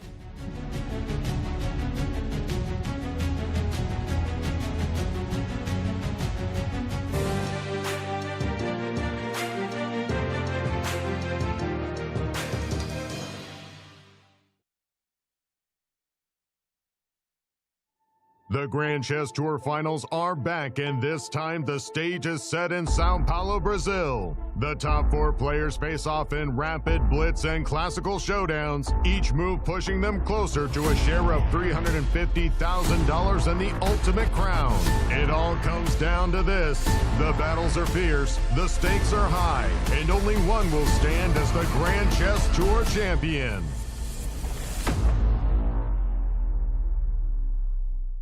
Two legendary world champions, Garry Kasparov and Viswanathan Anand, will do battle once again in Clutch Chess, The Legends, a special exhibition match celebrating their incredible legacies. Kasparov, a chess icon who held the title for 15 consecutive years, and Anand, a 5-time world champion, will compete in an epic Chess 960 match with $144,000 in prizes on the line. Catch this unique moment in chess history live from the new state-of-the-art facility at the St. Louis Chess Club. It's an unforgettable event you won't want to miss.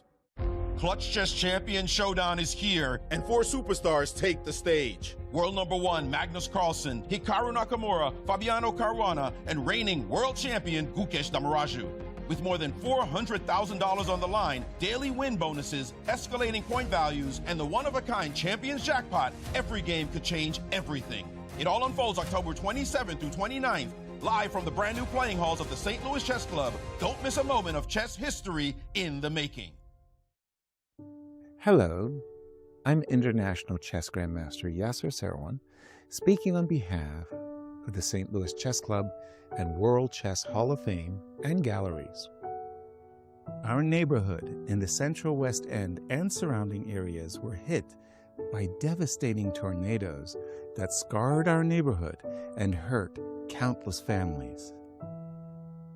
We, alongside the Grand Chess Tour, and with the support of our co-founders, Dr. Jeannie Karen Sinkfield and Rex Sinkfield, have launched a $150,000 matching donation campaign to support the St. Louis Community Foundation's Tornado Response Fund. We are asking our chess community to help in this effort.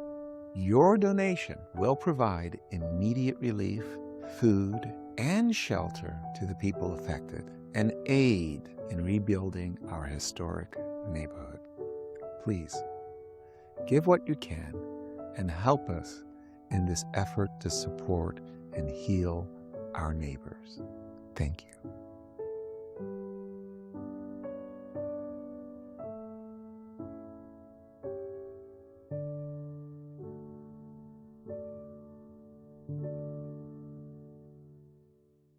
By now, you guys probably know there's a lot to see and do in St. Louis.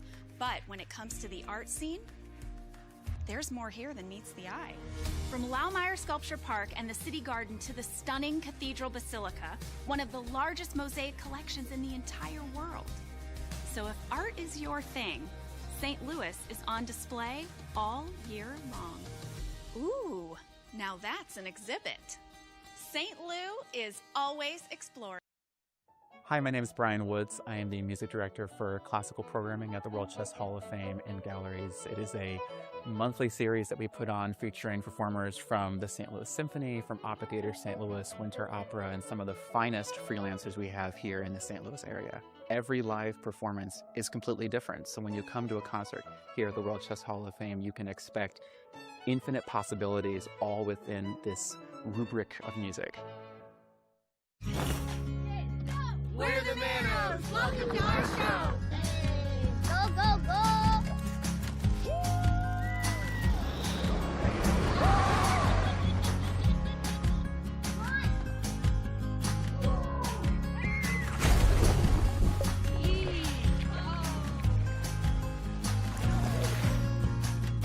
That's our show. Now go plan yours at visitmo.com.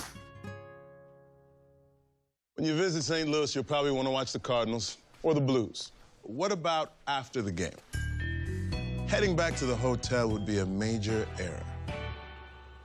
Instead, boogie through the city and discover the music that gave the Blues their name at the National Blues Museum, Broadway Oyster Bar, or even the legendary Blueberry Hill. So whether you love the Cardinals, the Blues, or the Blues, come play with us. Hey, you guys know I can't play this, right? St. Lou is always exploring. Hey everybody, what's up? This is Brian Owens, Music Director and Creative Resident for the World Chess Hall of Fame, and I just want to invite you to come out to just a great musical experience. The culture here at World Chess Hall of Fame around our music series has been growing. Audiences can expect an array of genre, everything from pop and soul to R&B and country, and I really love that because it's just indicative of the creative and cultural excellence that we have here at the World Chess Hall of Fame. We want you to come out and experience it with us, and make sure you get your tickets because by next year, may be sold out. So come on down, everybody. We all know St. Louis is a championship sports town, from the 11-time world champion Cardinals to the Stanley Cup champion Blues. But I bet you didn't know about all the championship places there are to get out and play here, like the World Chess Hall of Fame, Westport Social, and Topgolf, and now even our own MLS team.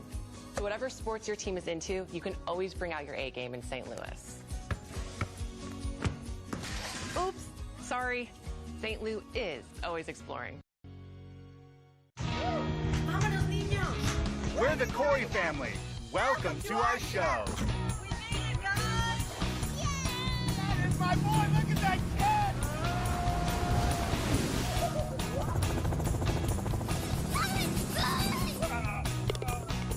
You guys gotta see this. That's our show. Now go start yours at visitmo.com. The Grand Chess Tour Finals are back, and this time the stage is set in Sao Paulo, Brazil. The top 4 players face off in rapid, blitz, and classical showdowns, each move pushing them closer to a share of $350,000 and the ultimate crown. It all comes down to this. The battles are fierce, the stakes are high, and only one will stand as the Grand Chess Tour champion.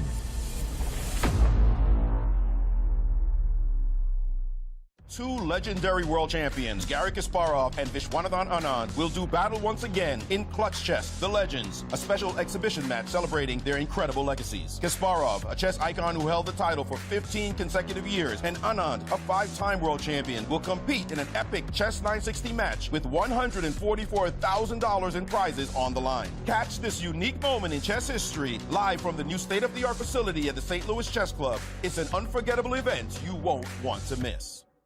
Clutch Chess Champion Showdown is here, and 4 superstars take the stage. World number 1 Magnus Carlsen, Hikaru Nakamura, Fabiano Caruana, and reigning world champion Gukesh Damaraju. With more than $400,000 on the line, daily win bonuses, escalating point values, and the one-of-a-kind Champions Jackpot, every game could change everything. It all unfolds October 27th through 29th, live from the brand new playing halls of the St. Louis Chess Club. Don't miss a moment of chess history in the making. By now, you guys probably know there's a lot to see and do in St. Louis. But when it comes to the art scene, there's more here than meets the eye. From Laumeier Sculpture Park and the City Garden to the stunning Cathedral Basilica, one of the largest mosaic collections in the entire world. So if art is your thing, St. Louis is on display all year long. Ooh, now that's an exhibit. St. Lou is always exploring. Hi, my name is Brian Woods. I am the music director for classical programming at the World Chess Hall of Fame and Galleries. It is a monthly series that we put on featuring performers from the St. Louis Symphony, from Opera Theater St. Louis, Winter Opera, and some of the finest freelancers we have here in the St. Louis area. Every live performance is completely different. So when you come to a concert here at the World Chess Hall of Fame, you can expect infinite possibilities all within this rubric of music.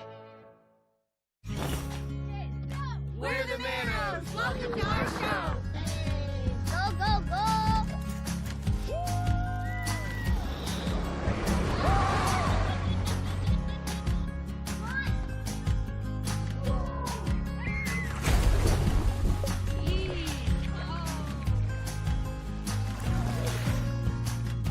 That's our show. Now go plan yours at visitmo.com.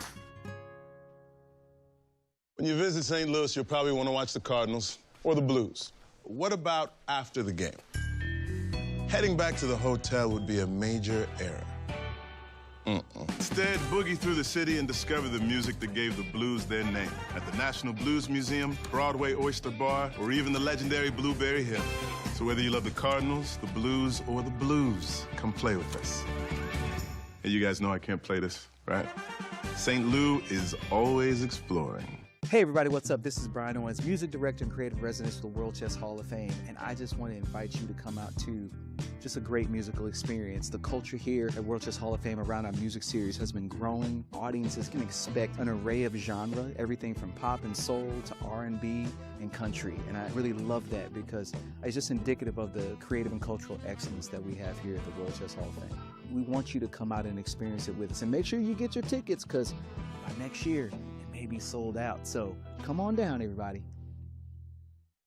We all know St. Louis is a championship sports town, from the 11-time world champion Cardinals to the Stanley Cup champion Blues. But I bet you didn't know about all the championship places there are to get out and play here, like the World Chess Hall of Fame, Westport Social, and Topgolf, and now even our own MLS team. So whatever sports your team is into, you can always bring out your A game in St. Louis. Oops. Sorry, St. Lou is always exploring. We're the Corey family. Welcome to our show. There's my boy. Look at that kid.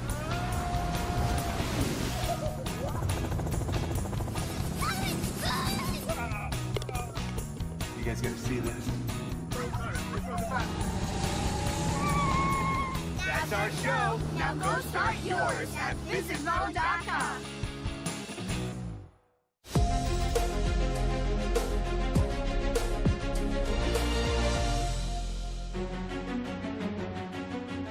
Welcome back everyone to the Grand Chess Tour Finals. Let's take a look at the brackets once again to remind everyone who's in the finals.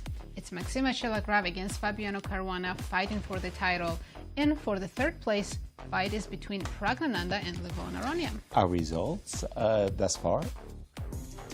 It was a draw between Fabi and MVL. Both classical games ended in a draw. Their match score is 6-6, and Levon and Pragg still playing their game. Last chance for the classical is today, and what's for tomorrow? We expect it to be a draw between Pragg and Levon, and tomorrow players will be back for 2 rapid games, 4 blitz games, and if there's no clear winner, if they're still tied, we will see playoffs. And we'll be starting our coverage 2 hours earlier in case of those playoffs, as we have more or less been in the same position between Pragg and Levon for quite some time. Not much, if anything, actually, has changed, and the game is still so well balanced. Yeah, I see their accuracies are 98.1 for both of them. That's pretty darn accurate, because there are in so many positions where they're two moves are considered equally good, that if you choose one of them, your accuracy goes down. It's like, wait a minute, I didn't make an inaccurate move. Bishop e6 on the board.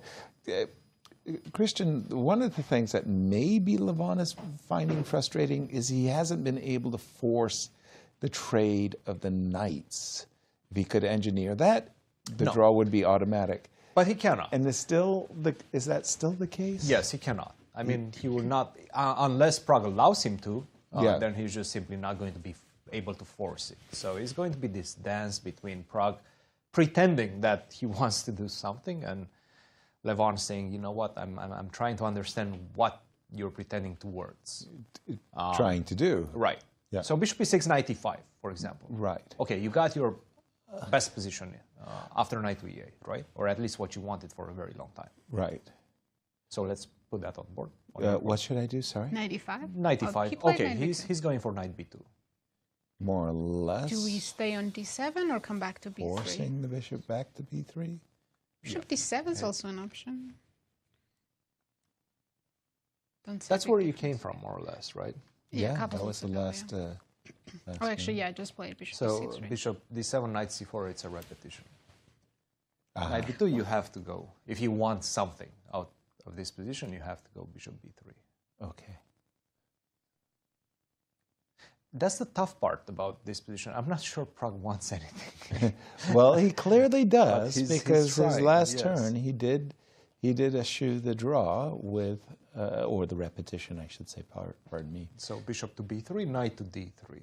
Right. He's always staying close to that knight e5. Yeah, and he still hasn't tried knight e8, and in a lot of positions he can try that, right? Yes. I remember I was playing in interzonal in Beale, and a dear friend of mine from Seattle, Bob Garcia, Bobby G, had come to watch the interzonal tournament. And I was playing a game with John Vanderbilt, and after the game, we had this post-mortem where the move knight e8 was crucial. It was key in several moments. Knight e8 saved the game. Went to dinner with Bobby that night, and he says, "Yeah, sir, what's knight e8?" And I said, "1 less than knight e9." And he goes, "No, I mean in chess. What's knight e8?" I said, knight e8's nothing in chess. Well, you guys kept saying knight e8, and I didn't understand what knight e8 meant. Knight e8. Knight to e8. Knight e8. You guys, I wanted to hit you. What's knight e8? To a non-chess player, that sounds like knight e8. It's very similar to when you said Christiansen. Christian, but it's Christian said. Christian very often said Christiansen. Yes. You used to call me Christiansen because you wanted to say Christian said. Right. But you know, it becomes the fast way. The fast way. Yeah. Do we have knight e8? We have not seen knight to e8 yet. No. Knight to d3 is still there. Knight to e8 again is going to be met by bishop d4 or bishop e7. You can defend that pawn in a lot of ways. It's like White's knight went from many squares of the board. It's been to almost every square. Right. There was an absolutely amazing. I watched it 3 times, I believe, in my life. George Koltanowski, Kolty's Night Tour, they called it, and it was absolutely the most amazing thing I've ever seen. 64 squares, and at the start of the lecture, they put in a number or name on each square. So A8 could be St. Louis, H8, Brooklyn, F3, your home phone number, et cetera, zip codes, everything. And then Kolty would say, okay, we're going to put the knight on a square. Choose a square. So Antarctica, we'll put the knight on D5. And then he turned the board away so he couldn't see it. And he says, I'm going to go from Antarctica to New Jersey, D5 to E3. Okay. And from New Jersey to 906, 403, 22, 22. And then to Laclede Avenue and whatever. Could they see it or were they? And we, the audience, could see it. Okay. And he went to every square of the chessboard and only once. And then at the end, with like 7 to go, you could see the route that he was going to take. And it was the most incredible memory trick ever. Maurice, over to you in Sao Paulo. Thanks, Yaz. Yes, I remember the first time I heard that. It was just absolutely extraordinary. How can anyone possibly pull off that kind of mnemonic feat? But Koltanowski, he was indeed a rare bird. I wanted to jump in and just chat. I don't know if you have actually gone into this in detail, but here in Sao Paulo, Levon Aronian has family. He has his wife, he has his daughter, actually his wife's mom and father, I believe, are also here. And you have Pragg, who is completely by himself. And he has said, when the game is over, he doesn't go out and have fun. He eats virtually at the restaurant here and then goes to his room. He's got nothing else to do. So I'm wondering, you got a young buck with nowhere to go, nothing to do, nobody to hang out with, playing against a slightly older guy. Why not just play and play and play, slowly wear Levon down? This is not really about today when he pretty much 100% knows it's drawn, but thinking about tomorrow, how Levon's going to feel, how Levon might be feeling right now going, geez, this is a draw. You know it's a draw. There's nothing for me to look at, but I just want to make you suffer and suffer and suffer and not get a good night's sleep, maybe even be a bit angry. That's how I'm feeling. I don't feel like this game is really about trying to win for Pragg. As we look at this, his winning chances are absent. I mean, it just maybe 5%, if that. Levon would have to blunder egregiously in time pressure, as there's really nothing here. And even that's not a thing because Levon has 30+ more minutes than he does. So what do you guys think? The theory of youth over experience, trying to wear down his opponent and maybe even upset him a little bit, as he is not allowing him to go enjoy a nice dinner with his family. Well, Maurice, as you very well know, youth is basically unsound. Levon yesterday said that he wanted to test his opponent, that he noticed that Pragg was getting outplayed in certain dry endings, and he wanted to test his opponent. And that the joke was that with a near 100% accuracy, he passed the test. He passed the test. Well, maybe today they're both having the same ideas, that they really, really want to test the opponent, maybe tire one another out. Like Maurice's theory that Pragg is thinking about tomorrow and trying to play this game as long as he can, because the longer they play, more energy they both use. But Pragg is, what, 20 years old, 22? More energy, yeah. Absolutely. So he's just trying to get Levon as tired as possible so that tomorrow he can use that to his advantage. Bishop to c4. Are we going to see a repetition? Well, in case of knight e5, bishop e6 would be that repetition. But if Pragg, as we saw a moment ago, Pragg went bishop to b3 instead of the bishop to d7 move when the knight was on b2. And again, he had refused a repetition just, 5 moves ago. So the problem bishop is, e2, he's refused a repetition.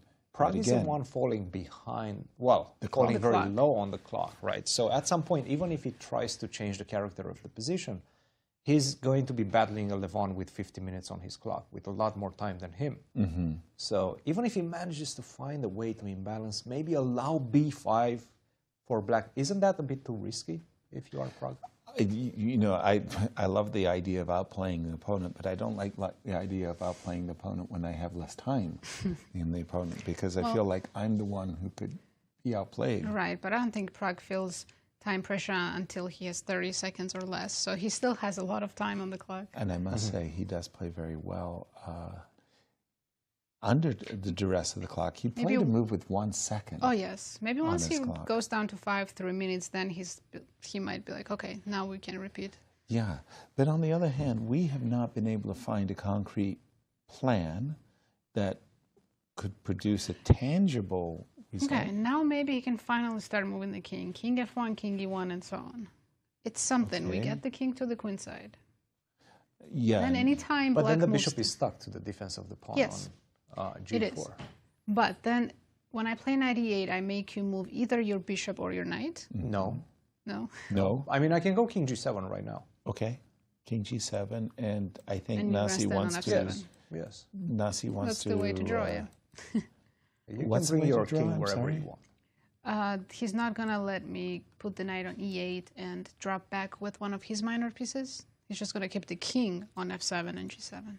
So let's say you give me everything I want, which is more or less something like this, right? Mm-hmm. Knight to d7 he played. Okay, I apologize. So you're saying this is the maximum I can achieve, and as we see, I'm tethered, and I can't get my knight to e8. Well, maybe I can. King black has to make a move. King g7, knight c7, and he's playing king f7, yes. Because if you drop back with the bishop or the knights, then my king advances. Exactly. Here, let's try giving a check. Right. Okay, I think we managed something. Knight e8. Ah. Didn't we win? Yes. We sorry. won a pawn. So we won. Yay. So sorry. King f8. Pardon me. Give me the pawn. Knight.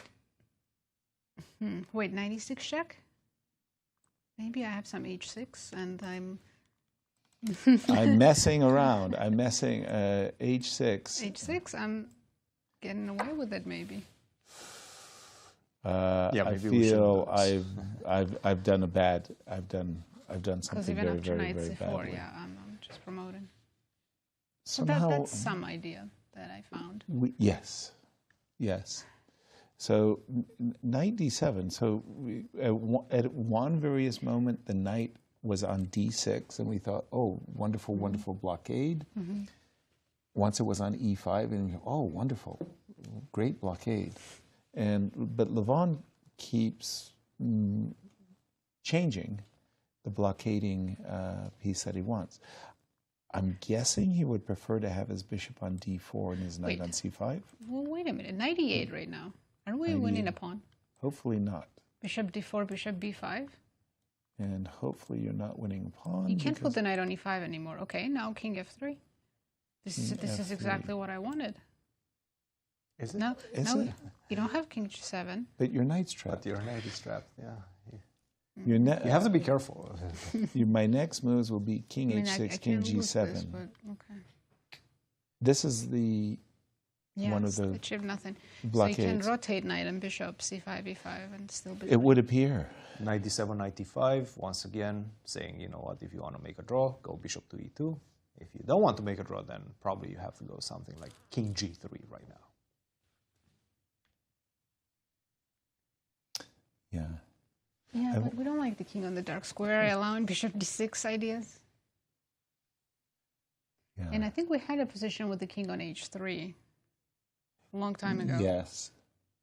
Just so that we weren't losing Okay. Bishop to It's e2. happening, I I think think. we're probably going to see finally the repetition. Knight to d7. Bishop to b5. Yes. So at this point, after bishop e2, king h7. Don't repeat, Levon. Oh, there you go. Levon has stopped the clock. He's making a claim of the draw, and it's all to play for tomorrow. Absolutely. They will decide who takes the third place in Rapid and Blitz games. Yeah, and who qualifies for the next year's Grand Chess Tour. The third place goes straight into the Grand Chess Tour. Big things to fight for in tomorrow's Rapid and Blitz portion. I know that head shake so well from Levon. It's a way of saying, you didn't have enough. It wasn't too much. It wasn't enough. It wasn't enough. But he obviously appreciates the fighting spirit. He does. You're discussing Prague. some lines. It looked like this game was about to be over in about 30 minutes from the beginning of the show. 2.5 hours ago. And then this Let's lasted listen to the 4 hours. players. Because you can get worse there. Yeah. Instead of bishop d7, I was wondering king f3. But it's not like it's doing much. I think it's wait. No, I knew this line, but it's empty, yeah. Probably. Yeah, I knew. I checked this a long time ago. Just can't remember. But I think this bishop c5 should defend. Yeah, King of Finals round 2. Yeah, but what can you do? Yeah. Staying from rook h1. Ah. To play the shot. But I'm not in time to change the knights? Rook Because I e6. always have this threat, yeah? Yeah, rook e6, h5. Knight e5? I mean, wait. I mean, if I can exchange and take with the king, then it's a bad draw. If I take with the pawn, it's a problem. Yes. Because the pawn depends on the king. And it's hard to believe there is something. Maybe instead of knight, do I have start with g5. Yeah, I really didn't believe it. I just thought you're fooling her, fooling around. I was You're too ashamed to go for a draw. Yeah, because of course, I mean, white can play, but then if I get this g5, but I always play with f6, no? I mean, they take f6, it's all take, then I have to pass pawn. Okay. Like f4, if you don't get g5, then I will get g5, definitely. I think that the level of drawishness of this position is something about level of drawishness. It's so high. The level of drawishness is so high that I think it would, even if you get, well, Pragg was saying, well, imagine I could get in the move g5. And Levon reassured him that he would play f6 as a Is that a real word, drawishness? No. There's a lot of new words we're learning on the broadcast. And Let's see how the day went today. Both classical games were drawn. Even matches, Caruana, MVL, Aronian, Pragg all have 6 points. And just as in the previous matches, it will be all decided in the Rapid and Blitz. The Rapid, again, is worth 4 points, and the Blitz games will be worth 2. We'll be starting 2 hours early tomorrow, so just mark your clocks as we get ready to ask the players what they thought of the games. And this is it. Last chance. For both of these matches, they'll play 2 rapid games first. Right. I believe they don't change the colors. They'll play whatever they had today, right? Or they will do the drawing of lots. I think they're going to do the drawing of lots. At least I remember seeing that for the previous matches. that was Wasn't after. It? No, that was after the matches were over and they were drawing for the finals and the small finals. Oh, right. So you think the pairings will be fixed for tomorrow's rapid? Correct. I do believe that they start with the same colors that they had today. So Levon is going to be black in the first rapid game. Fabiano is going to be black in the first rapid game tomorrow. Interesting. Whenever I was playing these matches, I'd always like to start with black. I would want to know what I have to do with white. It's I an interesting more strategy. comfortable that way. But again, everybody has it's slim margins. Slim margins. It's like winning coin toss at the Super Bowl in overtime. I mean, maybe you have an advantage. There's some small advantage. There is some advantage. I prefer to receive the ball. You make your strategy before, you know, and you think you might be getting a slight advantage, probably statistically. We should ask Ben Underwood about that, but most likely statistically, there's not much. Yeah. Okay, as we wait for the players to be interviewed, I just wanted to say that really it's been great calling with you both. I really enjoyed. Yesterday was the stress test. You know, those queen endings. If they don't kill you as commentators, and the chances are they might. Yes. If you get through them, it wasn't that bad.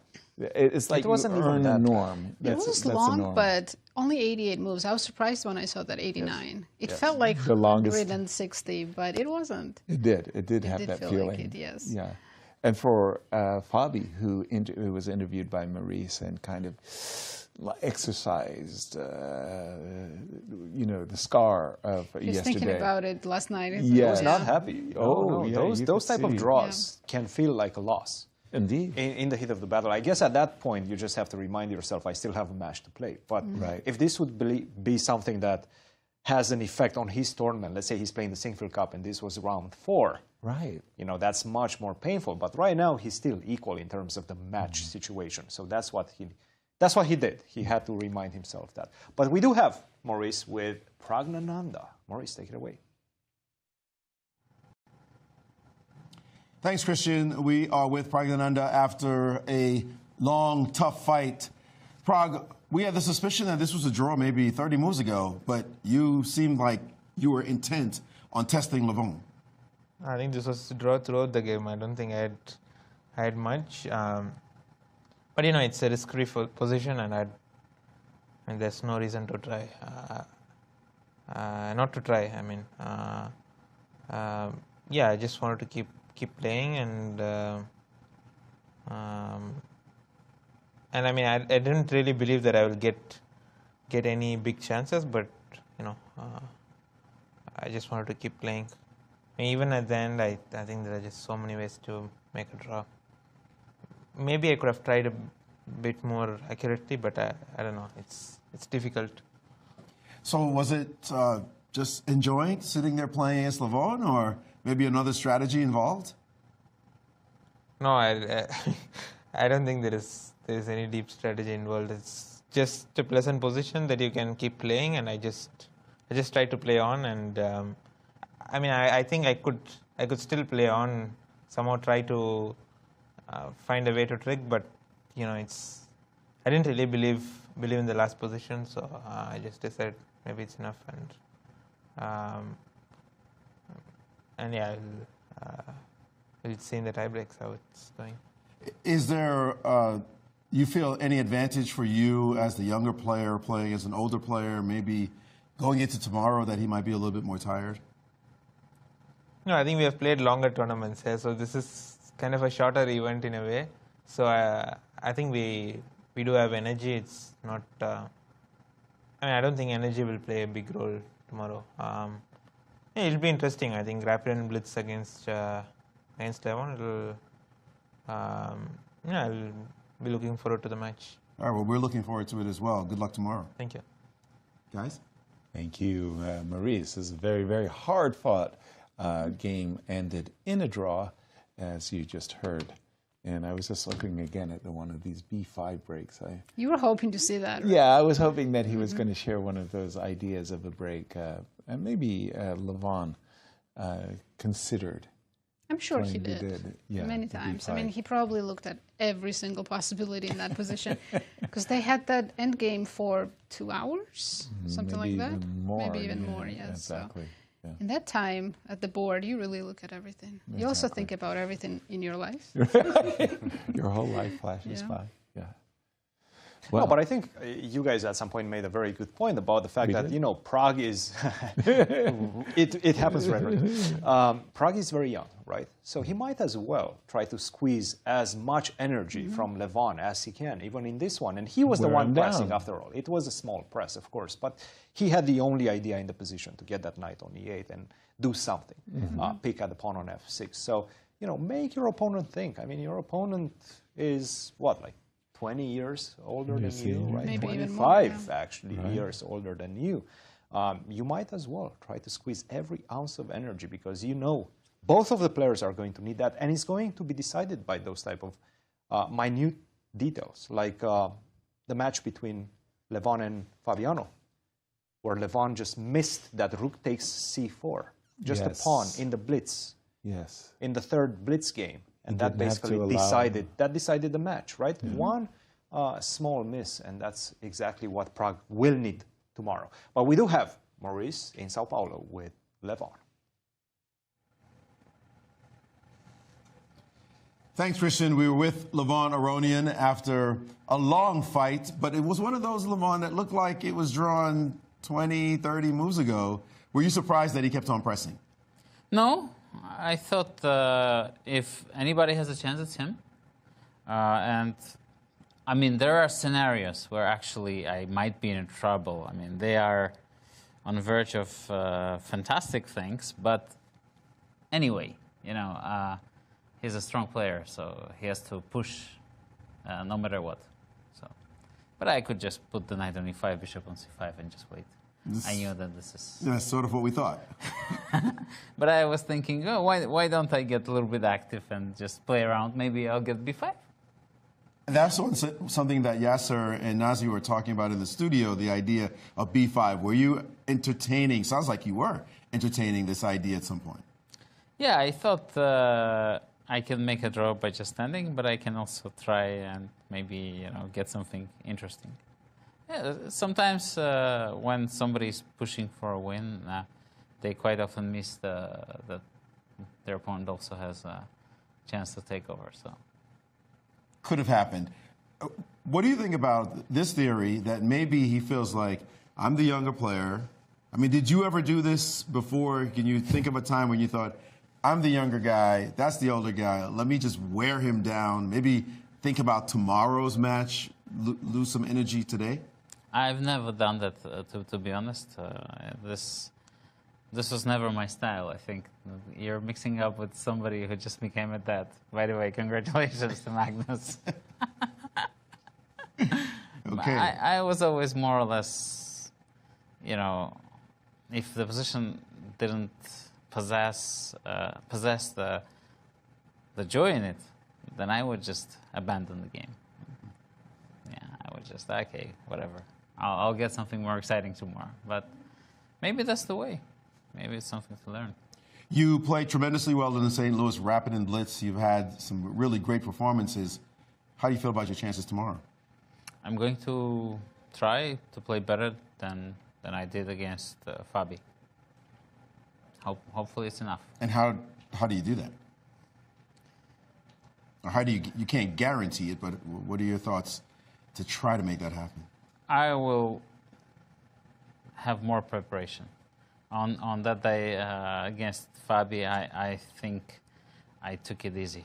I was more relaxed. This time I'll work harder. Well, Fabi was a good friend of yours. This kid is not. So I'm sure you'll have more motivation. Good luck tomorrow. Thank you. Guys, back to you in St. Louis. Thank you, Maurice, and good luck tomorrow, Levon. In fact, speaking of tomorrow, let's take a look at our predictions. Yes. Drum roll, yes, drum roll. How am I doing? How are we doing? You and I are doing great. So are we? So is Maurice. But we lost 3 of our compatriots. I see. Yes, sir, the show is almost over. Don't overstep the line. We still have to walk back to the parking lot. Yeah, that's true. That's true. That's true. I've never gotten rough. this right even once. This might be my first time. Really? Yeah, never. Wow. Good luck. Good luck. Wow. Final thoughts, Anastasiya and Maurice. You should have warned me when we picked the same players. Well, Nazi, you're so consistent. We might want to just keep that consistency going tomorrow as well. Anastasiya, you see that the games have gone classical draws. Now it's time for the fun part. Absolutely. There's a big part for fun tomorrow, and we were actually checking with local fans whom are they rooting for or who they think is going to win this GCT event. So actually we have many different opinions. Not everybody knows who is playing in the final as well. But anyway, I'm joking. So check some videos in our social media accounts and you will find out more about what's happening here in the fan zone. I sort of have mixed feelings, to tell you the truth. On the one side, MVL has 5 second-place finishes and 2 third-place finishes in the last 7 years, which is incredible. You've got to root for the guy. Plus, he's an incredibly nice guy. So you've got to root for him to make that breakthrough. But then there's the other side that I picked Caruana to win, and I want to embarrass you guys so badly that I want Fabi to win. He also is a very nice guy. So I'm wondering what I really think. Anyway, what I really think is tomorrow is going to be a lot of fun, and we're all going to be looking to see who takes home the trophy.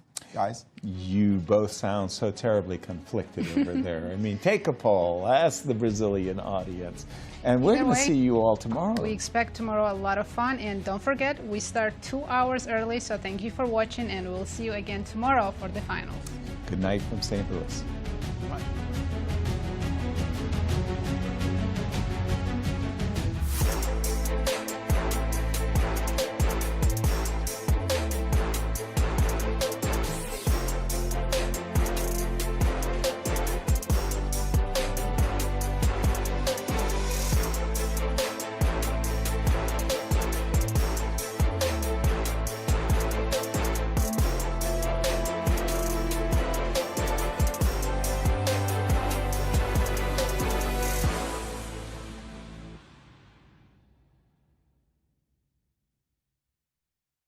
This has been a presentation of the St. Louis Chess Club. Any reproduction or distribution of this content without the express written consent of the St. Louis Chess Club is prohibited.